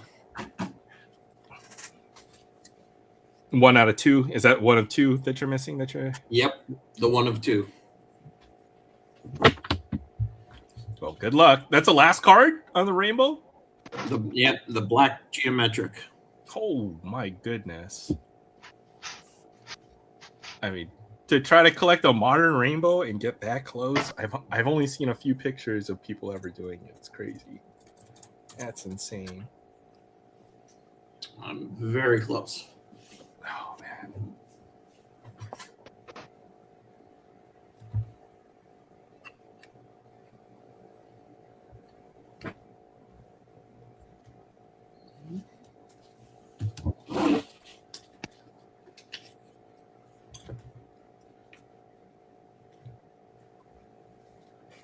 All right, this is the last platinum blaster I have. Now I can finally start trading and finishing the set. So I don't think I'm gonna find any more out on the shelves. So we may as well see.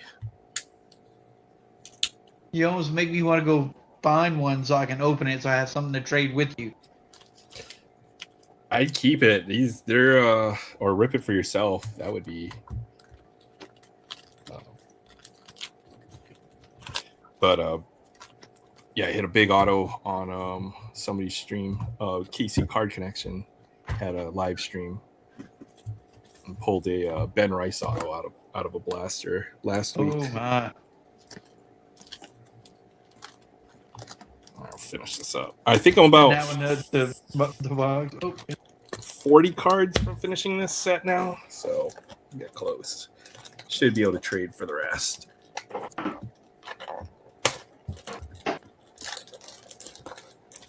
If not, we would have seen a Ben Rice auto come out tonight. That would have been sick. We're gonna rip these tonight, regardless. I think so. Last one. It was a good blaster. It was the Ben Rice auto, Tommy Edman at 25, and then Brightman gold. Good luck on that one.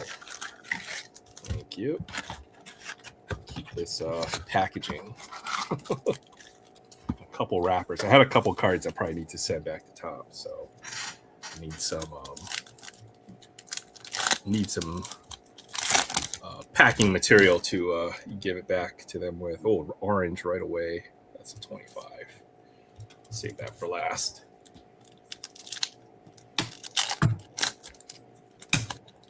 It's already been. That already means it's a pretty good blaster. Get something number 25. All right.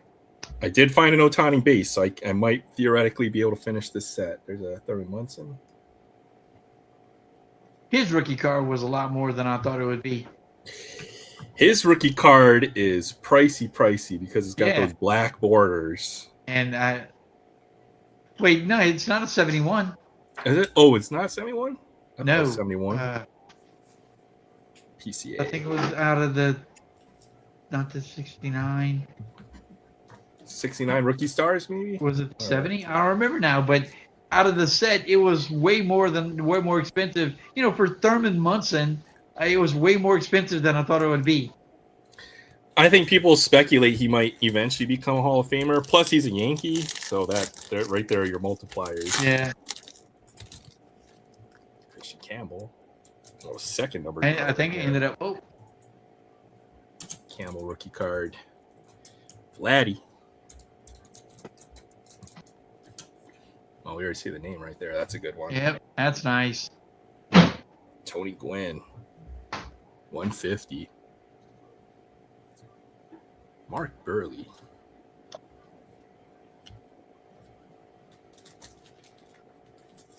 His son is still on the radio when they call the Padres games. Yeah, I've heard. And he was a professional baseball player for a while too, right? Yes, he was. Did you ever get to the majors? I think he did, but it was, if anything, a little more than a cup of coffee. Yeah, it's hard to follow footsteps. I think you see it more nowadays, but it's hard. Pudge. Oh man, I need that autograph on a mitt. That would complete my trio. Yeah, Pudge, all-time great. Soto. That's a cool looking card. I like that, and it's all kind of blank. Might have some of these rails and sails. I think I'm very close to finishing this insert set. Duran. That dirty mustache he's got now. It's like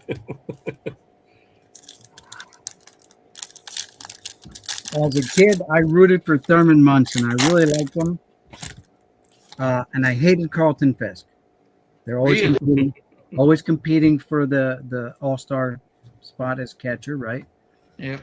But Munson has been dead now for, he's been eligible for the Hall of Fame for 43 years and hasn't been elected. So I don't think he's going to make it. 70 gray borders. You're okay. Yeah, that makes sense now. That's what I was thinking. Jackson John. Oh, there's a Keltel Marte. So Oh. I'll have to double that. Put it aside if I got a double. Hopefully. I'm already got my fingers crossed. Yes, the Munson was a gray border. I don't have it. So it's a 70. 70, yeah, Yeah, 71. 1970. 71 is black, 70 is gray. Yep. My birth year was 68. That's why I did the 68 set first. My brother's year was 70. That's why I did the 70 set. Hey, Oh, Brooklyn Boston. Dodgers. Boston, I'm sorry, Brooklyn. Any double I get is coming your way on this Dude. set. So I know you collect those. Yeah. Ted Simmons. It's interesting with the whole Dodgers thing. Up until 1957, as long as it's got a B on it, I'll take it. You're a Dodgers collector, right? That's what Yeah. that makes you. But then Leroy. as soon as it's LA, you can keep it. Unless, and I have an exception, unless it's Sandy Koufax. I do have Sandy Koufax Los Angeles Dodgers cards in the collection. Aaron Shunk. Oh, wait, Boggs. With Mile High team.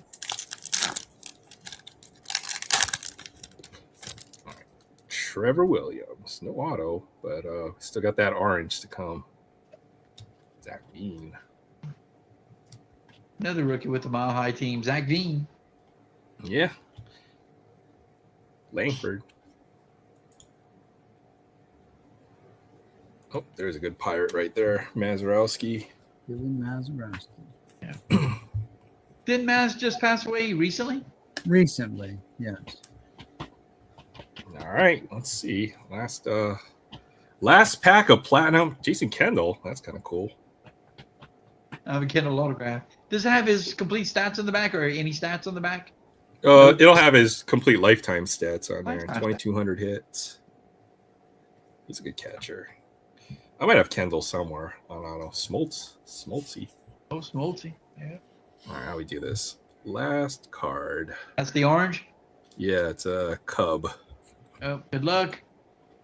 PCA. Actually, you know what? It could be any legend Cub. It could be Ernie Banks. It could be a lot of big names on this. So Or Sosa. that looks like Andre Dawson.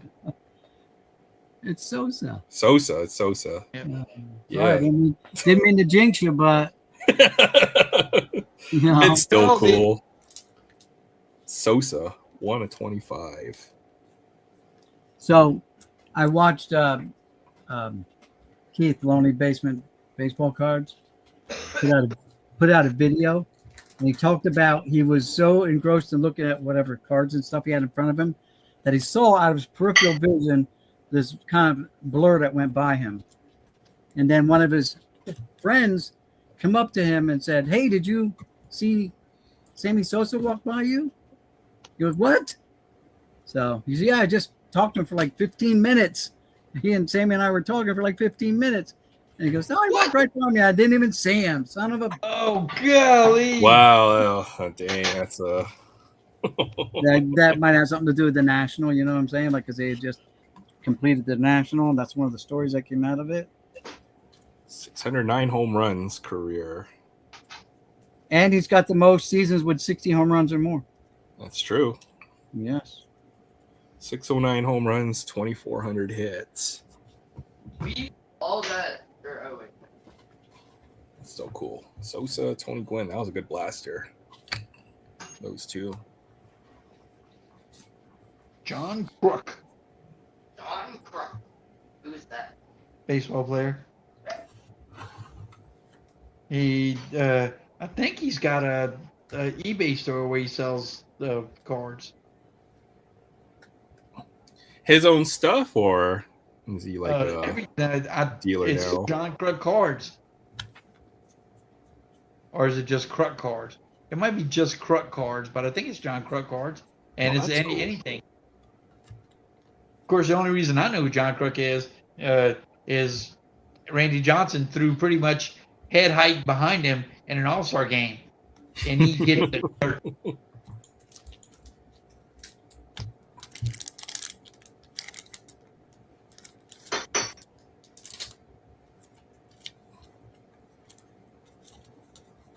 Well, 26 platinum anniversary or 2025 Topps Chrome Platinum. That was a fun run. I enjoyed this set.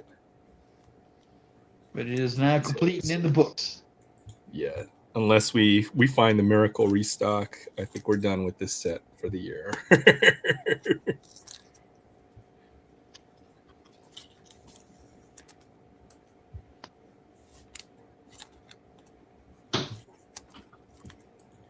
I'm starting to think somebody took all the high names out of this 1990 set because I haven't hit not a one. What set is that you're looking at? 90 tops. 90 tops. No Frank Thomas. I just had basically a bunch of them in. I think it was a couple of collection boxes I got, and yeah. Basically, I guess they were cracking and searching for the no name stuff like that, and they pulled all the high stars. So I'm end up having to go digging around to complete it out of this stuff. Maybe Mickey has a pack from that mythical Northeastern misprint case right there. We'll see about that. Oh, Topps 1990 baseball. I was just flashing up for Troy. Actually, what I wanted to show was maybe you guys have never seen any of these. Is that Fran Tarkenton? That's Fran Tarkenton with Yes, the sir. Giants. Card number 1 in the set. 1970. So it was 69 was the season. 1970 tops, like the bigs, but they're super thick too. They're camera can pick it up, but they're thick. They're thick cardboard. How about it, Lenny Dawson?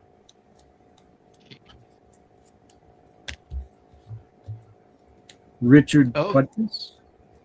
Dick Butkus, nice. And Dick. Oh, the killer. OJ. The OJ rookie card. Is that a rookie year card? That's funny. That's got to have some money behind it. Does have something across the middle, like someone ran it through a washing, the old ringer type on your old school, like your grandmother had a washing machine, like my mom had. You put the clothes in the ring, and my grandmother had out. You run it between 2 rollers. That's what that looks like. You know how many times my grandmother said she hated that thing? You always catch her fingers. Always catch your hand in Oof. it. Yep. There's a Raider, Daryl LaMonica. Monica. Oh, that's you, Aaron. Stabler would have been a few years after, I think. Here's I know guys that have that complete set with the 3 picture thing. Yeah, what are these, like 1912 T whatever they are? I don't know. Well, not to say no. I've seen them, let's say, at the national display.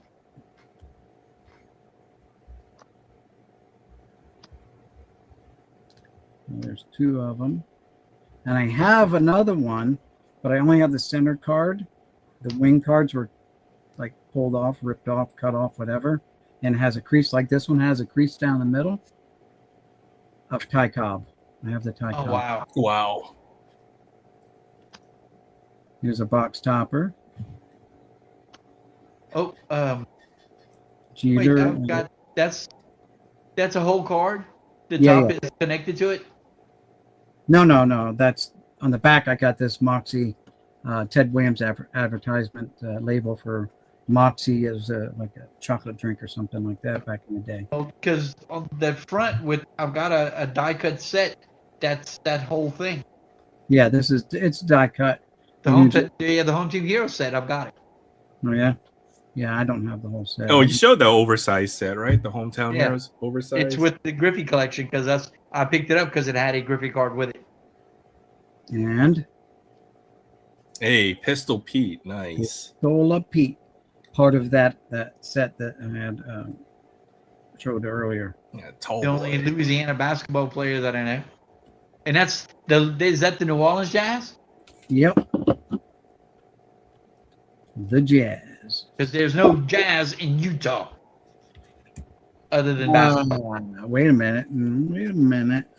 There's nothing in Utah. It took like almost a year to name their hockey team. They Hold couldn't on. think of a good one. It is the New Orleans Jazz. Yes. See, when I was a kid, and that's the reason I've said this. I've told this story before. The reason I don't watch basketball today is because when I was a kid, just getting into watching sports on TV, the New Orleans Jazz pulled up and went to Utah. And I was like, wait, you can't do that. And never followed basketball after that. Hmm. Now, do you want to rip some 1990 and look for some no names? We can do Let's that. go. I like the 90s set. The border, it almost has that comic book look. It kind of does. The panels, Gary Ward got gum stuck on him. good looking set.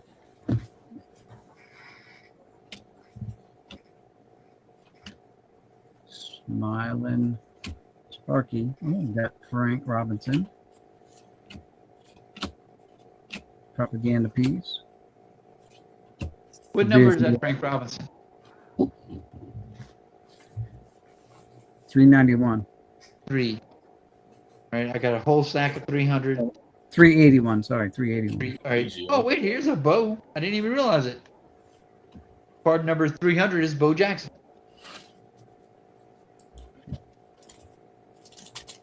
$350 is Brett Saberhagen.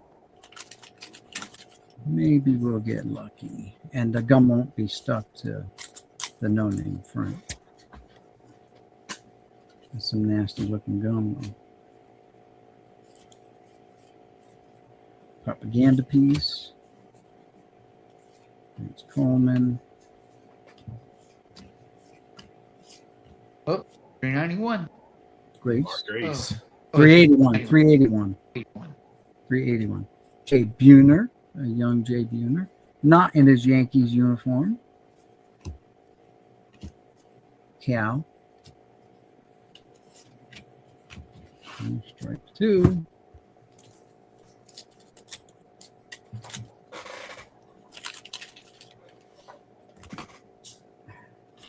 Mark Carry On.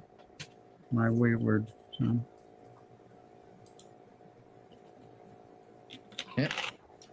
Do not have a 381 in here yet.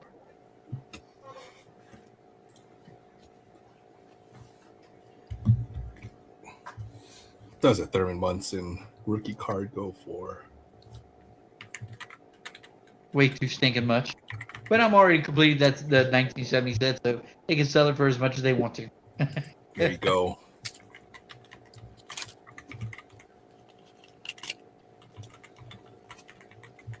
Now I do have a partial Wait, a what? no name Frank Thomas card. I do have. Wait, a one. partial no name. Yes, I do. I didn't know they even had a partial no name. Well, partial blacklist. I call them partial blacklist, where the part of the black somewhere, not just the name, but all the black in the borders Is missing. not printed. Right. So I have one where his foot's on the bag, and you can see that the black is missing from right there. Partial blacklist, they call them. Raw. It's not graded. It's raw. It came in that lot I got from Trenton. Oh, there's the junior scab card. Hey, Ken Griffey Jr. Not We bad. got the scab card, not the corrected one where they browned it out. We got the physical scab, bloody scab. Yeah, it's kind of gross. But no Frank Thomas. Bobby Bo. We got some good cards out of it. So not bad. Not bad. Yeah, I got the Frank or Griffey. Yep, got the Griffey scab.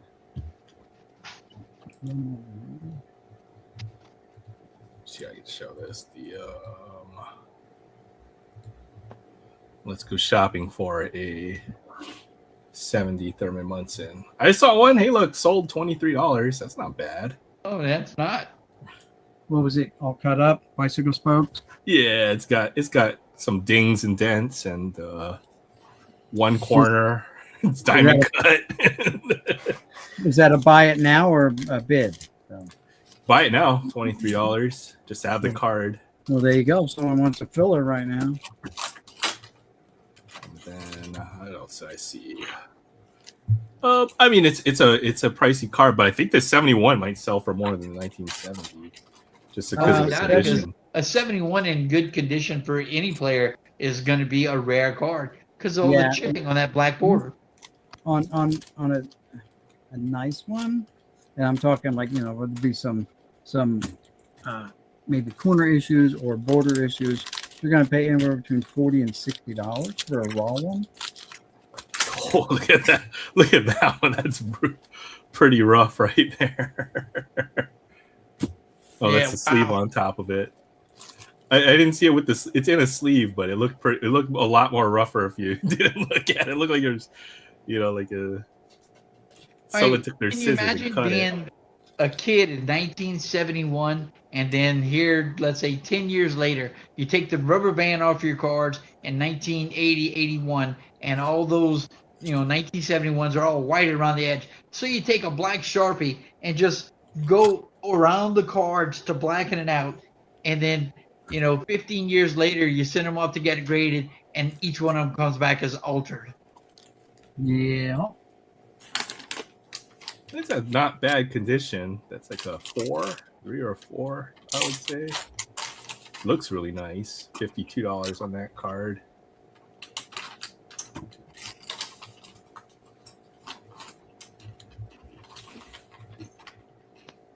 Let's see what some of these graded slabs look like.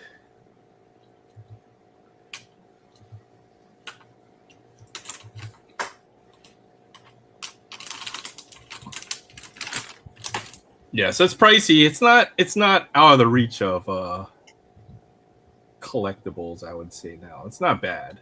And it's not to say it was, like you said, it wasn't out of reach, because I did end up getting one. It's just it ran a lot more expensive than I thought it would be for Thurman Munson, a catcher from 1969 that, other than being a Yankee, he's not in the Hall. He didn't have a stellar career. Well, when people say people who should be in the Hall, his name comes up a lot. He just had a short career with a nice peak, right? For Munson. How many years did he play? Let's go look it up. He didn't have a long career. Baseball.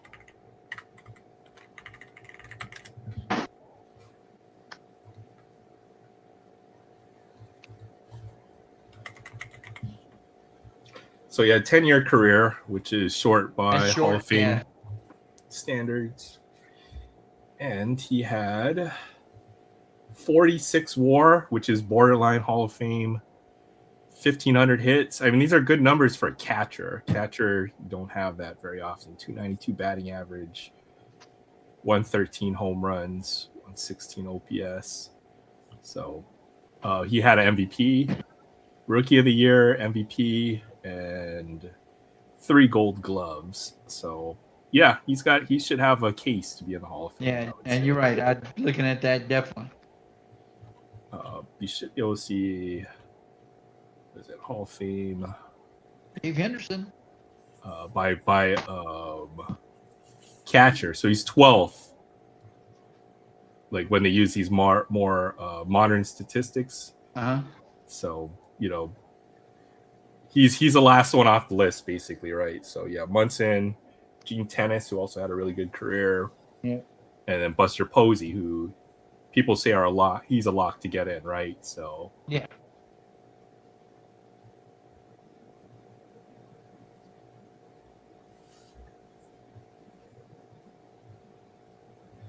maybe someday. I don't know. They call it the it's not the Veterans Committee anymore. It's like the Heritage something committee or something. Yeah, the historical or something committee, I think. Yeah. Or something to that effect. Oh shoot, was it even full screen? Oh, it was full screen. Okay. Oh no. Stupid. I was just on my little corner there. If I known, I would have blown it up like that, but oh well. Well, I was still listening to you as you read it. Yeah. So.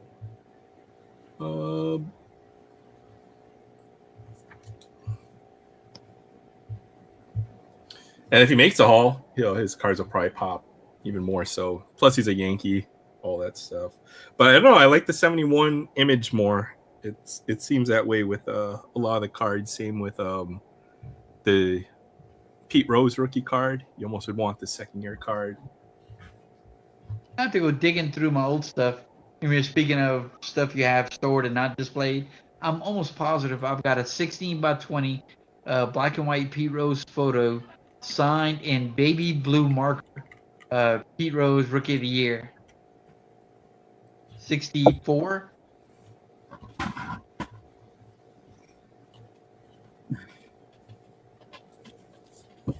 That would be cool. Type that. But it's one of those things I don't have displayed. 63 Pete Rose. 63. Okay, 63. Like you would almost want the 64 more so in some gold cup. Please, Zach. Hockey album, huh? No, don't worry about that. Don't worry about that. I like it. I run out of albums. In a 1970 set. Oh. No, I brought the wrong one. I wanted the 71. I grabbed the 70. I don't have the Munson here. Damn it. But my 70 set is not complete. Obviously, I don't have the Munson. But since I'm down here, and I'll take a trip back up. So we talked about the kids in the rubber bands. Well, I recently was going through a box of mine, and I had mentioned this before on here and on my own channel that as a kid, I took the 72 Topps cards that had the puzzles on the back, and I taped them all together. You made the puzzle. To make the puzzle. Not really caring about who was on the card. So like there's the Tom Seaver, right? Who was on there? All right, Kurt Belfry, Alan Gallagher, Rod Carew, Yep. Hall of Famer, Jim Cott, Hall of Famer, Bobby Mercer, not a Hall of Famer, but a really nice Yankee, and Pat Corrales. So, and I did the same. There's the Oliva puzzle, there was the Yastrzemski puzzle, and the Joe Torre puzzle.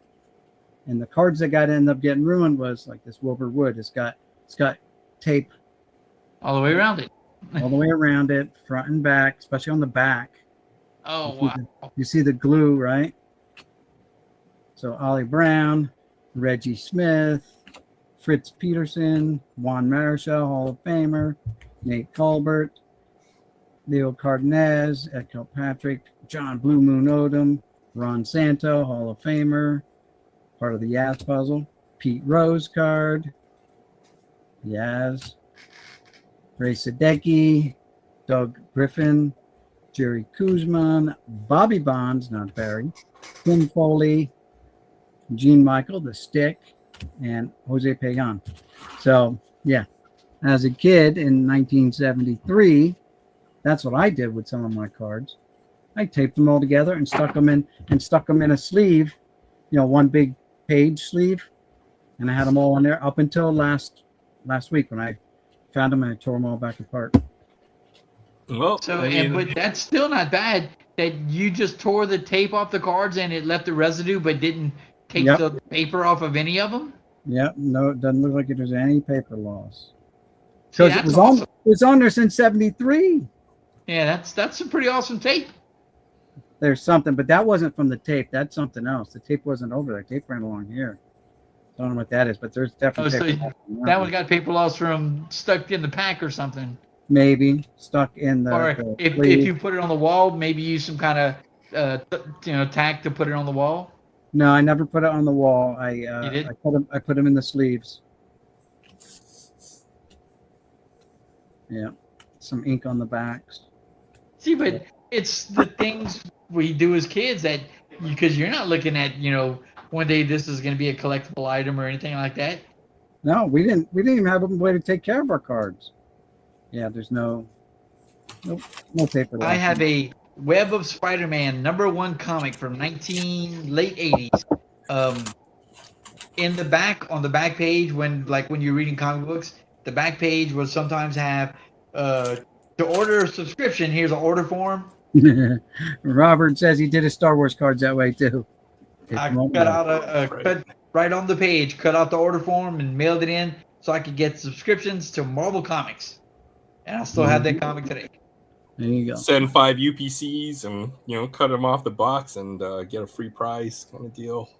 That's how I got my Boba Fett. Look at this 1971. Look at the black on this one. Is that the one with the gun built in to it? I didn't see when mine came in the mail. Wait, that's a nice one, all black. Yep, there's a little whiting here, little soft corner there. It's not centered, but yeah, and it's a high number, 607. Yeah, and the high number, all black. That's rare. That's a rare card. Yep. But yeah, my Boba Fett. When I got it, it came with a note saying, due to some blah blah blah reason, they had glued the bullet in the back and took the firing mechanism and discontinued it already. Some kid probably choked on it or something. That's exactly what happened. Choke hazard. So they stopped doing it. If I had the little white box that it came in and that note, that Boba Fett would be worth 10 times more than the toy that I've got. I'm frozen. Yeah, those Star Wars toys are big money. Those figurines. Yeah. So either way, you got it. I mean, it's cool. You got to play with it. You got the. Oh, I played the hell. I mean, my Boba Fett by the time I was done, because when it was the coolest Star Wars figure and everything, and this was before they did the cartoon Droids cartoon where it really brought him to the top and made him the cool character that he became. Other than that, the cameos he had in Empire Strikes Back, they didn't make that character.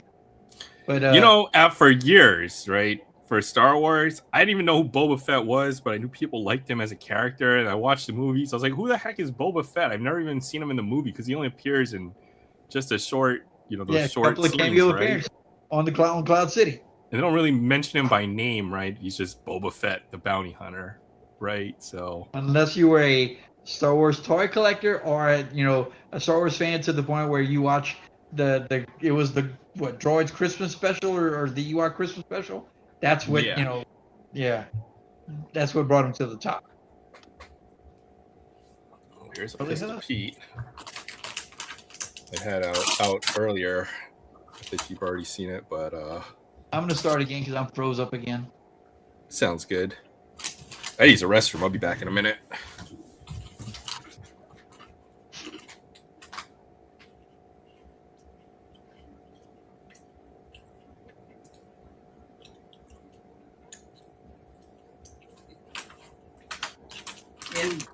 In the original Star Wars, though, Boba Fett was the one who iced Han Solo.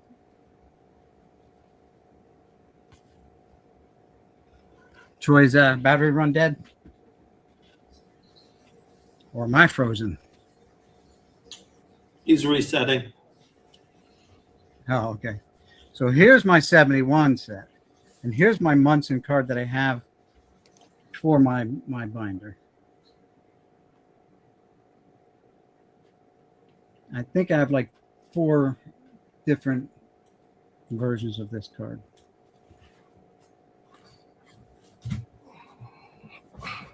So I think I need 161 cards total to complete this set. Oh, that's not bad. You're pretty close then. Welcome back, Troy. Hey. Hey. It's a hard set to put together. I mean, I've just been looking for a couple cards here and there from there. They're expensive. So I didn't get to see my Munson. There it is. Oh, that's in good shape too. That's nice. That's nice. Well, like I said, I don't have the Munson rookie. And I'm going to see if I need 607 right now. Such a nice set. That black border. I hate it. Well, 188 is Nolan Ryan, right? I don't have his name on there, but I know 2020 was the year that they did the heritage year for this, so that's a nice set. 300 Brooks. They look No, amazing no. when they look like they're packed fresh, like in the Oh heritage yeah, version. then they look really pretty. Yeah. And I even have the different versions of the checklist. So when I try to do mine, I try to do master sets. And the difference on the checklists, on some of them, there's a couple in here that have some subtle differences. So if you look right above his ear on this one, you see that little black line? It's not on the other one. So you got a variant. That's a variation, yeah. And it's a TCDB. That's what I kind of go off of to recognize it as a variation. And there's a guy in the Hot Wheels world, the Hot Wheels diecast world. I just had his name, and I had an old man moment and it left. I was like, golly, Mike. Well, he's considered actually a Hot Wheels historian. He's actually got a dozen or so published books about Hot Wheels and Hot Wheels variants. You got to replace this one. It says scratch.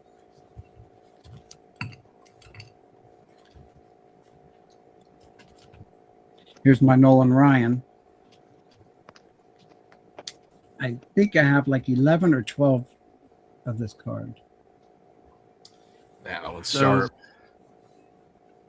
I've got a handful of 71s right here.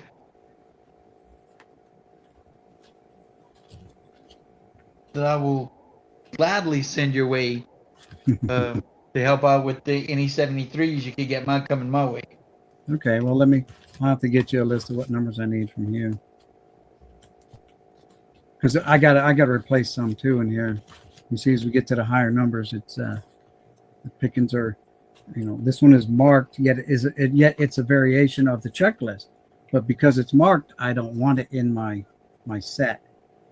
This one has the black squiggly on the helmet. This one doesn't. Yeah.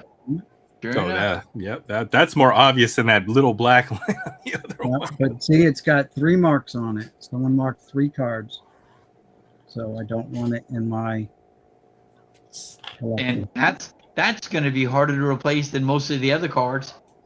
Yep. A clean checklist from back then. And more expensive, yeah.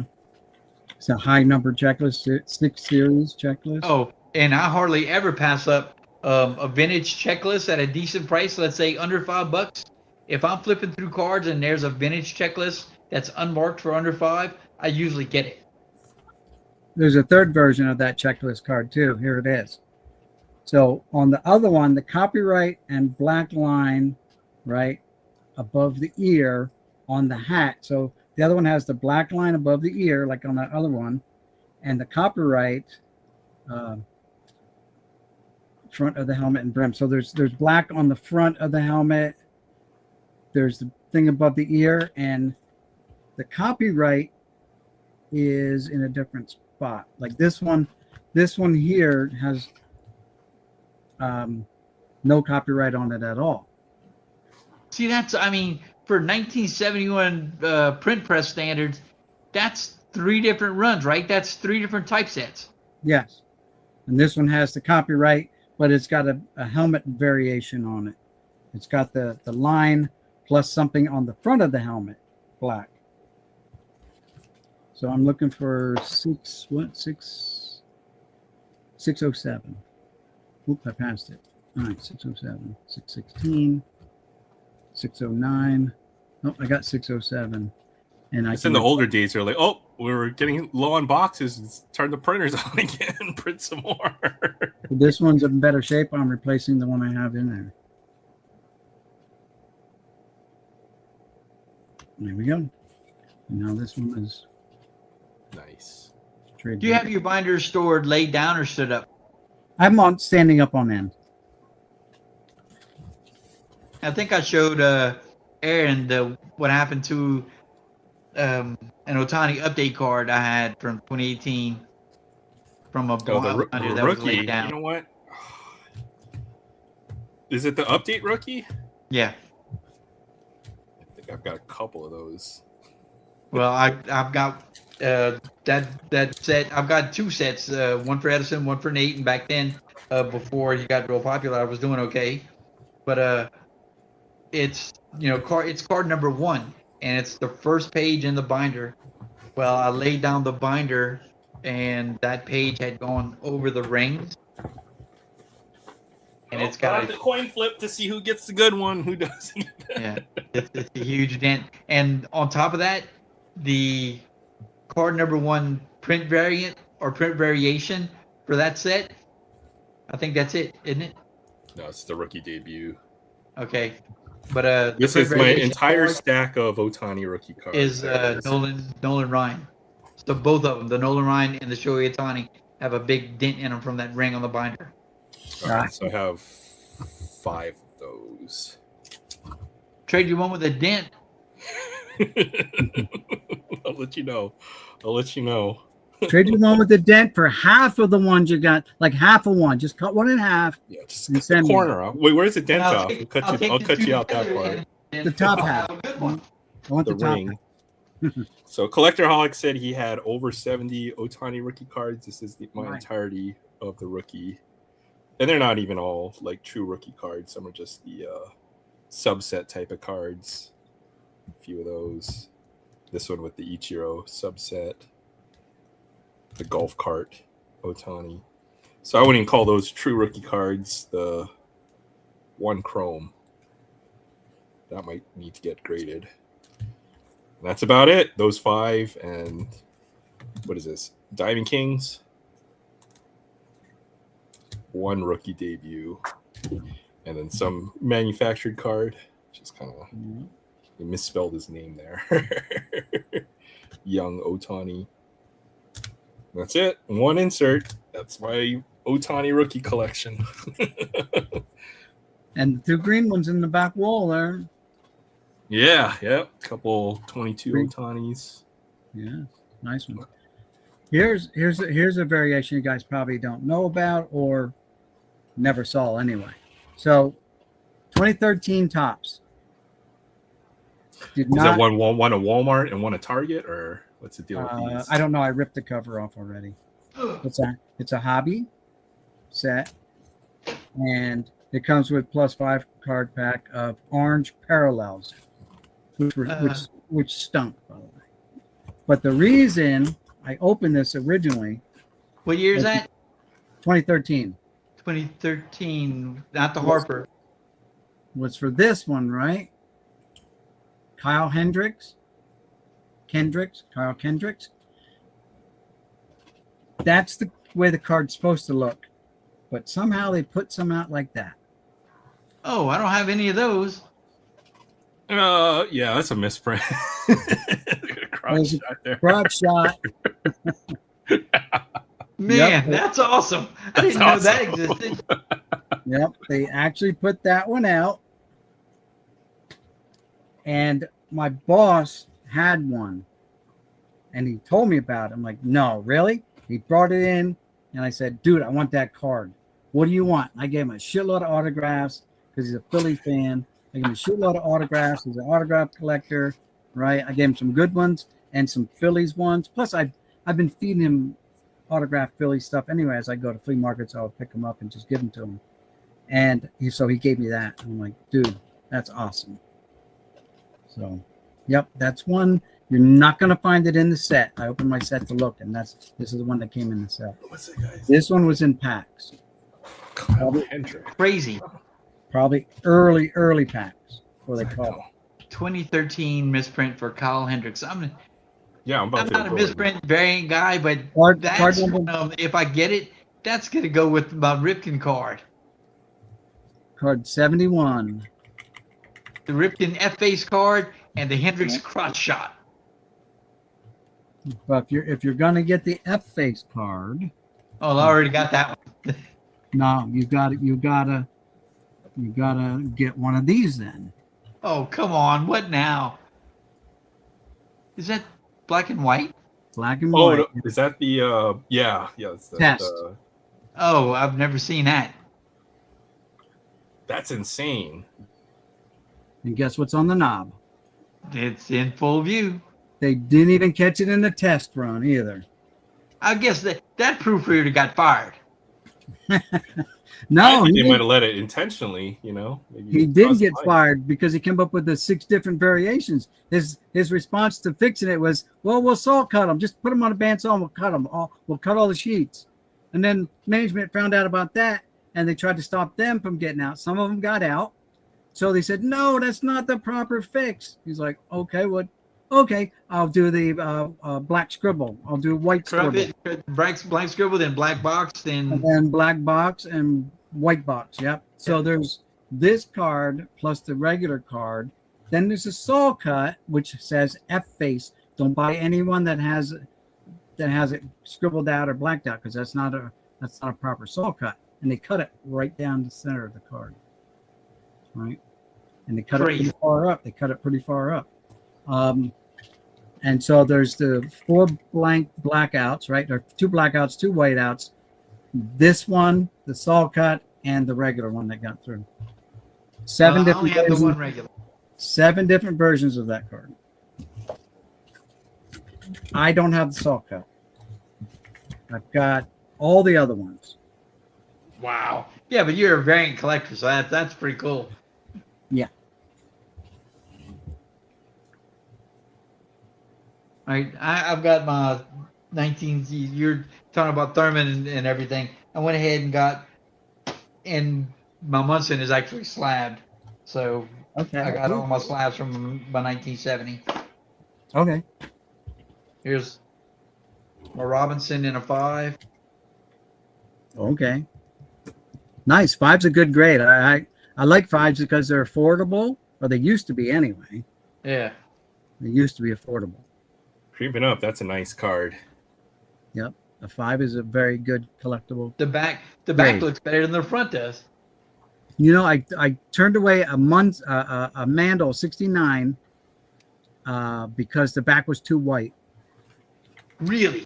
I didn't trust. I didn't trust it. The guy had 2 of them. I So got I you. bought- You thought it might be fake? Right. So I bought the one that was a little grayer, a little bit darker, looked older. There's McLean in a 5. Look at them glasses. Surprised you could see the throw 31, get 31 victories with those glasses.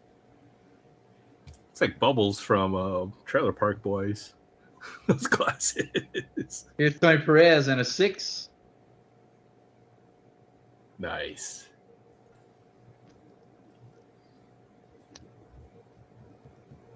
Back.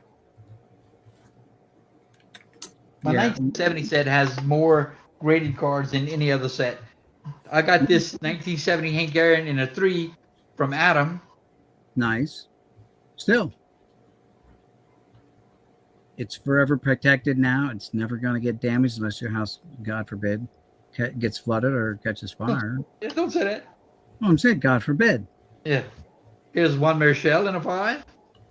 That's one thing that I have a worry about too, is God forbid something happens, because you can assure these, but you're never going to get the value out of it from insurance that they're actually worth. Yeah, something you have to think about. Yep. Carew in a 5. Rod Carew. And the backs, every one of the backs looks so pretty. Yep. Here's Teddy. Ah, yes, Teddy Ballgame. Not his last card though. Okay. Here's the card that got us talking about it. I ended up getting it in a 4. Nice. Still, it's a good one. But when I was looking to get it, it just, again, it wasn't expensive. It's just for the card it was, and that rookie, it was just more than I thought it would be.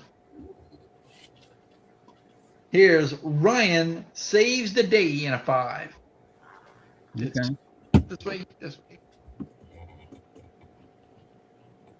That's a good looking card. I mean, that's a photo out of the paper. When it comes down to it.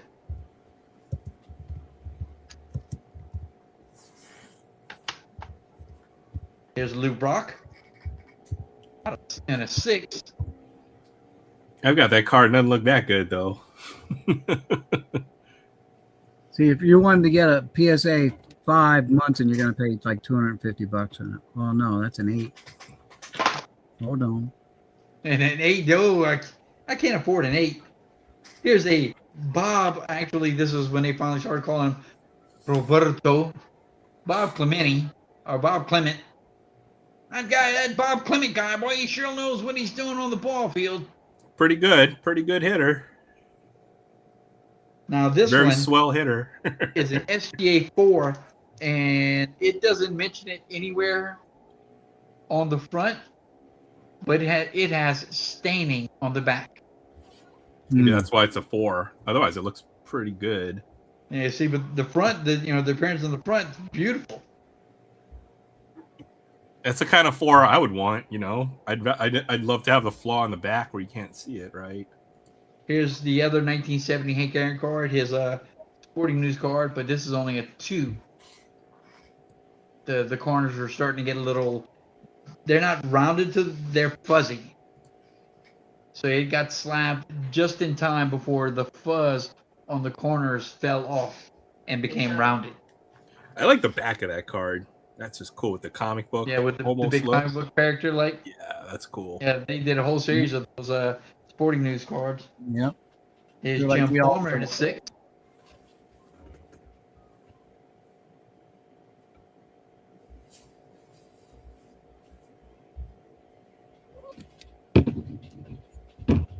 This one I have in a 1. Ah, well, I don't even own that one, so good for you. And then I actually had gotten 2. I got this one graded 1, and I got another one ungraded.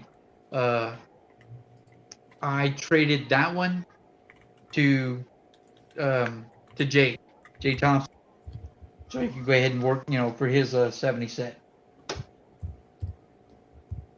Now, it was early on. I had the Brooks Robinson, and my other one's a 5, I believe, a 5 or 6.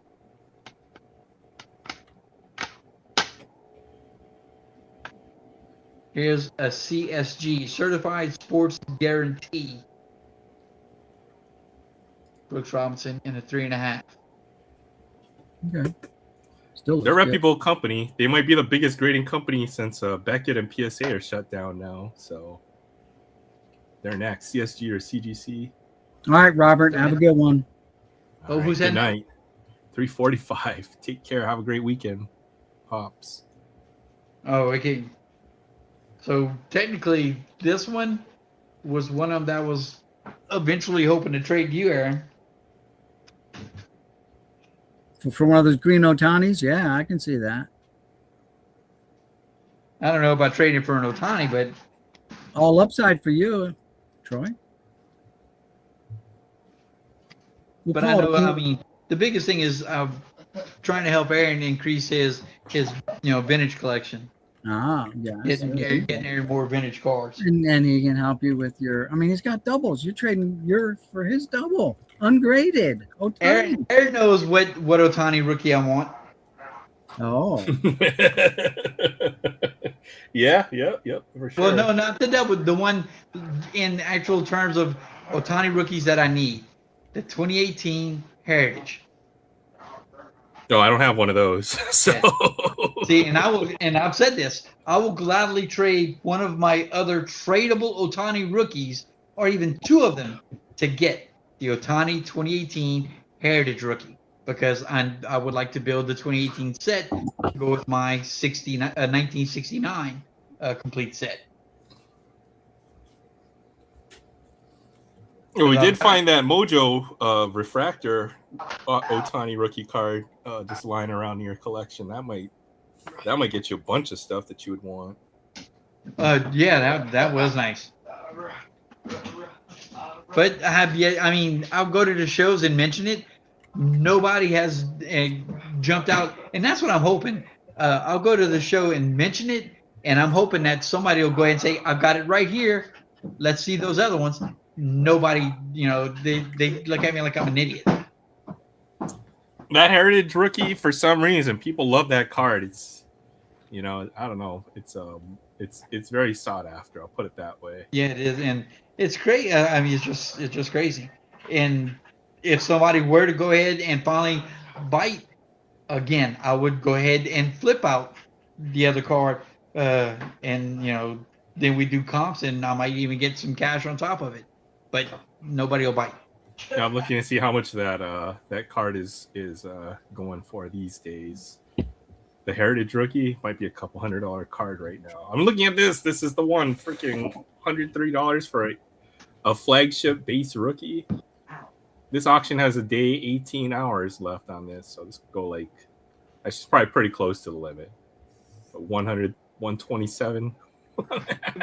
When I mentioned the cards that I have to the guys at work, every one of them, the first thing out of them up, oh, that's sold. I'll sell that sucker right now.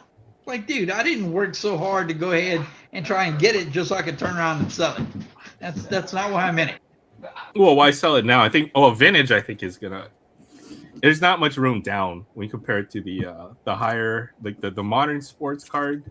Like all that stuff is gonna go down eventually. Oh. That Kuyon down on the floor playing with his dog. He's the one that gets all this. All right, let's see what that. Let's see what that Heritage card goes for. So he gets all this headache. That's a second year. Well, that completed. Okay, you know what? I found two of these. This is a second year Otani card. Am I frozen or am I still for everybody on the screen? You're moving. Let me check. You're good. Oh, I just have you on there. I'm sorry. Yeah, you're looking up stuff and I can't see what you're looking at. Yeah. There you go. Okay. I found two of these. It's a second year card. Yeah, and I think I've got that one. That's Yeah, with the hey. 1970 Heritage set, though. Yeah, that could be $100 card right there. I might try to move this card. I mean, it says Rookie of the Year, but it's a second year card. I don't know why that sells for $100, but it does. And there you go, Otani. Yep. But I'd rather have the rookie card than that second year card. That's for sure. For a little bit more. Oh no, there's an Archives rookie, and then the Heritage rookie card. No, I need the Heritage, not the Archives. Yeah, this is the Heritage one. Heritage high number card 600.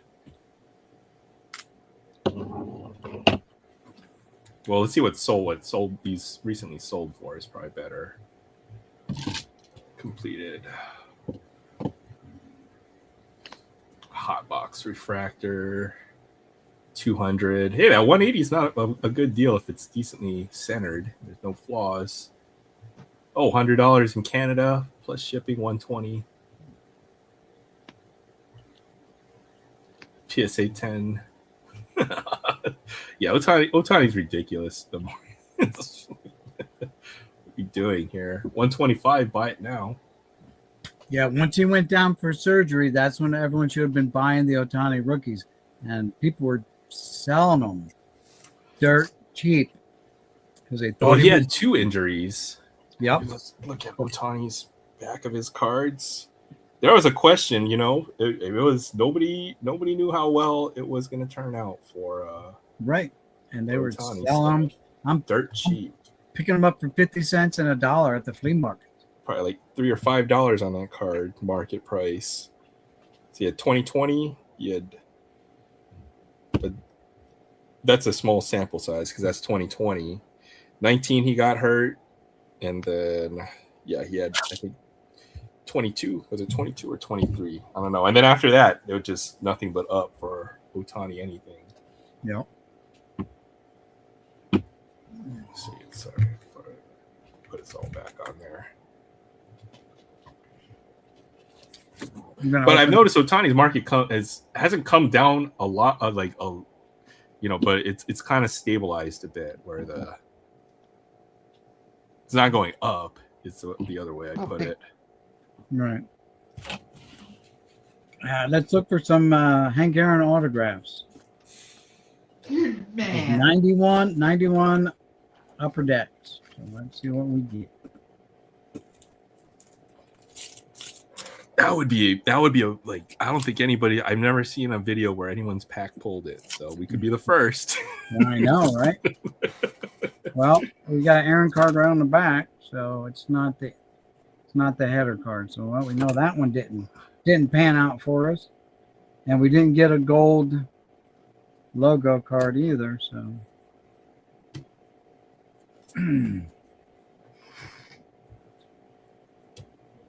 Some of these cards had errors on the back. I got them in my error binders. I got to show that in time too. Hey, we got Dwight Evans.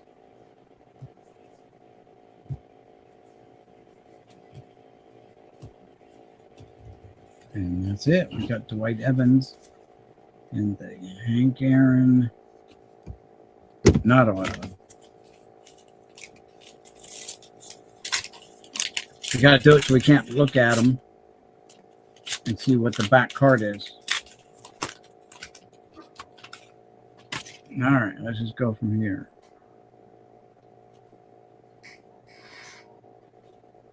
Dale Murphy, Murph, McGriff, two Doyers, back to back, the Reds. Two Orioles back to back. What the hell's going on? There's the randomizer. Collation issues. Duplicate. Yeah. We got a Bagwell though. Okay, we got Bagwell. There you go. Rookie card. It's a nice pull.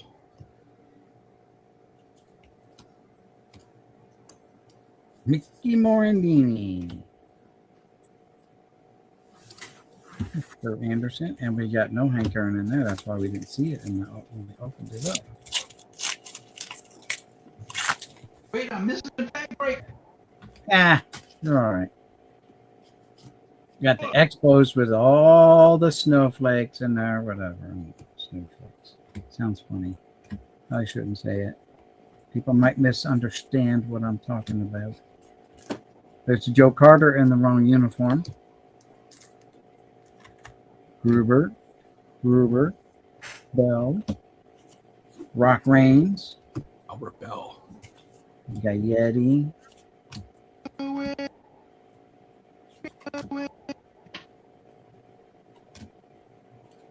And not the auto. All right, last one for the autograph. And then if you want, I can open up those magic motions there too.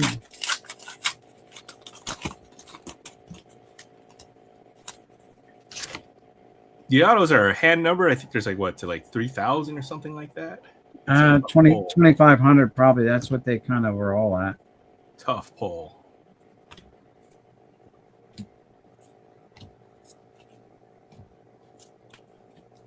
Yeah, but people did it. I know somebody who's got the Reggie Jackson auto. I've seen guys at shows that have all of them in their case. Really? That's every one of them.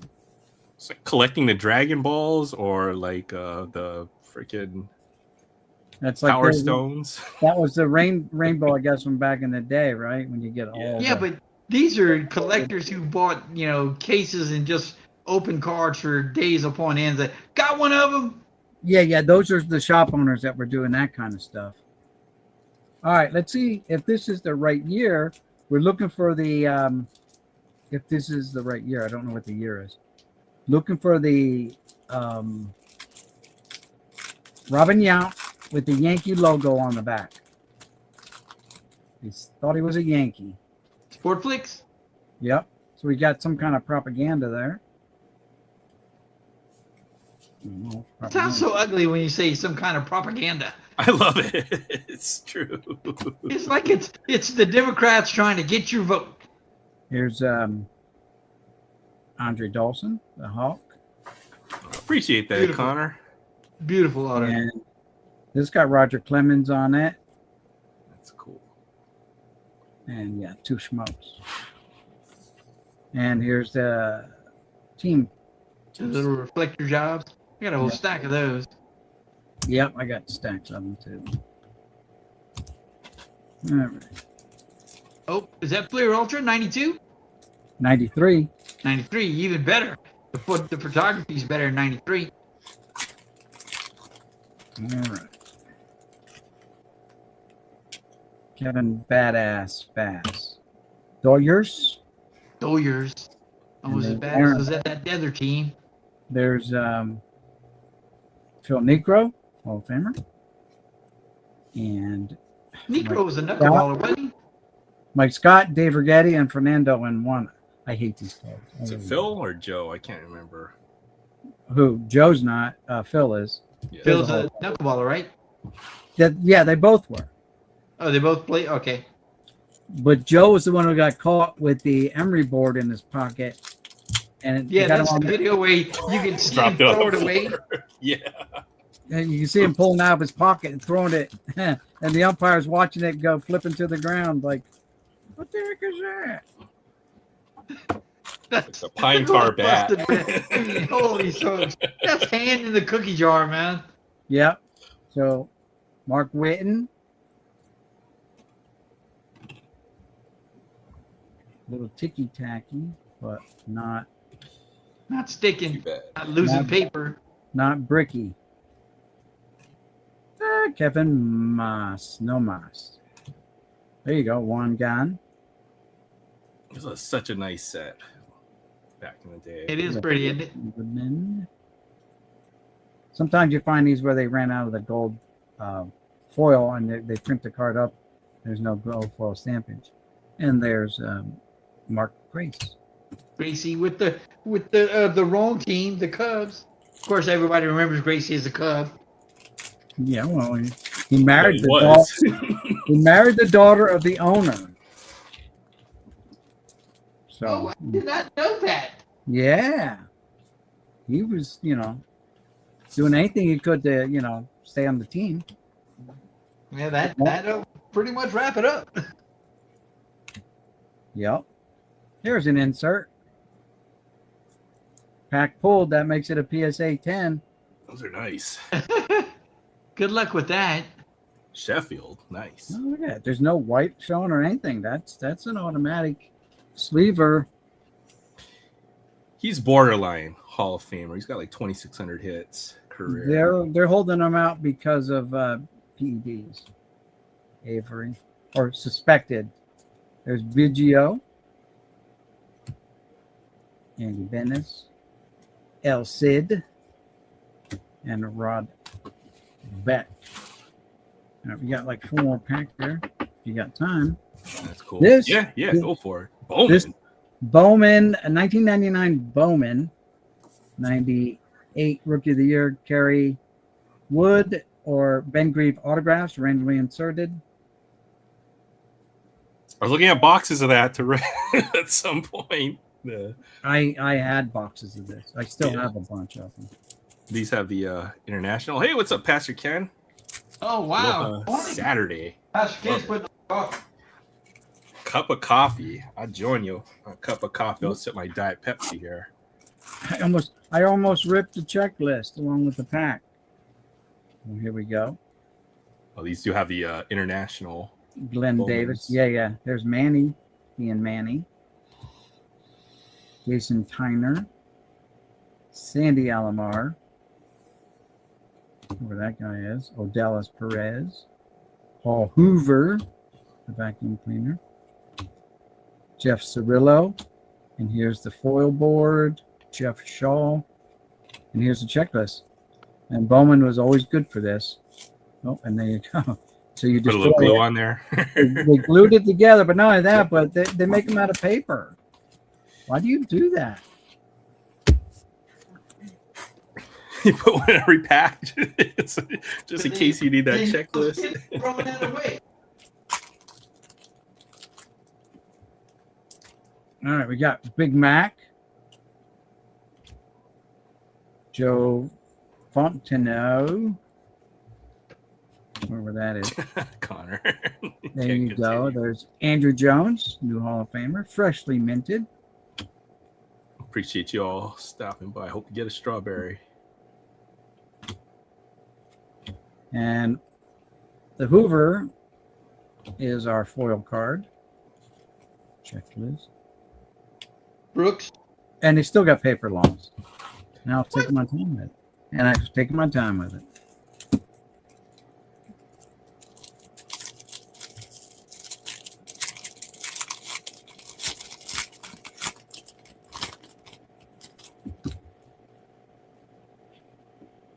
Eric Valiant. I've got autographs of that pose anyway. I got a bunch of them in the collection of that guy. Corey Lee, Mike Frank. Okay. My nemesis, Pedro. Ramon. So how did Pedro Martinez come to be your nemesis? So when he played minor league ball for the Dodgers, Oh, like a red foil on the Omen logo? well, it was just he's in a Rangers uniform, so it's not on it. But we played for the Dodgers in the minor leagues, AAA. We lived in Vegas. Me and my boys would go up like every night there was a home game. We would go up and watch the team play and more paper loss. Like literally, you can't Get these apart. get them apart without wrecking them. You got to stick it in water, I guess. And after the games, like I would see the schedule and see who's going to be in town, and I'd grab all their minor league cards of the guys that were going to be for both teams, the home team and the opposing team. And I've gotten Pedro's, I've gotten Jim Tome's, I've gotten a bunch of them, right?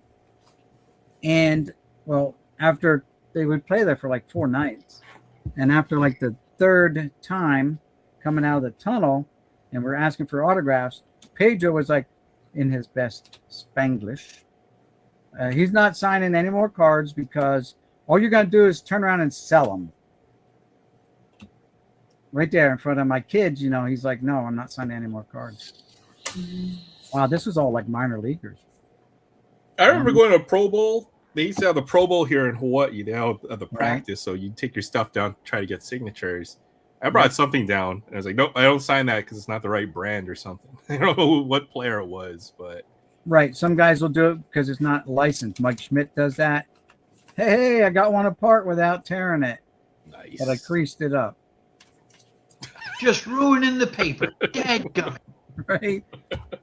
Can't So wait. that's how he became my nemesis. How I don't like the guy, and that he was a Red Sox too, and you That's can't, fair. Yeah. you can't, the only Red Sox you can like is like Yaz or Ted Williams.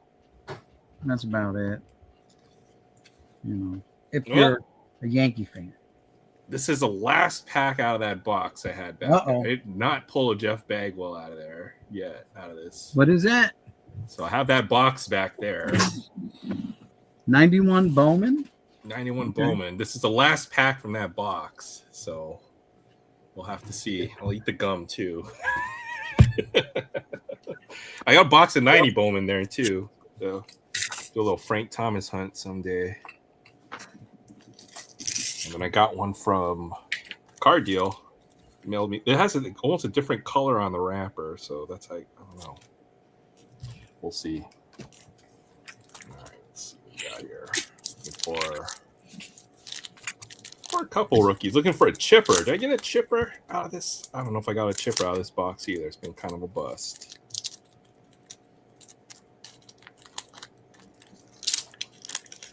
Got that tasty red 40 on this bubble gum. Oh, you can read the ingredients on the gum. Sugar, Jim Abbott. sugar, more sugar. Got the bubble gum treatment. That's a bit of a shame. High fructose corn syrup. Let's see what we got in here. Saw a good one in already. Andy Ashby. Kirk Gibson. Gibby. Royals. We're going later to manage the Diamondback. Duncan. There's your boy right there. Darryl Strawberry. Looking so young. Yeah, one nostril's bigger than the other. No, not right. Not right. Jim Abbott. There's a Jim Abbott. That one's got the gum stain on the back. Look, a good pack right here. Look at that. Cecil Fielder. Cecil Fielder. Milt Thompson. A good one. Dressendorfer. Jack Morris. Shunk. Jeff Robinson. Jose Uribe. Corey Snyder. Brian Barnes. Not a bad pack. A nice Cecil Fielder out there. Darryl Strawberry.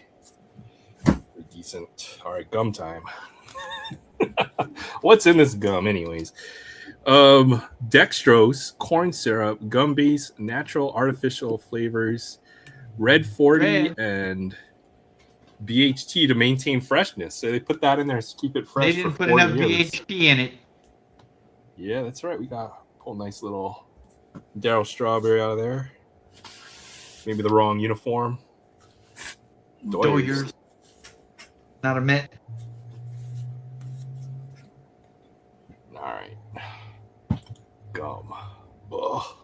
Yeah, send me if you want that. I'll send it to plain white envelope, Pastor Ken.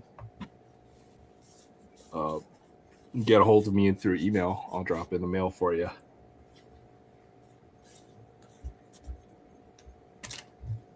BHT. I don't even know what that price stands for. It's like butane hydro toluidite or something like that. So, all right, here we go. Gum.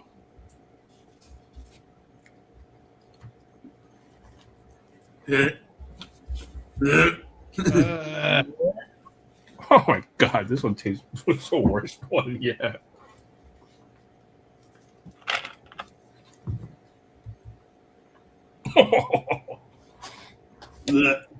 You know what's funny is it's still sweet. You can taste the sugar in there,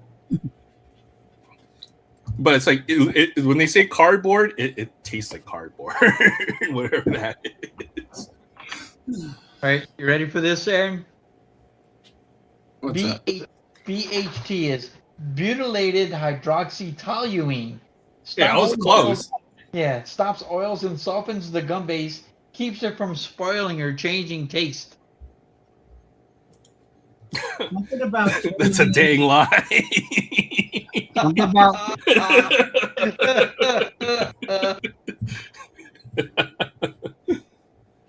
It was delicious. Yeah. You know what? You still taste the sugar. Sugar didn't change over 30 years.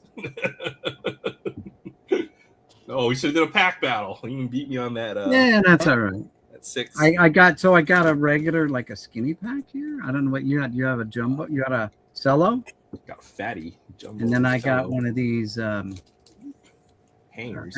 half a jumbo, whatever they are, like a hanger pack, 40 cards.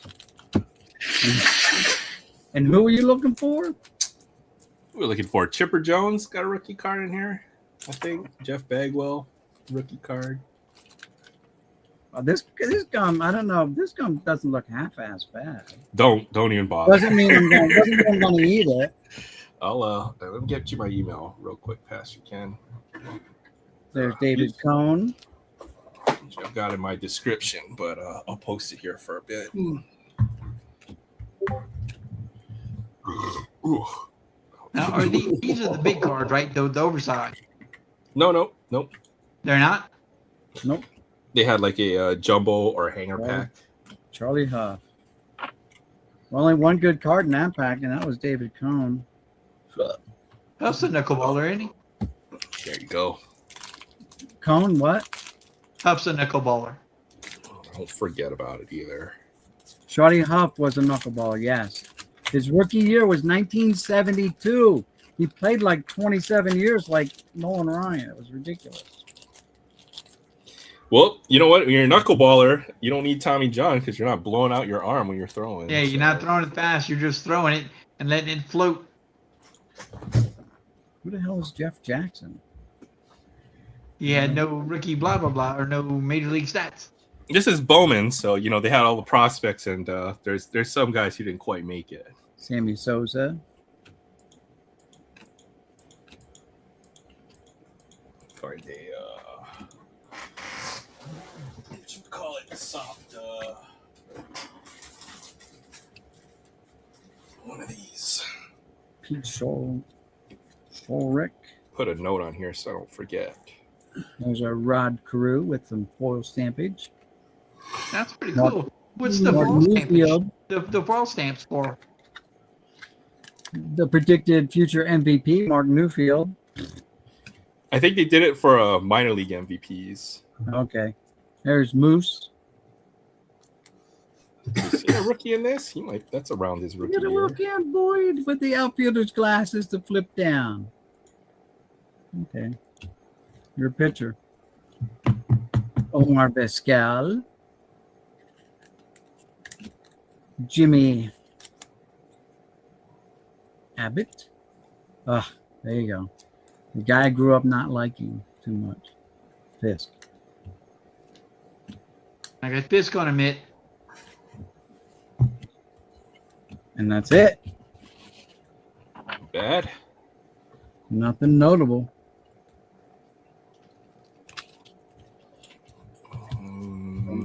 Trash.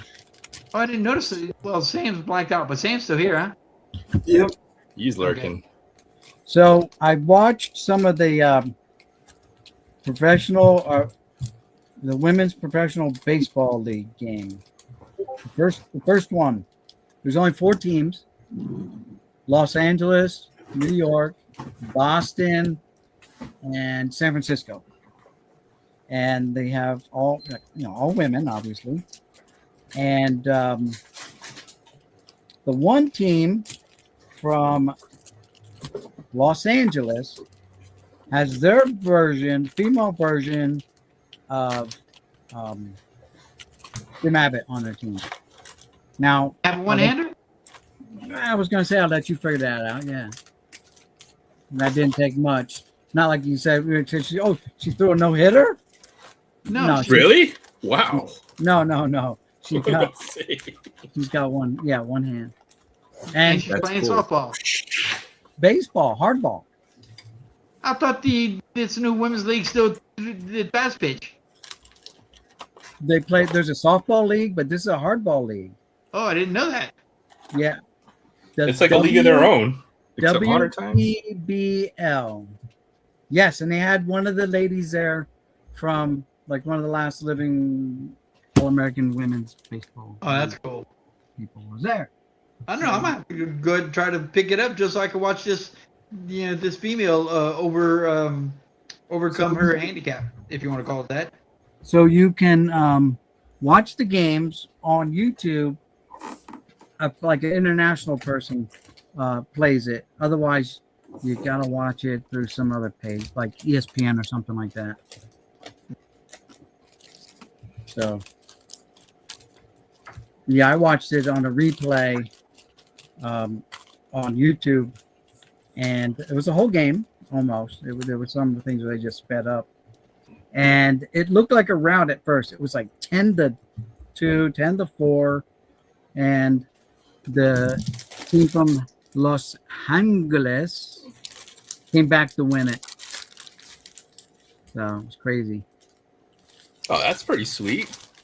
They had 50% of the women in the league are foreigners. Korean, Really? Japanese. Yep, Korean, Japanese, from Europe somewhere, Australia. 50% of them are foreign players. The Los Angeles team had a 35-year-old rookie pitcher pitching for them, and she got lit up.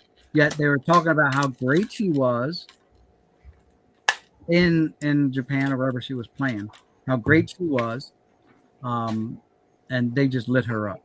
Dang. Yes. They had a draft, all that good stuff. They had a number 1 draft pick last year. They had their draft, and crazy. But 4 teams. So slow start. But they play at, I forgot where the stadium's at. It's in Illinois, I think. Robin Roberts Stadium. So it's like a minor league stadium. But they had a girl hit a home run, first home run in league history over the center field wall. First they had a lot of first stolen base, first hits, first RBIs, first home runs, because it was the first games. So, yeah. So it was interesting to watch. Yes, but this one chick was 35, and she came from like Japan or something like that, and the announcers just raved the hell out of her prior to the game starting, And even during the start of the game, and all of a sudden she's getting just tagged. First person up gets a hit. Okay. Second person up gets a hit. Third person up gets a hit. Or there's a walk in there. There's a walk in there. There's, then there's a hit. And they lit her up for like 6 runs before they pulled her out. And it's only 7-inning game. Wow. But the team from Los Angeles brought in a pitcher, like a closer, and her last name was Neidlinger. Now, there was a Neidlinger that pitched for the Dodgers back in the 80s, maybe 80s into the 90s. And like, gee, she's really big. She was built like a male pitcher. And I looked her name, I Googled her, looked her up, did the old wiki, but she's not the daughter of the Dodgers pitcher. So. I feel like it's got to be a relative with that kind of name. You would think, but it there didn't only be even like list, 20 of them out there. It didn't even list like relatives. Like it should have noted something like, oh, she's the daughter of or the niece of. Nothing. There was just no history about her there. I'm like, okay, so I guess she's not related. I don't know how many Neidlingers are out there. Yeah, there you go, Springfield. Yep. Aren't they all technically rookies? They'd be professional rookies, but obviously if they played amateur ball or yes, they'd certainly have some experience, especially international amateur. The whole thing, she was 35 years old. I mean, they put a lot of stock in her to draft a 35-year-old woman to come in and pitch. Not even I know it's got to be big in Japan. Maybe they do more than softball. They'll play women's baseball, right? I thought I saw Ichiro play in a high school game. He was actually trying to strike out the girls when they're playing baseball. Mm-hmm. So, they've got some talent over there that they'll play professional or some kind of right, and amateur baseball. And that's what they were saying. And I'm like, okay. And some of the girls were really good. In this picture, maybe she had a bad day, but they just tagged the crap out of her for like 5 innings. They were just lit her up. You know what? I'll have to find that video. I think either Ichiro was pitching and some girl got a single, and that's got to be like the best moment in your life to hit a single off a Hall of Famer, something to that effect. It was pretty inspiring. I think he has one of the top fastest first pitches in the major leagues. When you he's got a Gold Glove. When you do the ceremonial, first pitch, when Ichiro did, when he threw like 85 miles an hour or something crazy like that.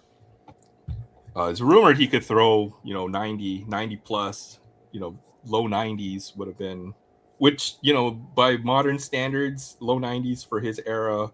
Plus, if he trained to be a pitcher, he would have had some juice in that fastball for sure. Ichiro is a one-of-a-kind player. The accuracy he had, you can look at his highlights reels, when he's gunning someone down from right field to third base. He threw some lasers, absolute lasers. Let's see if I can find that. Let's see if I can Google. All right, let's put that these. video I watched.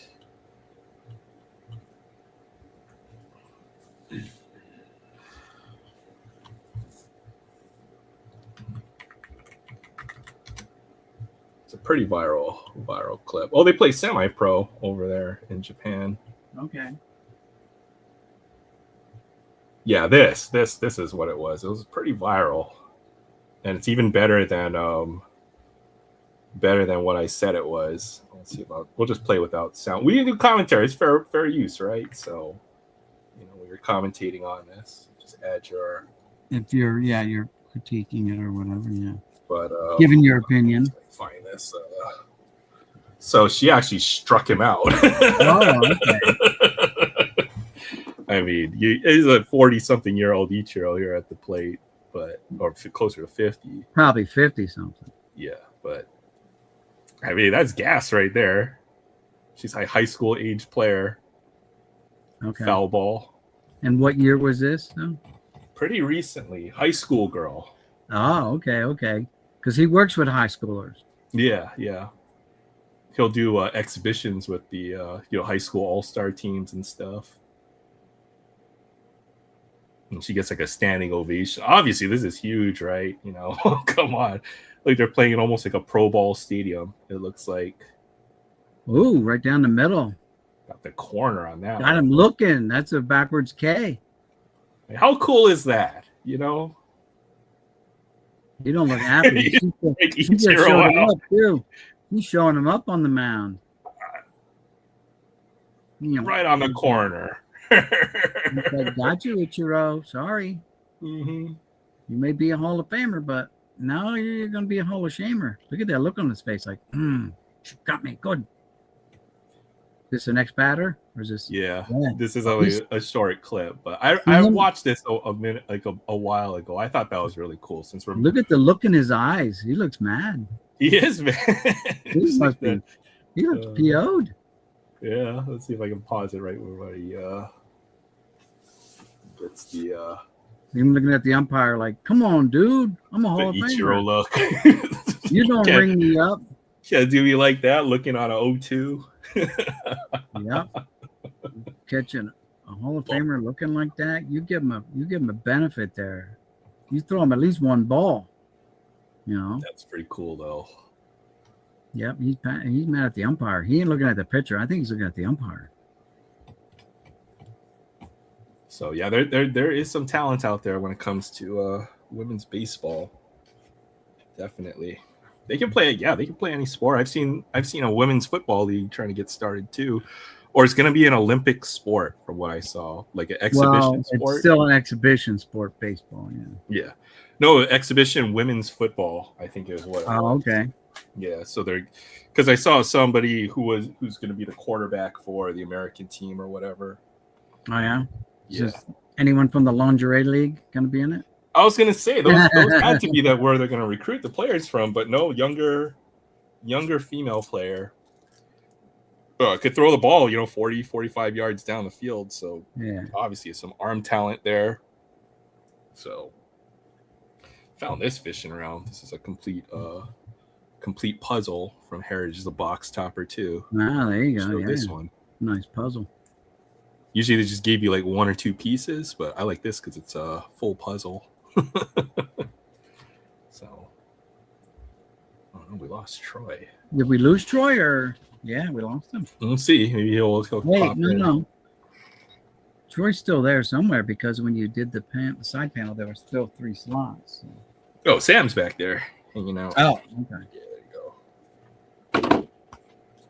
I'm gonna go look that women's professional baseball league up though. WPBL. I mean, women's sports are big, right? They've got PWHL for hockey now. That's taking off. WNBA, obviously, just for Caitlin Clark, and then even some of the other big names coming in. Juju Watson. There's another female player playing in college. Huge, breaking a lot of records right now. So women's basketball's up and coming.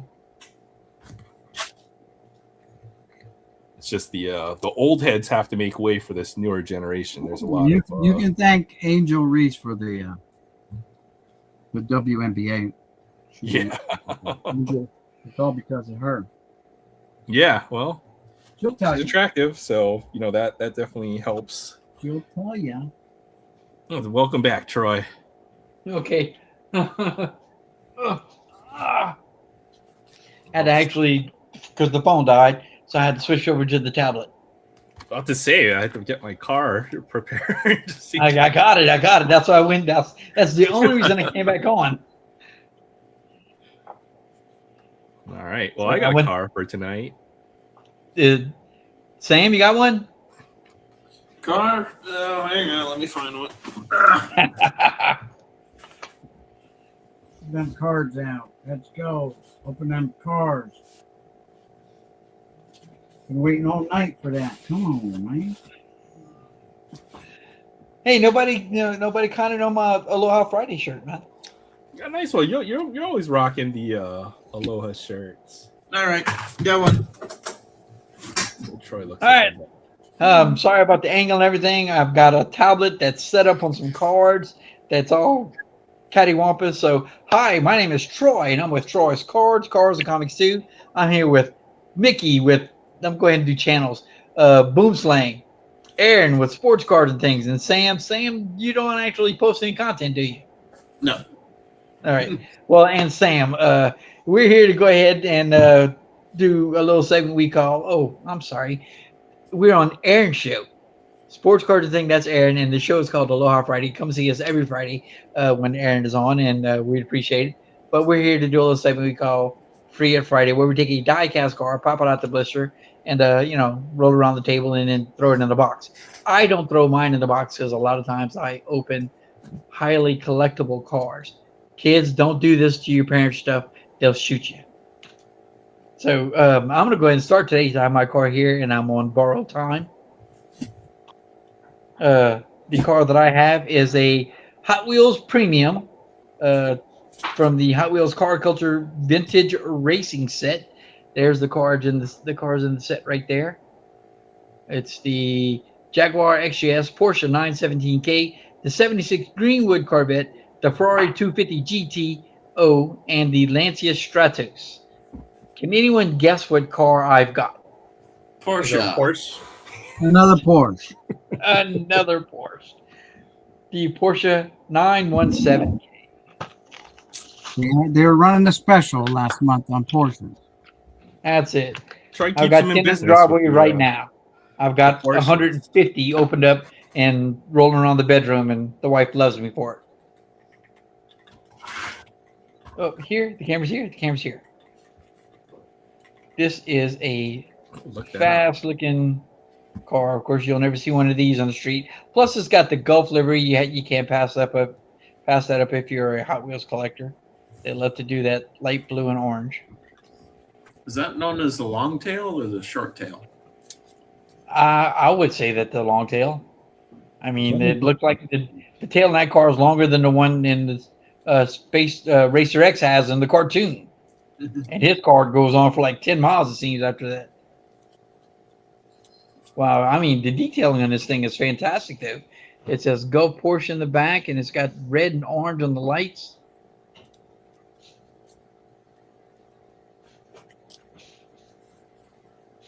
It looks very flat. Yes, it is very flat. They did, however, look, the way they detailed the front of the car is a flat bottom, which I'm sure the actual racing car is, but they have the complete rear engine set up with Suspension. Nice. suspension and everything, in the back. So that looks really nice.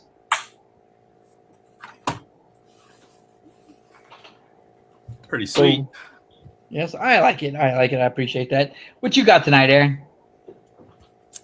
All right. Well, I've got me a Matchbox. And I got me a Camaro. 69 Camaro SS. Figure we'd do a little bit, dip a little bit into the Matchboxes, see what they got going on. It's a little harder to open. Is that recent? I wonder if that's recent. Yeah, I probably found this on the pegs recently. Let's see what year. Love you, brother.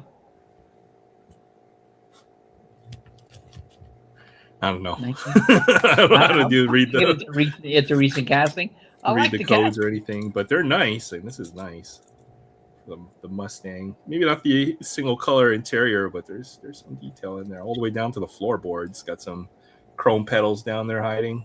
It's a pretty nice, cool looking car.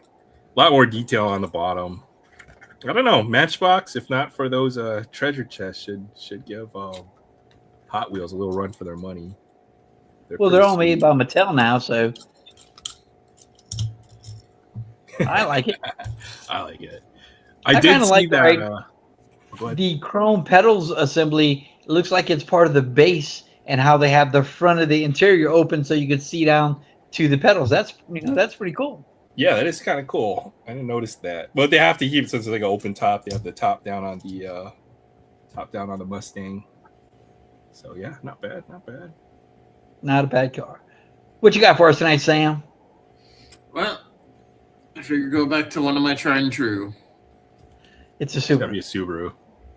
Yeah, you would think That's an that. Audi. It's an You Audi wagon. can't do that to us. Yeah, that would be like saying I'm gonna open what I always open and break out a Corvette. That's a wagon. Yeah, it's a wagon. That's true. RS2 Avant. They're nice. 94. It's like the ultimate soccer mom car right there. That is a very solid gray. Have you ever seen a car on the road with that gray on it? Yeah. I think so. Battleship gray. Battleship gray, yeah. Gunmetal gray. Yeah, gunmetal gray, battleship gray. It's some type of OD green base gray. And that's flat on the bottom. A little bit. Got a little exhaust over here. A little bit of suspension stuff, but it is plastic. I like it. We'll have a nice competitive battle. I think Mickey's going to get to pick who's the winner in this one. All right. So, alrighty, let's go. Show them all up again. One more time while the judge walks around. He's going to tap the winner. Oh, it's got to be that Camaro. I like the ragtop. Yeah. I see. Oh, Even I'd vote for that. the See the back top. view. Show the top. No, the bonnet and the hood and the trunk. Is that not the pace car striping too? Like, Racing stripes or whatever. well, they had a pace car that they made. Camaro had a pace car too for the Indianapolis and stuff like that. Where Yep. they had yellow striping on it like that. I think. But on the pace cars, they always put that, official Indianapolis 500 pace car on the side and all that. Right. Well, it's not the official car. When I was a kid, I would have given anything to have that 76 Stingray black and gray pace car that they did. Man, that was just an awesome automobile. You got Connor's vote, so it's a tie. Oh, and then Thanks, Connor. Pastor Cannon with the. I appreciate that. I always love Free of Friday. It's fun to do Free of Friday every. Well, every I week. did, like I said, break out the tablet so I can come back. Try to go ahead and finish shorten these out, I suppose. I did see that all-star car that what you call it, that Pastor Ken was talking about. Put that on the screen real quick. That one. Hold on. I gotta figure out my monitor setup a little bit better here. It's messing me up, but here you go. Is that a Mustang? Yeah. Here's the 2026 MLB All-Star Village 250th diecast Mustang. A Jada? It's pretty sweet. But it looks like maybe that's the one that they have in the All-Star game that they showcase. Oh, that is pretty cool. Oh, it even opens. Nice. High end. Oh, it's a little bit of a bigger model. What's the deal going on the bottom? Well, you can probably screw it into the base, I'm guessing. It's got what looked like a little speaker on it or something. Oh, maybe it's got a little sound effect. I don't know. I can't tell. Didn't that look like a speaker? Kind of did. Yeah. Push a button on the base, and it'll And it plays, play ball or something along those lines. The engine. make some engine. That'd be cool. Does it You make know any they did sounds, that. Pastor Ken? It's like you got one. We got one in person. Nice. Giving Oh, out that's at cool. the door. Wow.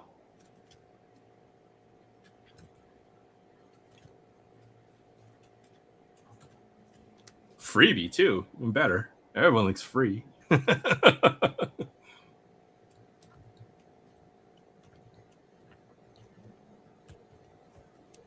That's pretty good.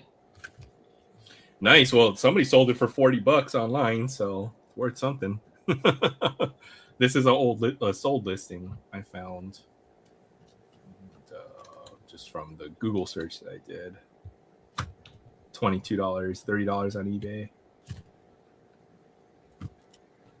So that guy who got 40 got top dollar. Yeah, free givey. Oh, last one, $30. Buy it now.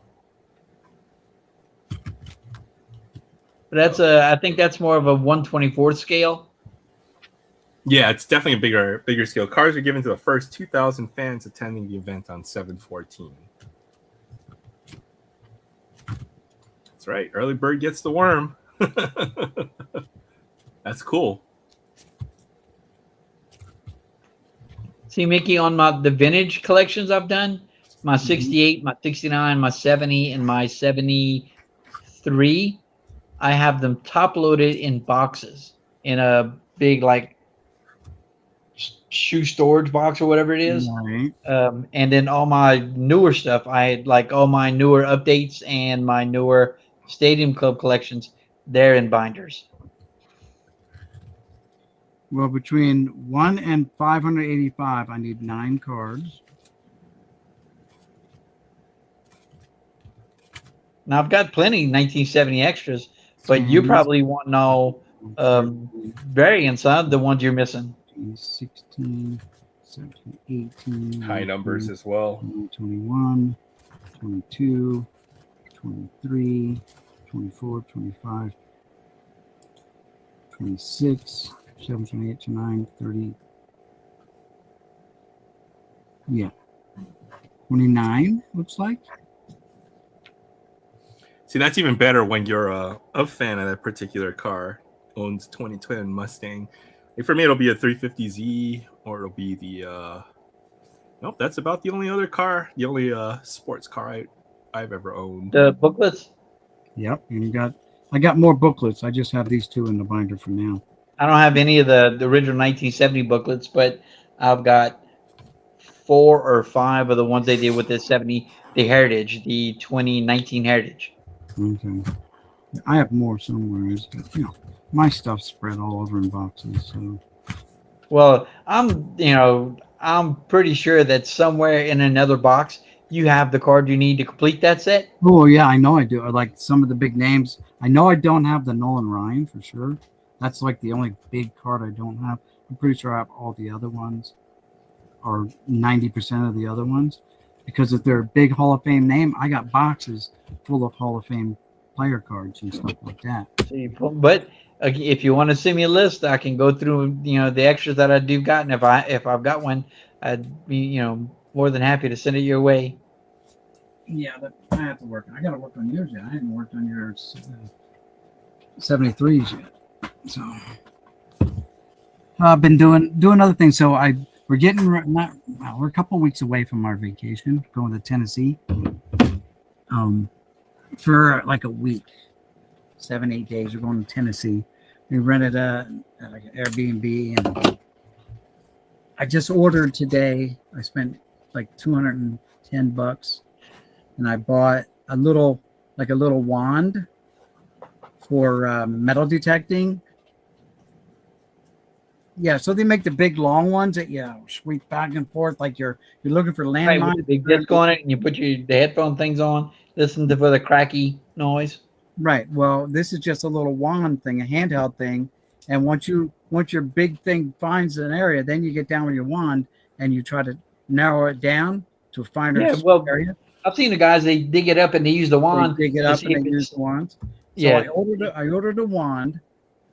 And I ordered a little digger bucket and stuff like that, and a crevice tool to rake stuff out of crevices and stuff like that. We're taking along some goal panning stuff. I'm gonna take my granddaughter out there. We're gonna practice goal panning and stuff just to fill the time in a day, because it's a vacation, but not necessarily a sightseeing thing. We've been to Tennessee last year. We're going again this year, but it's trying to be a more relaxed vacation and not going to all the Ripley's, believe it or not, or going to the hillbilly shootout thing, play, or whatever they going on, like the Hollywood Stunt Car Museum. I mean, you name it, they got it there, right? Between Pigeon Forge and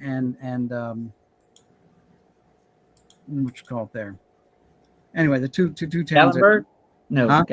Gatlinburg? Gatlinburg. And so this one's going to be more kind of staying. They rented a I don't know, 10-bedroom place. Wow. And it's got game rooms, and it's got a swim spa, and it's got a creek out back with a rope swing into the water. I mean, my wife wants to go inner tubing again. She wants to do that. Go out for dinner a couple times, right? She wants to do, they got a zip line there now. That's a mile-long zip line. She wants to do, up to 55 miles an hour on the zip line. Oh, heck no. No. I'm like, yeah, let's do that. No. My wife's like, you think I can do it? I said, just hold on tight. You know, they're going to hook you up with a harness anyway. You're not going to fall off.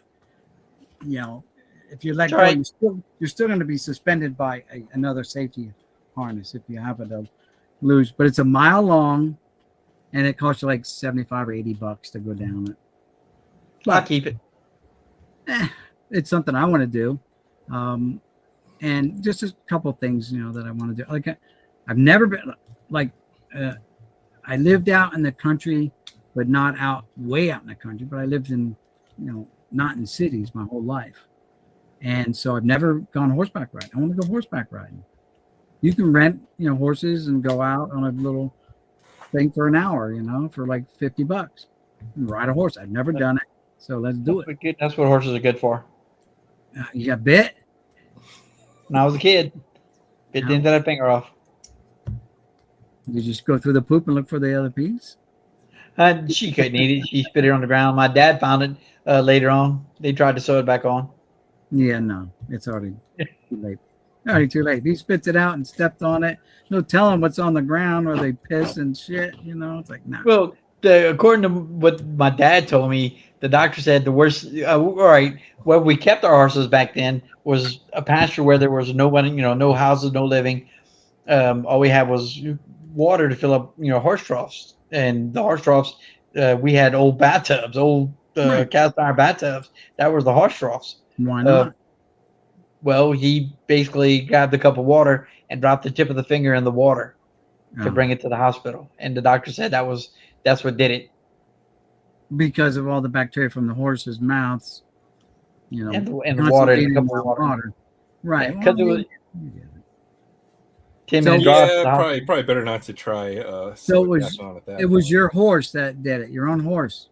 Yeah, and it was. And believe me, even then, when I was a kid, I even told my mom wanted to shoot that horse, and I said no, it was my fault. It's not like it was the first hand of grass that I'd been feeding her all afternoon, and I just got aggravated and clenched my hand. I made a fist, and when she took the hand of grass, she took the tip of the finger with it. Yeah, well, I still want to try it, even if it's for a half an hour. You know what I'm saying? Like, they have half hour, they have 1 hour. So I just How wanna much? do it. How much is it for that? It's like $45 for an hour.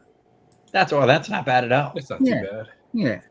You know, or you want to pay 75 or $80 to go down the mile-long zip line at 55 miles an hour, you'll be done in no time. I'd go ahead and give him $80 for 2 hours on the horse, or $90 for 2 hours on the horse. I don't know, but I don't know if I can handle a saddle, you know, riding in a saddle for that long. You can't. You're just sitting on your butt. The horse does all the work.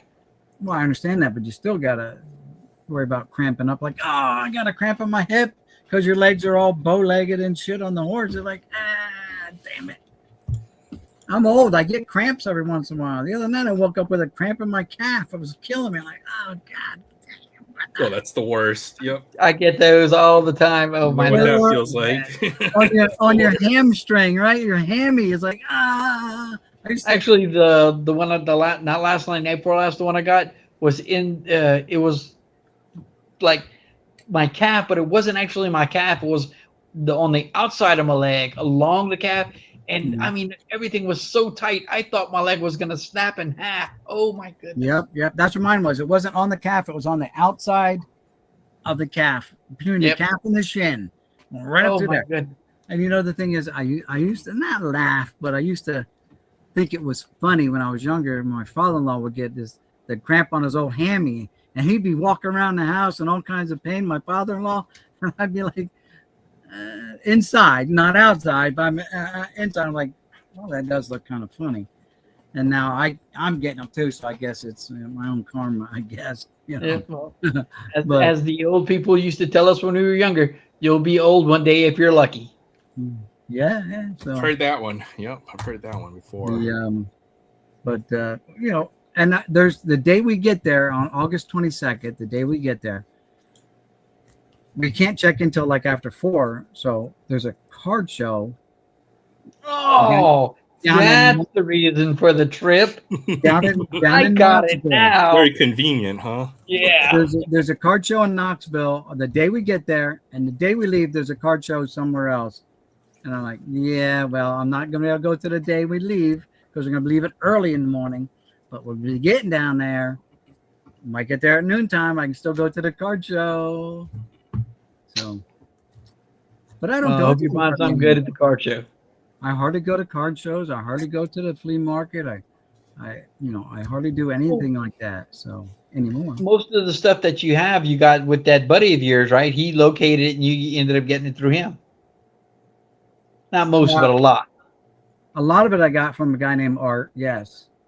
And he told me like last year, at the end of 2024, he was getting out of it. So I bought all his whole collection bought out his eBay store, like $2,400. Well, January, a year later in January, he calls me back asking me if I had any cards from the 2000 on up that I wanted to sell him back. Couldn't he stay out? And he got out, couldn't stay out. Yeah, I'm like, they're in boxes somewhere. Art, I couldn't tell you exactly because I have my sets, but I bought them as a set, from the 2000s and up from 2000 up. I bought them as complete sets, and that's it. They're going in a binder. So I have doubles of some of them, but so speaking about like doubles of some of them, like I bought the regular sets, and then I would buy these. So they would be extra box sets, and they would have mantle cards in from different years, right? So that's cool. There's nice too. There's one there, and that's you. I mean, if anybody, it's going to be the Mick. The Mick's going to have a card for every year. Well, this one goes for like almost $200. What? Yeah, it's a rookie reprint. That's got to be big money. Yeah, but it's the gold. It's the gold. So they have a base one, they have the gold one, and they have a blue one also. But the gold one is what really sells. And I'll show you I still have the boxes here.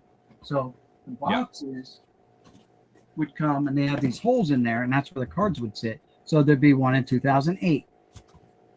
2007, they printed up one. 2007, they printed up this one. It's a relic card, right, of the 60-year design. 53 mantle, right? But it's a relic, right, like a wool. And also, they gave you 2 cards that were never put in the 51 top set. Card number 1 they gave to Mantle and Ted Williams. Teddy Baseball. So in 07 they put out a special Mantle thing. 08 they started this run here. And I was buying up just the gold ones on eBay. So then 09 they had one, right? And 2010 they had one. And I was just buying them up. So there's a year in between that these weren't available to the end of the year, right? And then I'm like, oh, buy another one, right? And I bought those, and I couldn't find any more. And so I ended up buying just the regular sets. I kept those. I wasn't going to open them. And then I bought the regular sets as well. But inside of here is just a tray to hold the regular box that I bought, like from Target or Walmart, or the regular box was just sitting there. That was just the thing that they put on top. That's all. There's nothing extra about these, except for that card that's in the cover. Except for that Mantle card. You paid a little bit extra for it, but no way that I paid $200 for that one set. Oh no, the complete sets might have been what, $40-50? Yeah. Yep. MSRP. Yeah. So I didn't, and I have other ones. I have other ones in my Mantle thing. So I have more of these, but I don't think I have the full run in gold of the Mantle playing year card. Reprint. but they're cool.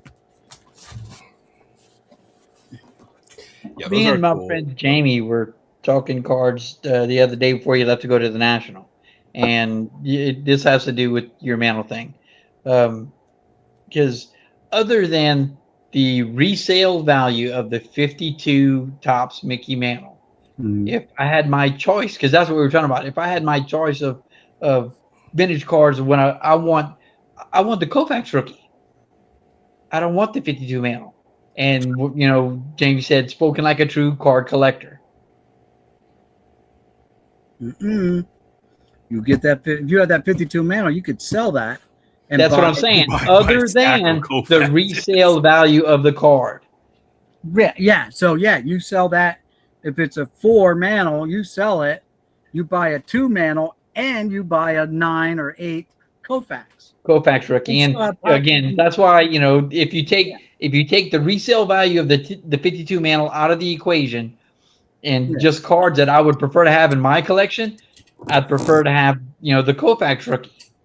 Right. Okay. Yeah. Trust me. I wish I had a shoebox full of the 52, because when you go to the National, when you go to the Philly show, but especially the National, there are mantle cards in every 5th or 10th case. Oh yeah, all those high end, the high end sellers, and they've got them floating all over the place. Yep. But I don't have the house note. I'm sorry, the quarter of my house, not my house note, the quarter of my house to get it.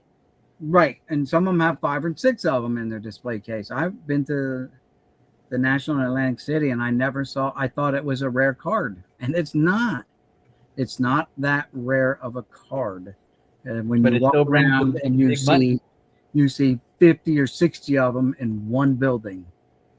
It's rare in top condition, right? There's like what, Right. 2 10s or what, something stupidly low. There's But at it's least not one. that rare. Yeah. There's at least 110. I'd want the 54 Hank Aaron. That would be the 50s card that I want the most, probably. So Yeah. What's yours? Well, you're probably the 52 Mantle guy. yeah, 52. Well, I'd love to have the 52 mantle, but even if I had a good one, I'd sell that. I'd sell it. Well, no. Again, we are taking the resale value of the cards out of it. In the 50s, because that's why I said the Mantle, because you're a Yankees guy. Yes. Yeah, I'm a Yankees guy, and I'm named after him. So, That's I kind of got to live. I got to live with that. I play baseball. what's your favorite Mick? Huh? What's your favorite Mickey card? The Mantle. I don't know. I mean, the 57's nice, but you got to look at the ones from like 60. What's it? 61. That's a cool one there. That's 60. That's 60, right? And the 61, is the upright one. 62, the TV screen card, right? That's 62 with the wood. Okay. I think that's 60. That's 58. And that's 52. And that's a 53. All of which I don't have, except in this reprint. Yeah. Well, I mean, he looks so young in the 52. Right. I'd want the Willie Mays more from that set. It would be the card that I want. The 52 Mays? Yeah. I heard that Adam. Did Adam tell you guys, or did Adam pick up the 48? Oh my goodness, Robinson. Who? Jackie.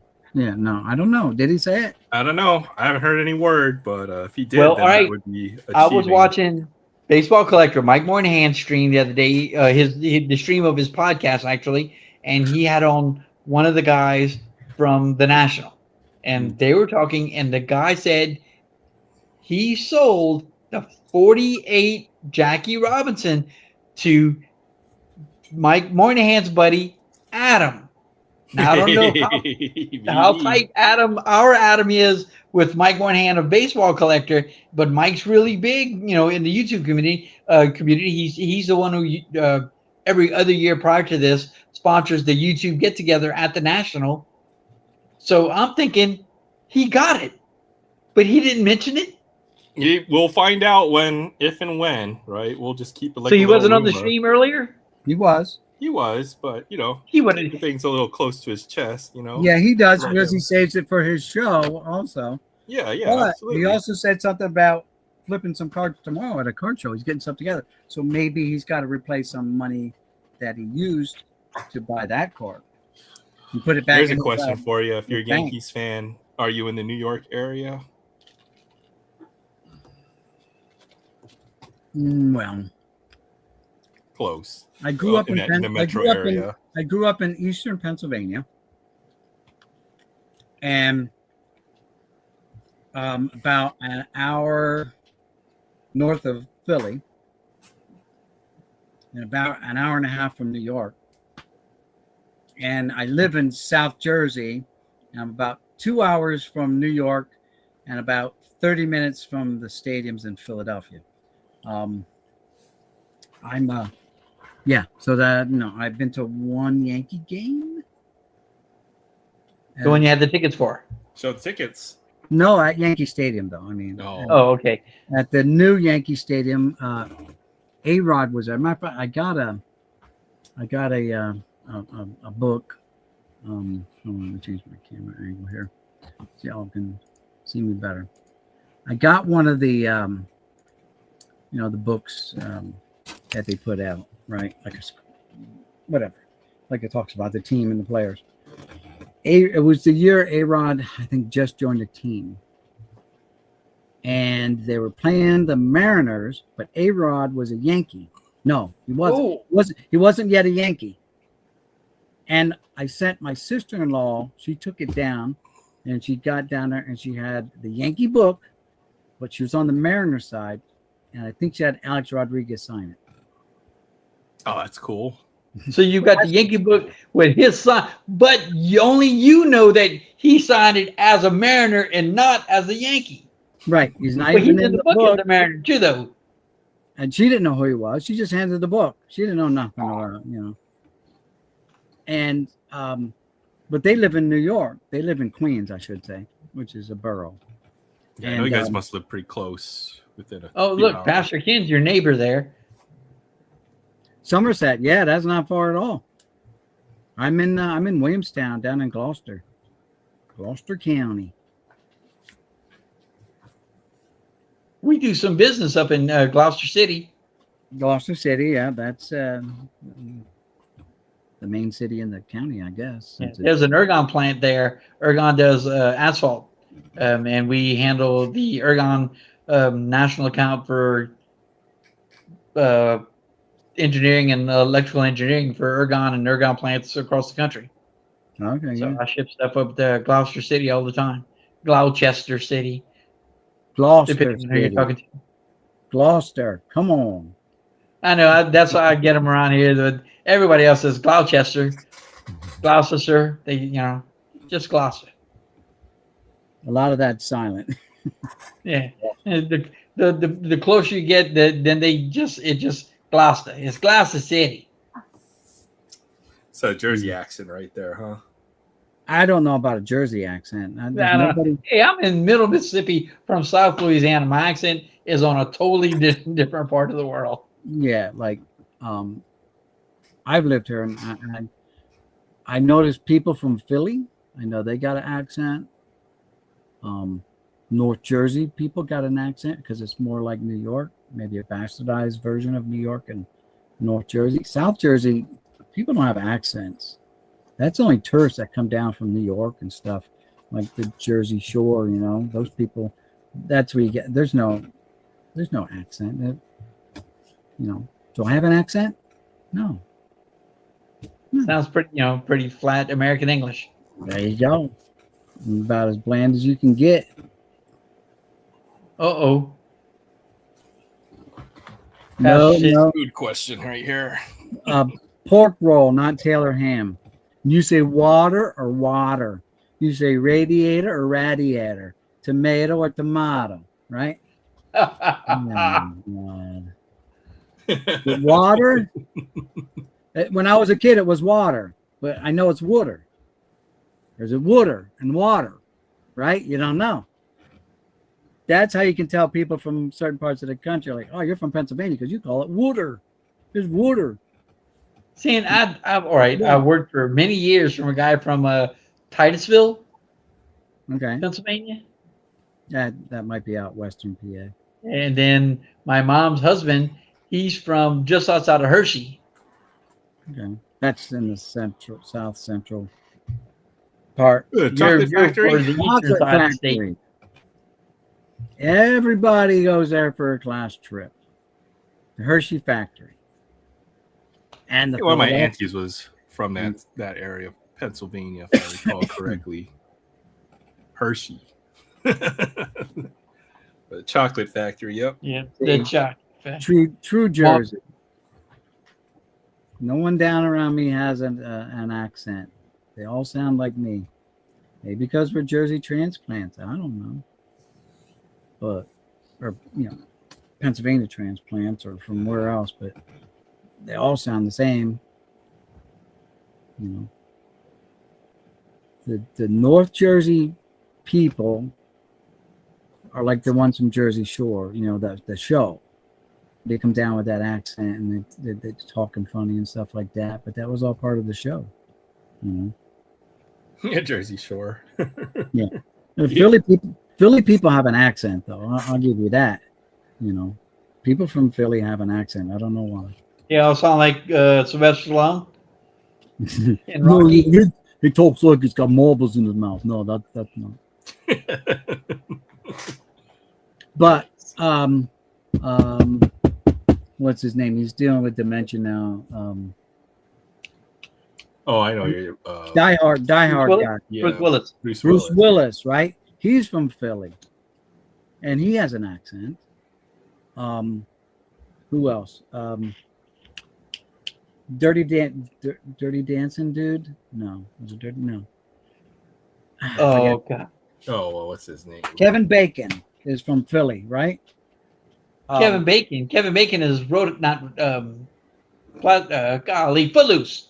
Footloose. Yeah. So he's he's got an accent, and he's from Philly, right? The Philly area. We'll say Philly area because maybe they're from the burbs or something, but still, it's all Philly. I don't know. I just, my grandkids who grew up in New Jersey don't have a Jersey accent. They go to Jersey schools. It's like those regional accents are kind of going away, I think, to a certain degree. Except Even in in Hawaii. In the South, you can't get away from them down there. They all sound like somebody else. I only sound like I'm actually from South Louisiana if I'm talking about food from South Louisiana, talking about home, or talking to someone from South Louisiana. Well, you sound like freaking Gambit from X-Men sometimes. Hey, now, all right, here I am I'm in Middle Mississippi. It's only 200 miles to where my dad lives in South Louisiana. One day I was helping a customer. I was loading up some stuff, and he, come to find out, and you could tell it in his voice. He was from South Louisiana. We got to talking, and the guys that were helping me load the truck, you could see it on their face when they stopped understanding what we were talking about. Now, there's not a whole lot of French that still remains in South Louisiana, every day, speaking and whatnot, but they said they totally lost it. We got going, we started talking faster, and every now and then there's a word that comes out it's just French. It's French in origin, but it's still used in South Louisiana. Right. They were gone. Yeah, like Pastor Ken, I know that Jersey Shore people were all from New York, but North Jersey has so many New York transplants that people just think that North Jersey has an accent as well. I mean, it's just New Yorkers transplanted over. That makes sense. Yeah, that Jersey accent is actually New York accent. Think about it, right? It does. It Yep. sounds like a New York accent in a lot of them. You just drove across the river or the bridge to Jersey. York. Yeah. I used to inner tube down that river, that Delaware River. And hop on inner tubes and go down the river.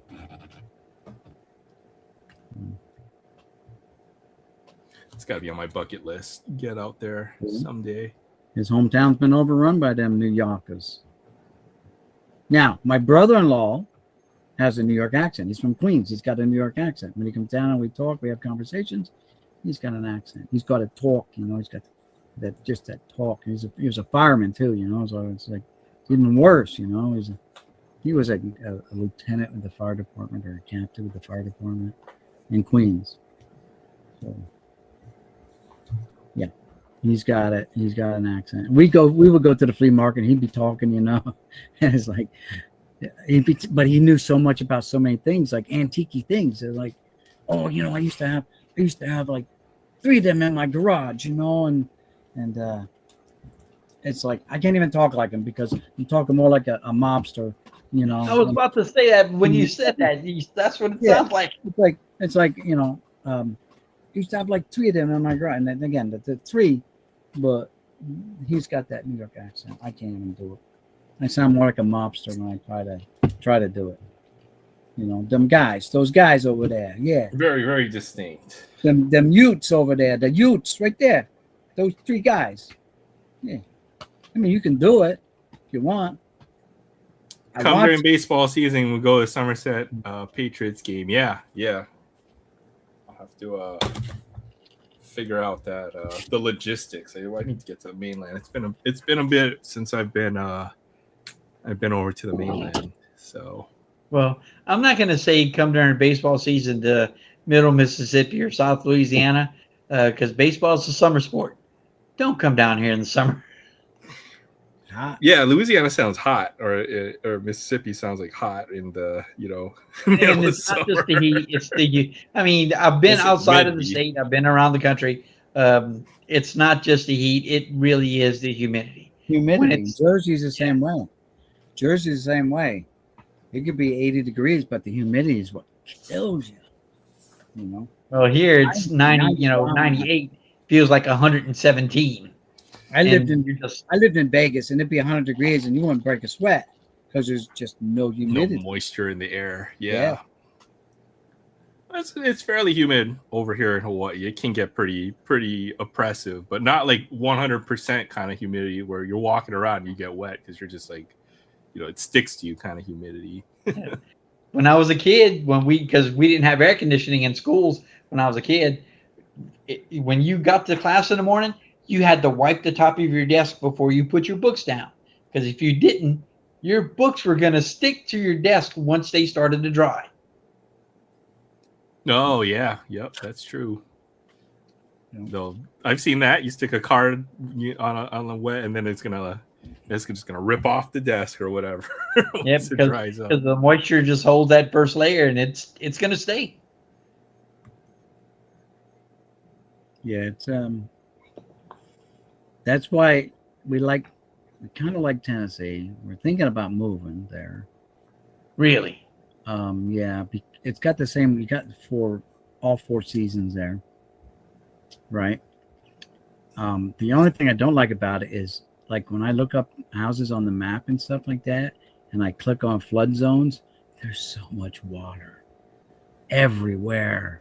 There's water everywhere down there, Probably because you're like in a river basin in a lot of places. Well, they get all the runoff from all the mountains and the hills around them. So if you're not on the mountain, at the top of the mountain, you're at the bottom.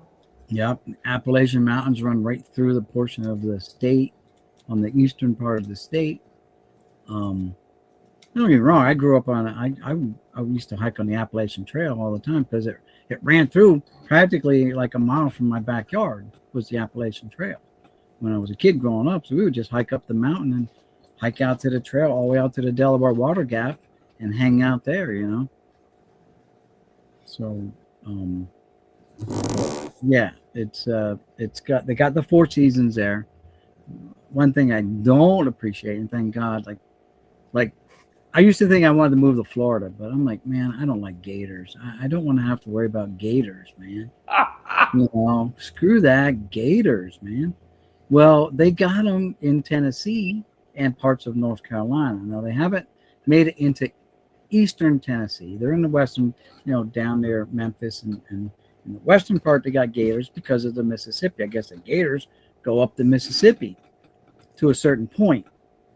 And in North Carolina, they coming in, but they haven't made it into eastern Tennessee yet. Tennessee's pretty nice. Not known. Florida's Not a swamp, or used to be a swamp. And I've been to Hawaii, and it was really nice, but I can't afford to live there.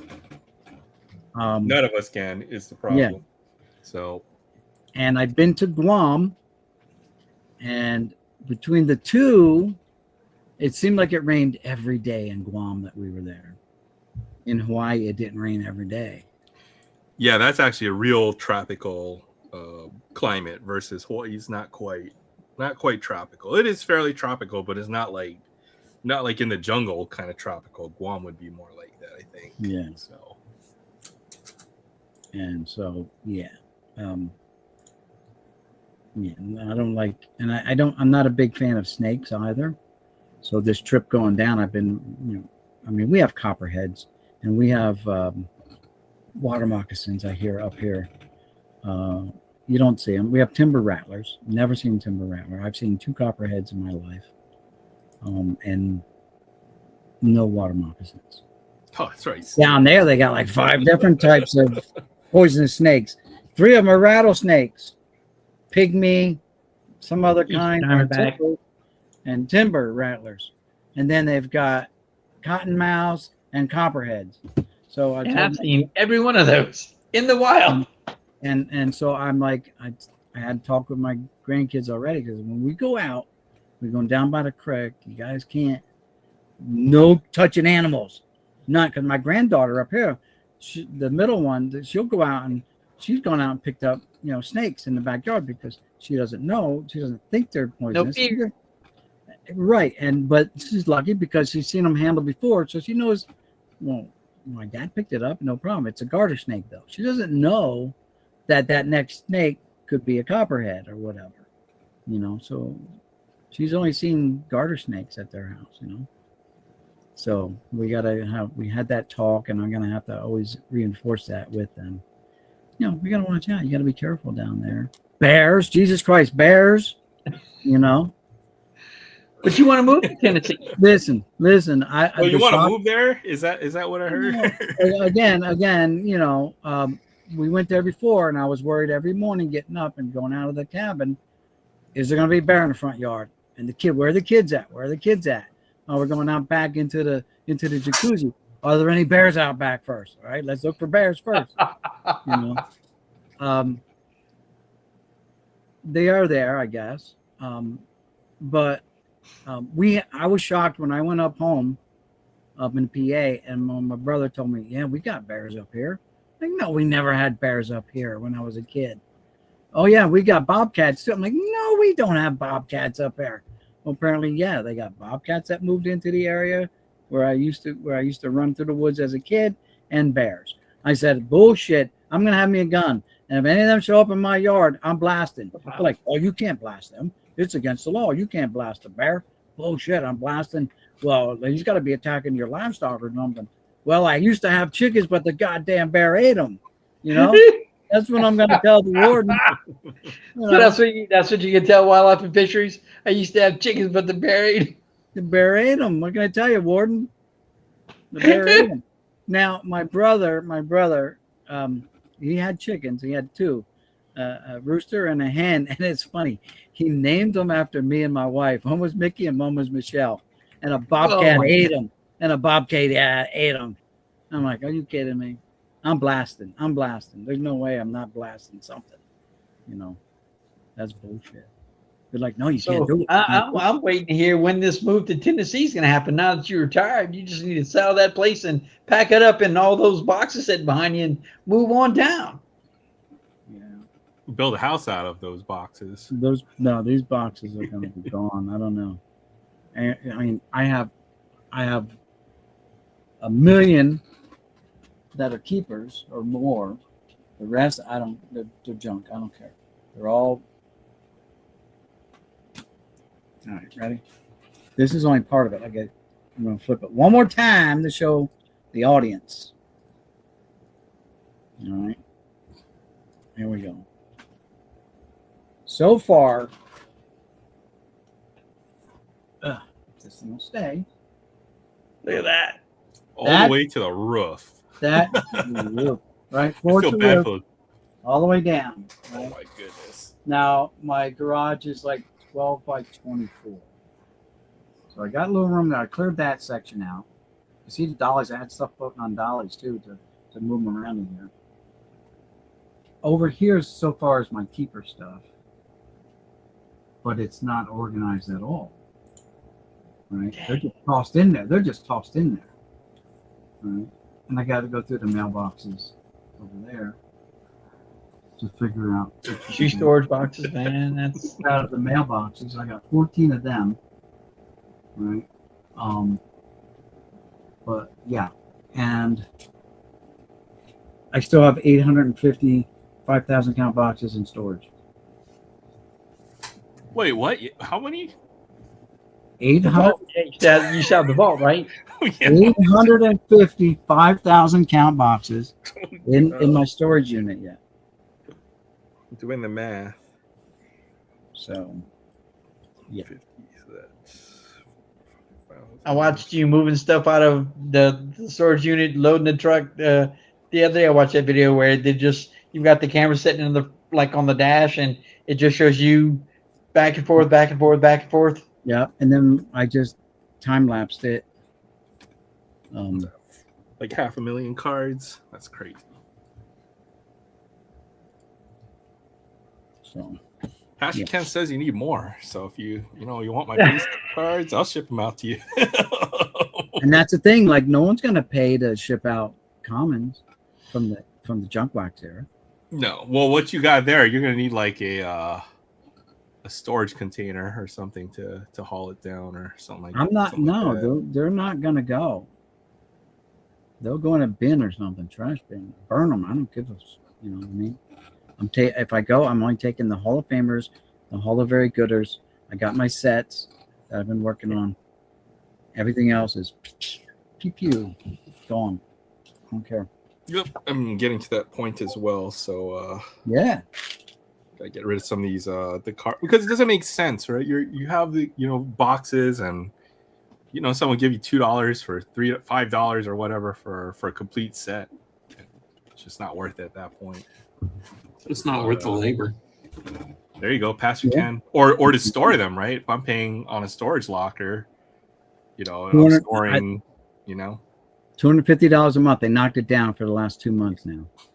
there you go. Well, I was Pastor Ken, over $300 a month for storage. It's like that's a Mickey Mantle card. 6 months of that, I can buy a nice Mickey Mantle card. yeah. I still need to get a trout rookie.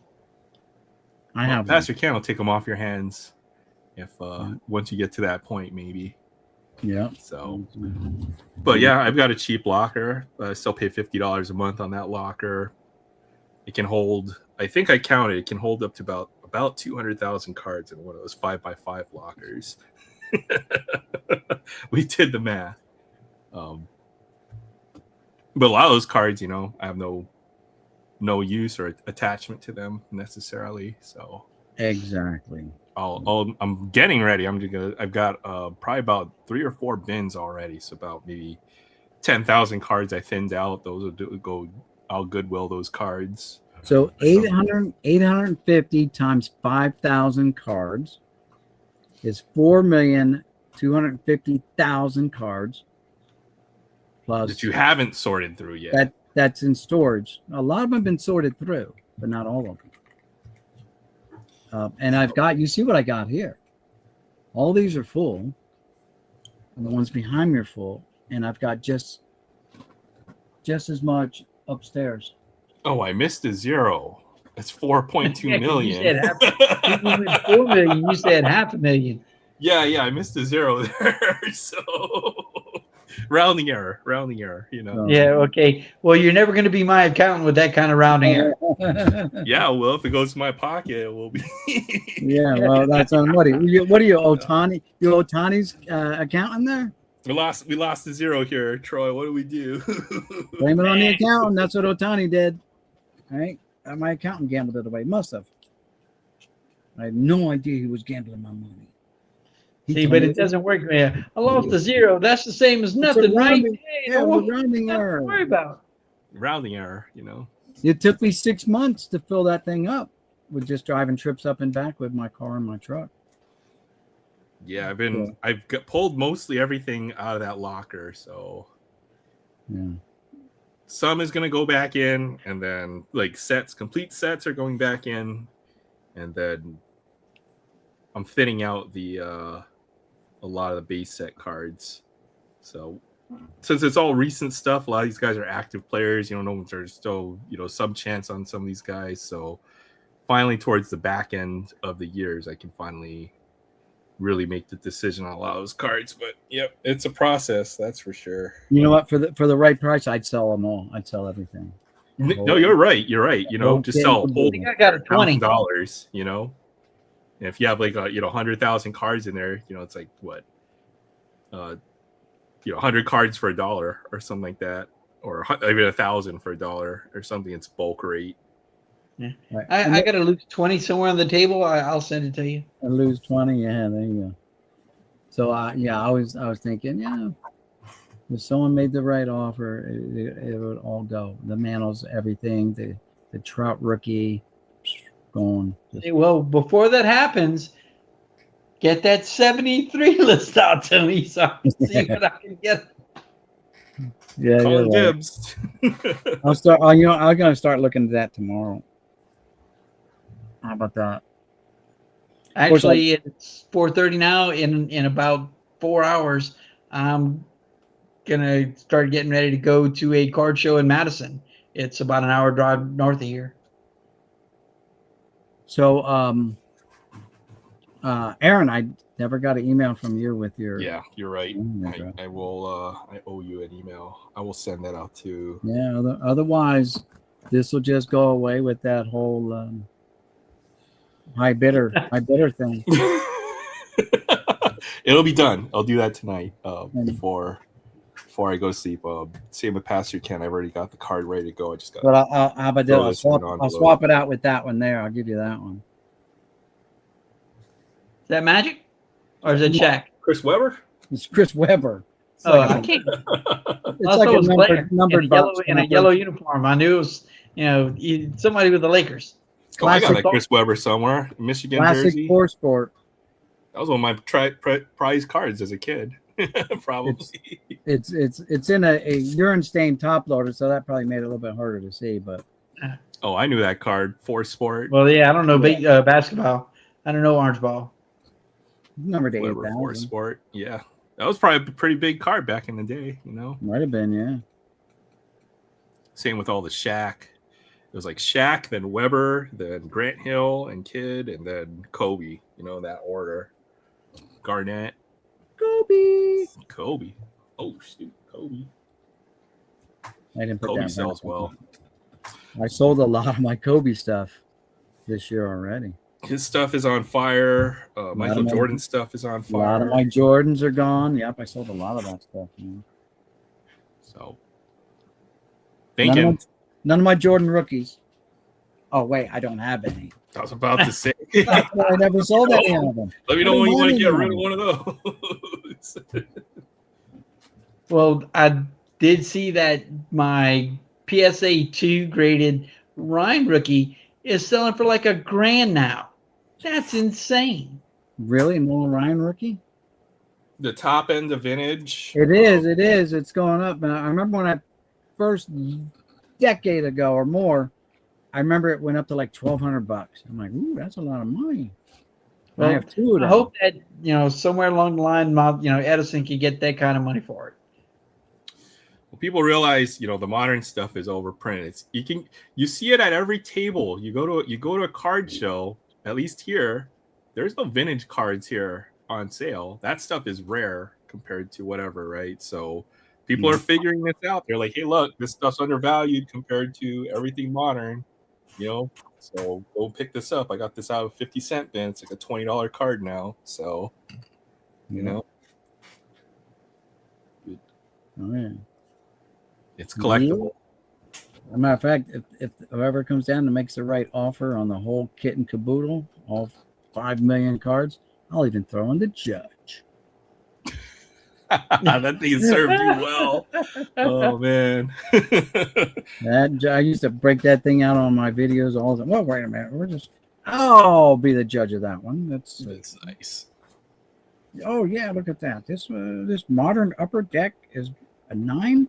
And it's just off by a CH to being centered left to right, top to bottom. Well, we're looking at it's hard because the ink's way over there. It could be. Oh no, it's off top to bottom. I got an 11 on the bottom, maybe, and like like a 6 on top. Surprised they Ooh, don't that's make that. bad. It's so much easier than the That plastic stupid gotta lay plastic down thing top. that you gotta. You don't Yep. hope you don't have shaky hands, and that thing doesn't move on you. Yeah, and how do you interpret it? Yeah. No, that's $20 right there, because you messed up on the. But it's listed under the same name as this, like the judge. And I googled it and I said, the judge? No, that's not the judge. No, that's not what I'm looking for. But I bought one anyway because I couldn't find this one here, and I found this one. I'm like, yeah, that's my judge. Go. All right. Well, I know it's late for you guys. Maybe now's the time, since Troy's got. Yeah, we did Free Friday. We can shut it down anytime you want. Yeah. Let you guys go. But appreciate everyone hanging out. Pastor Ken, I'll get this card out to you. I'll send you an email, Mickey. Okay. And Troy had to wait a year, so you guys might get a little sooner. Mickey, Troy. you'll have sold your entire collection and rebuilt it, and Aaron's like, "Hey, I'm ready to mail you this stuff out." Yeah, I just got to get your I see what you're saying. No, but if I sell it, I'm not rebuilding. I'm done. I'm out. I'm out of the business. Done. just like Art, right? Just like Art said, well, I'm selling it. I'm out. I'm out.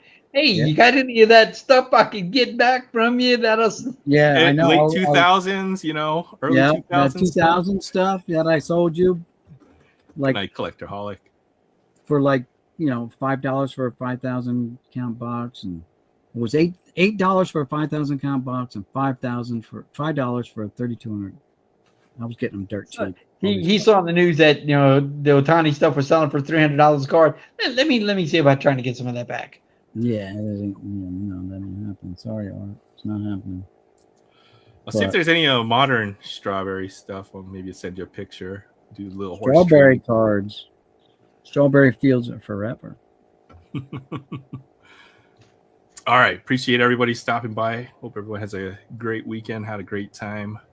As always, we'll do this again next week. So good night, everyone. Have a great weekend and take care.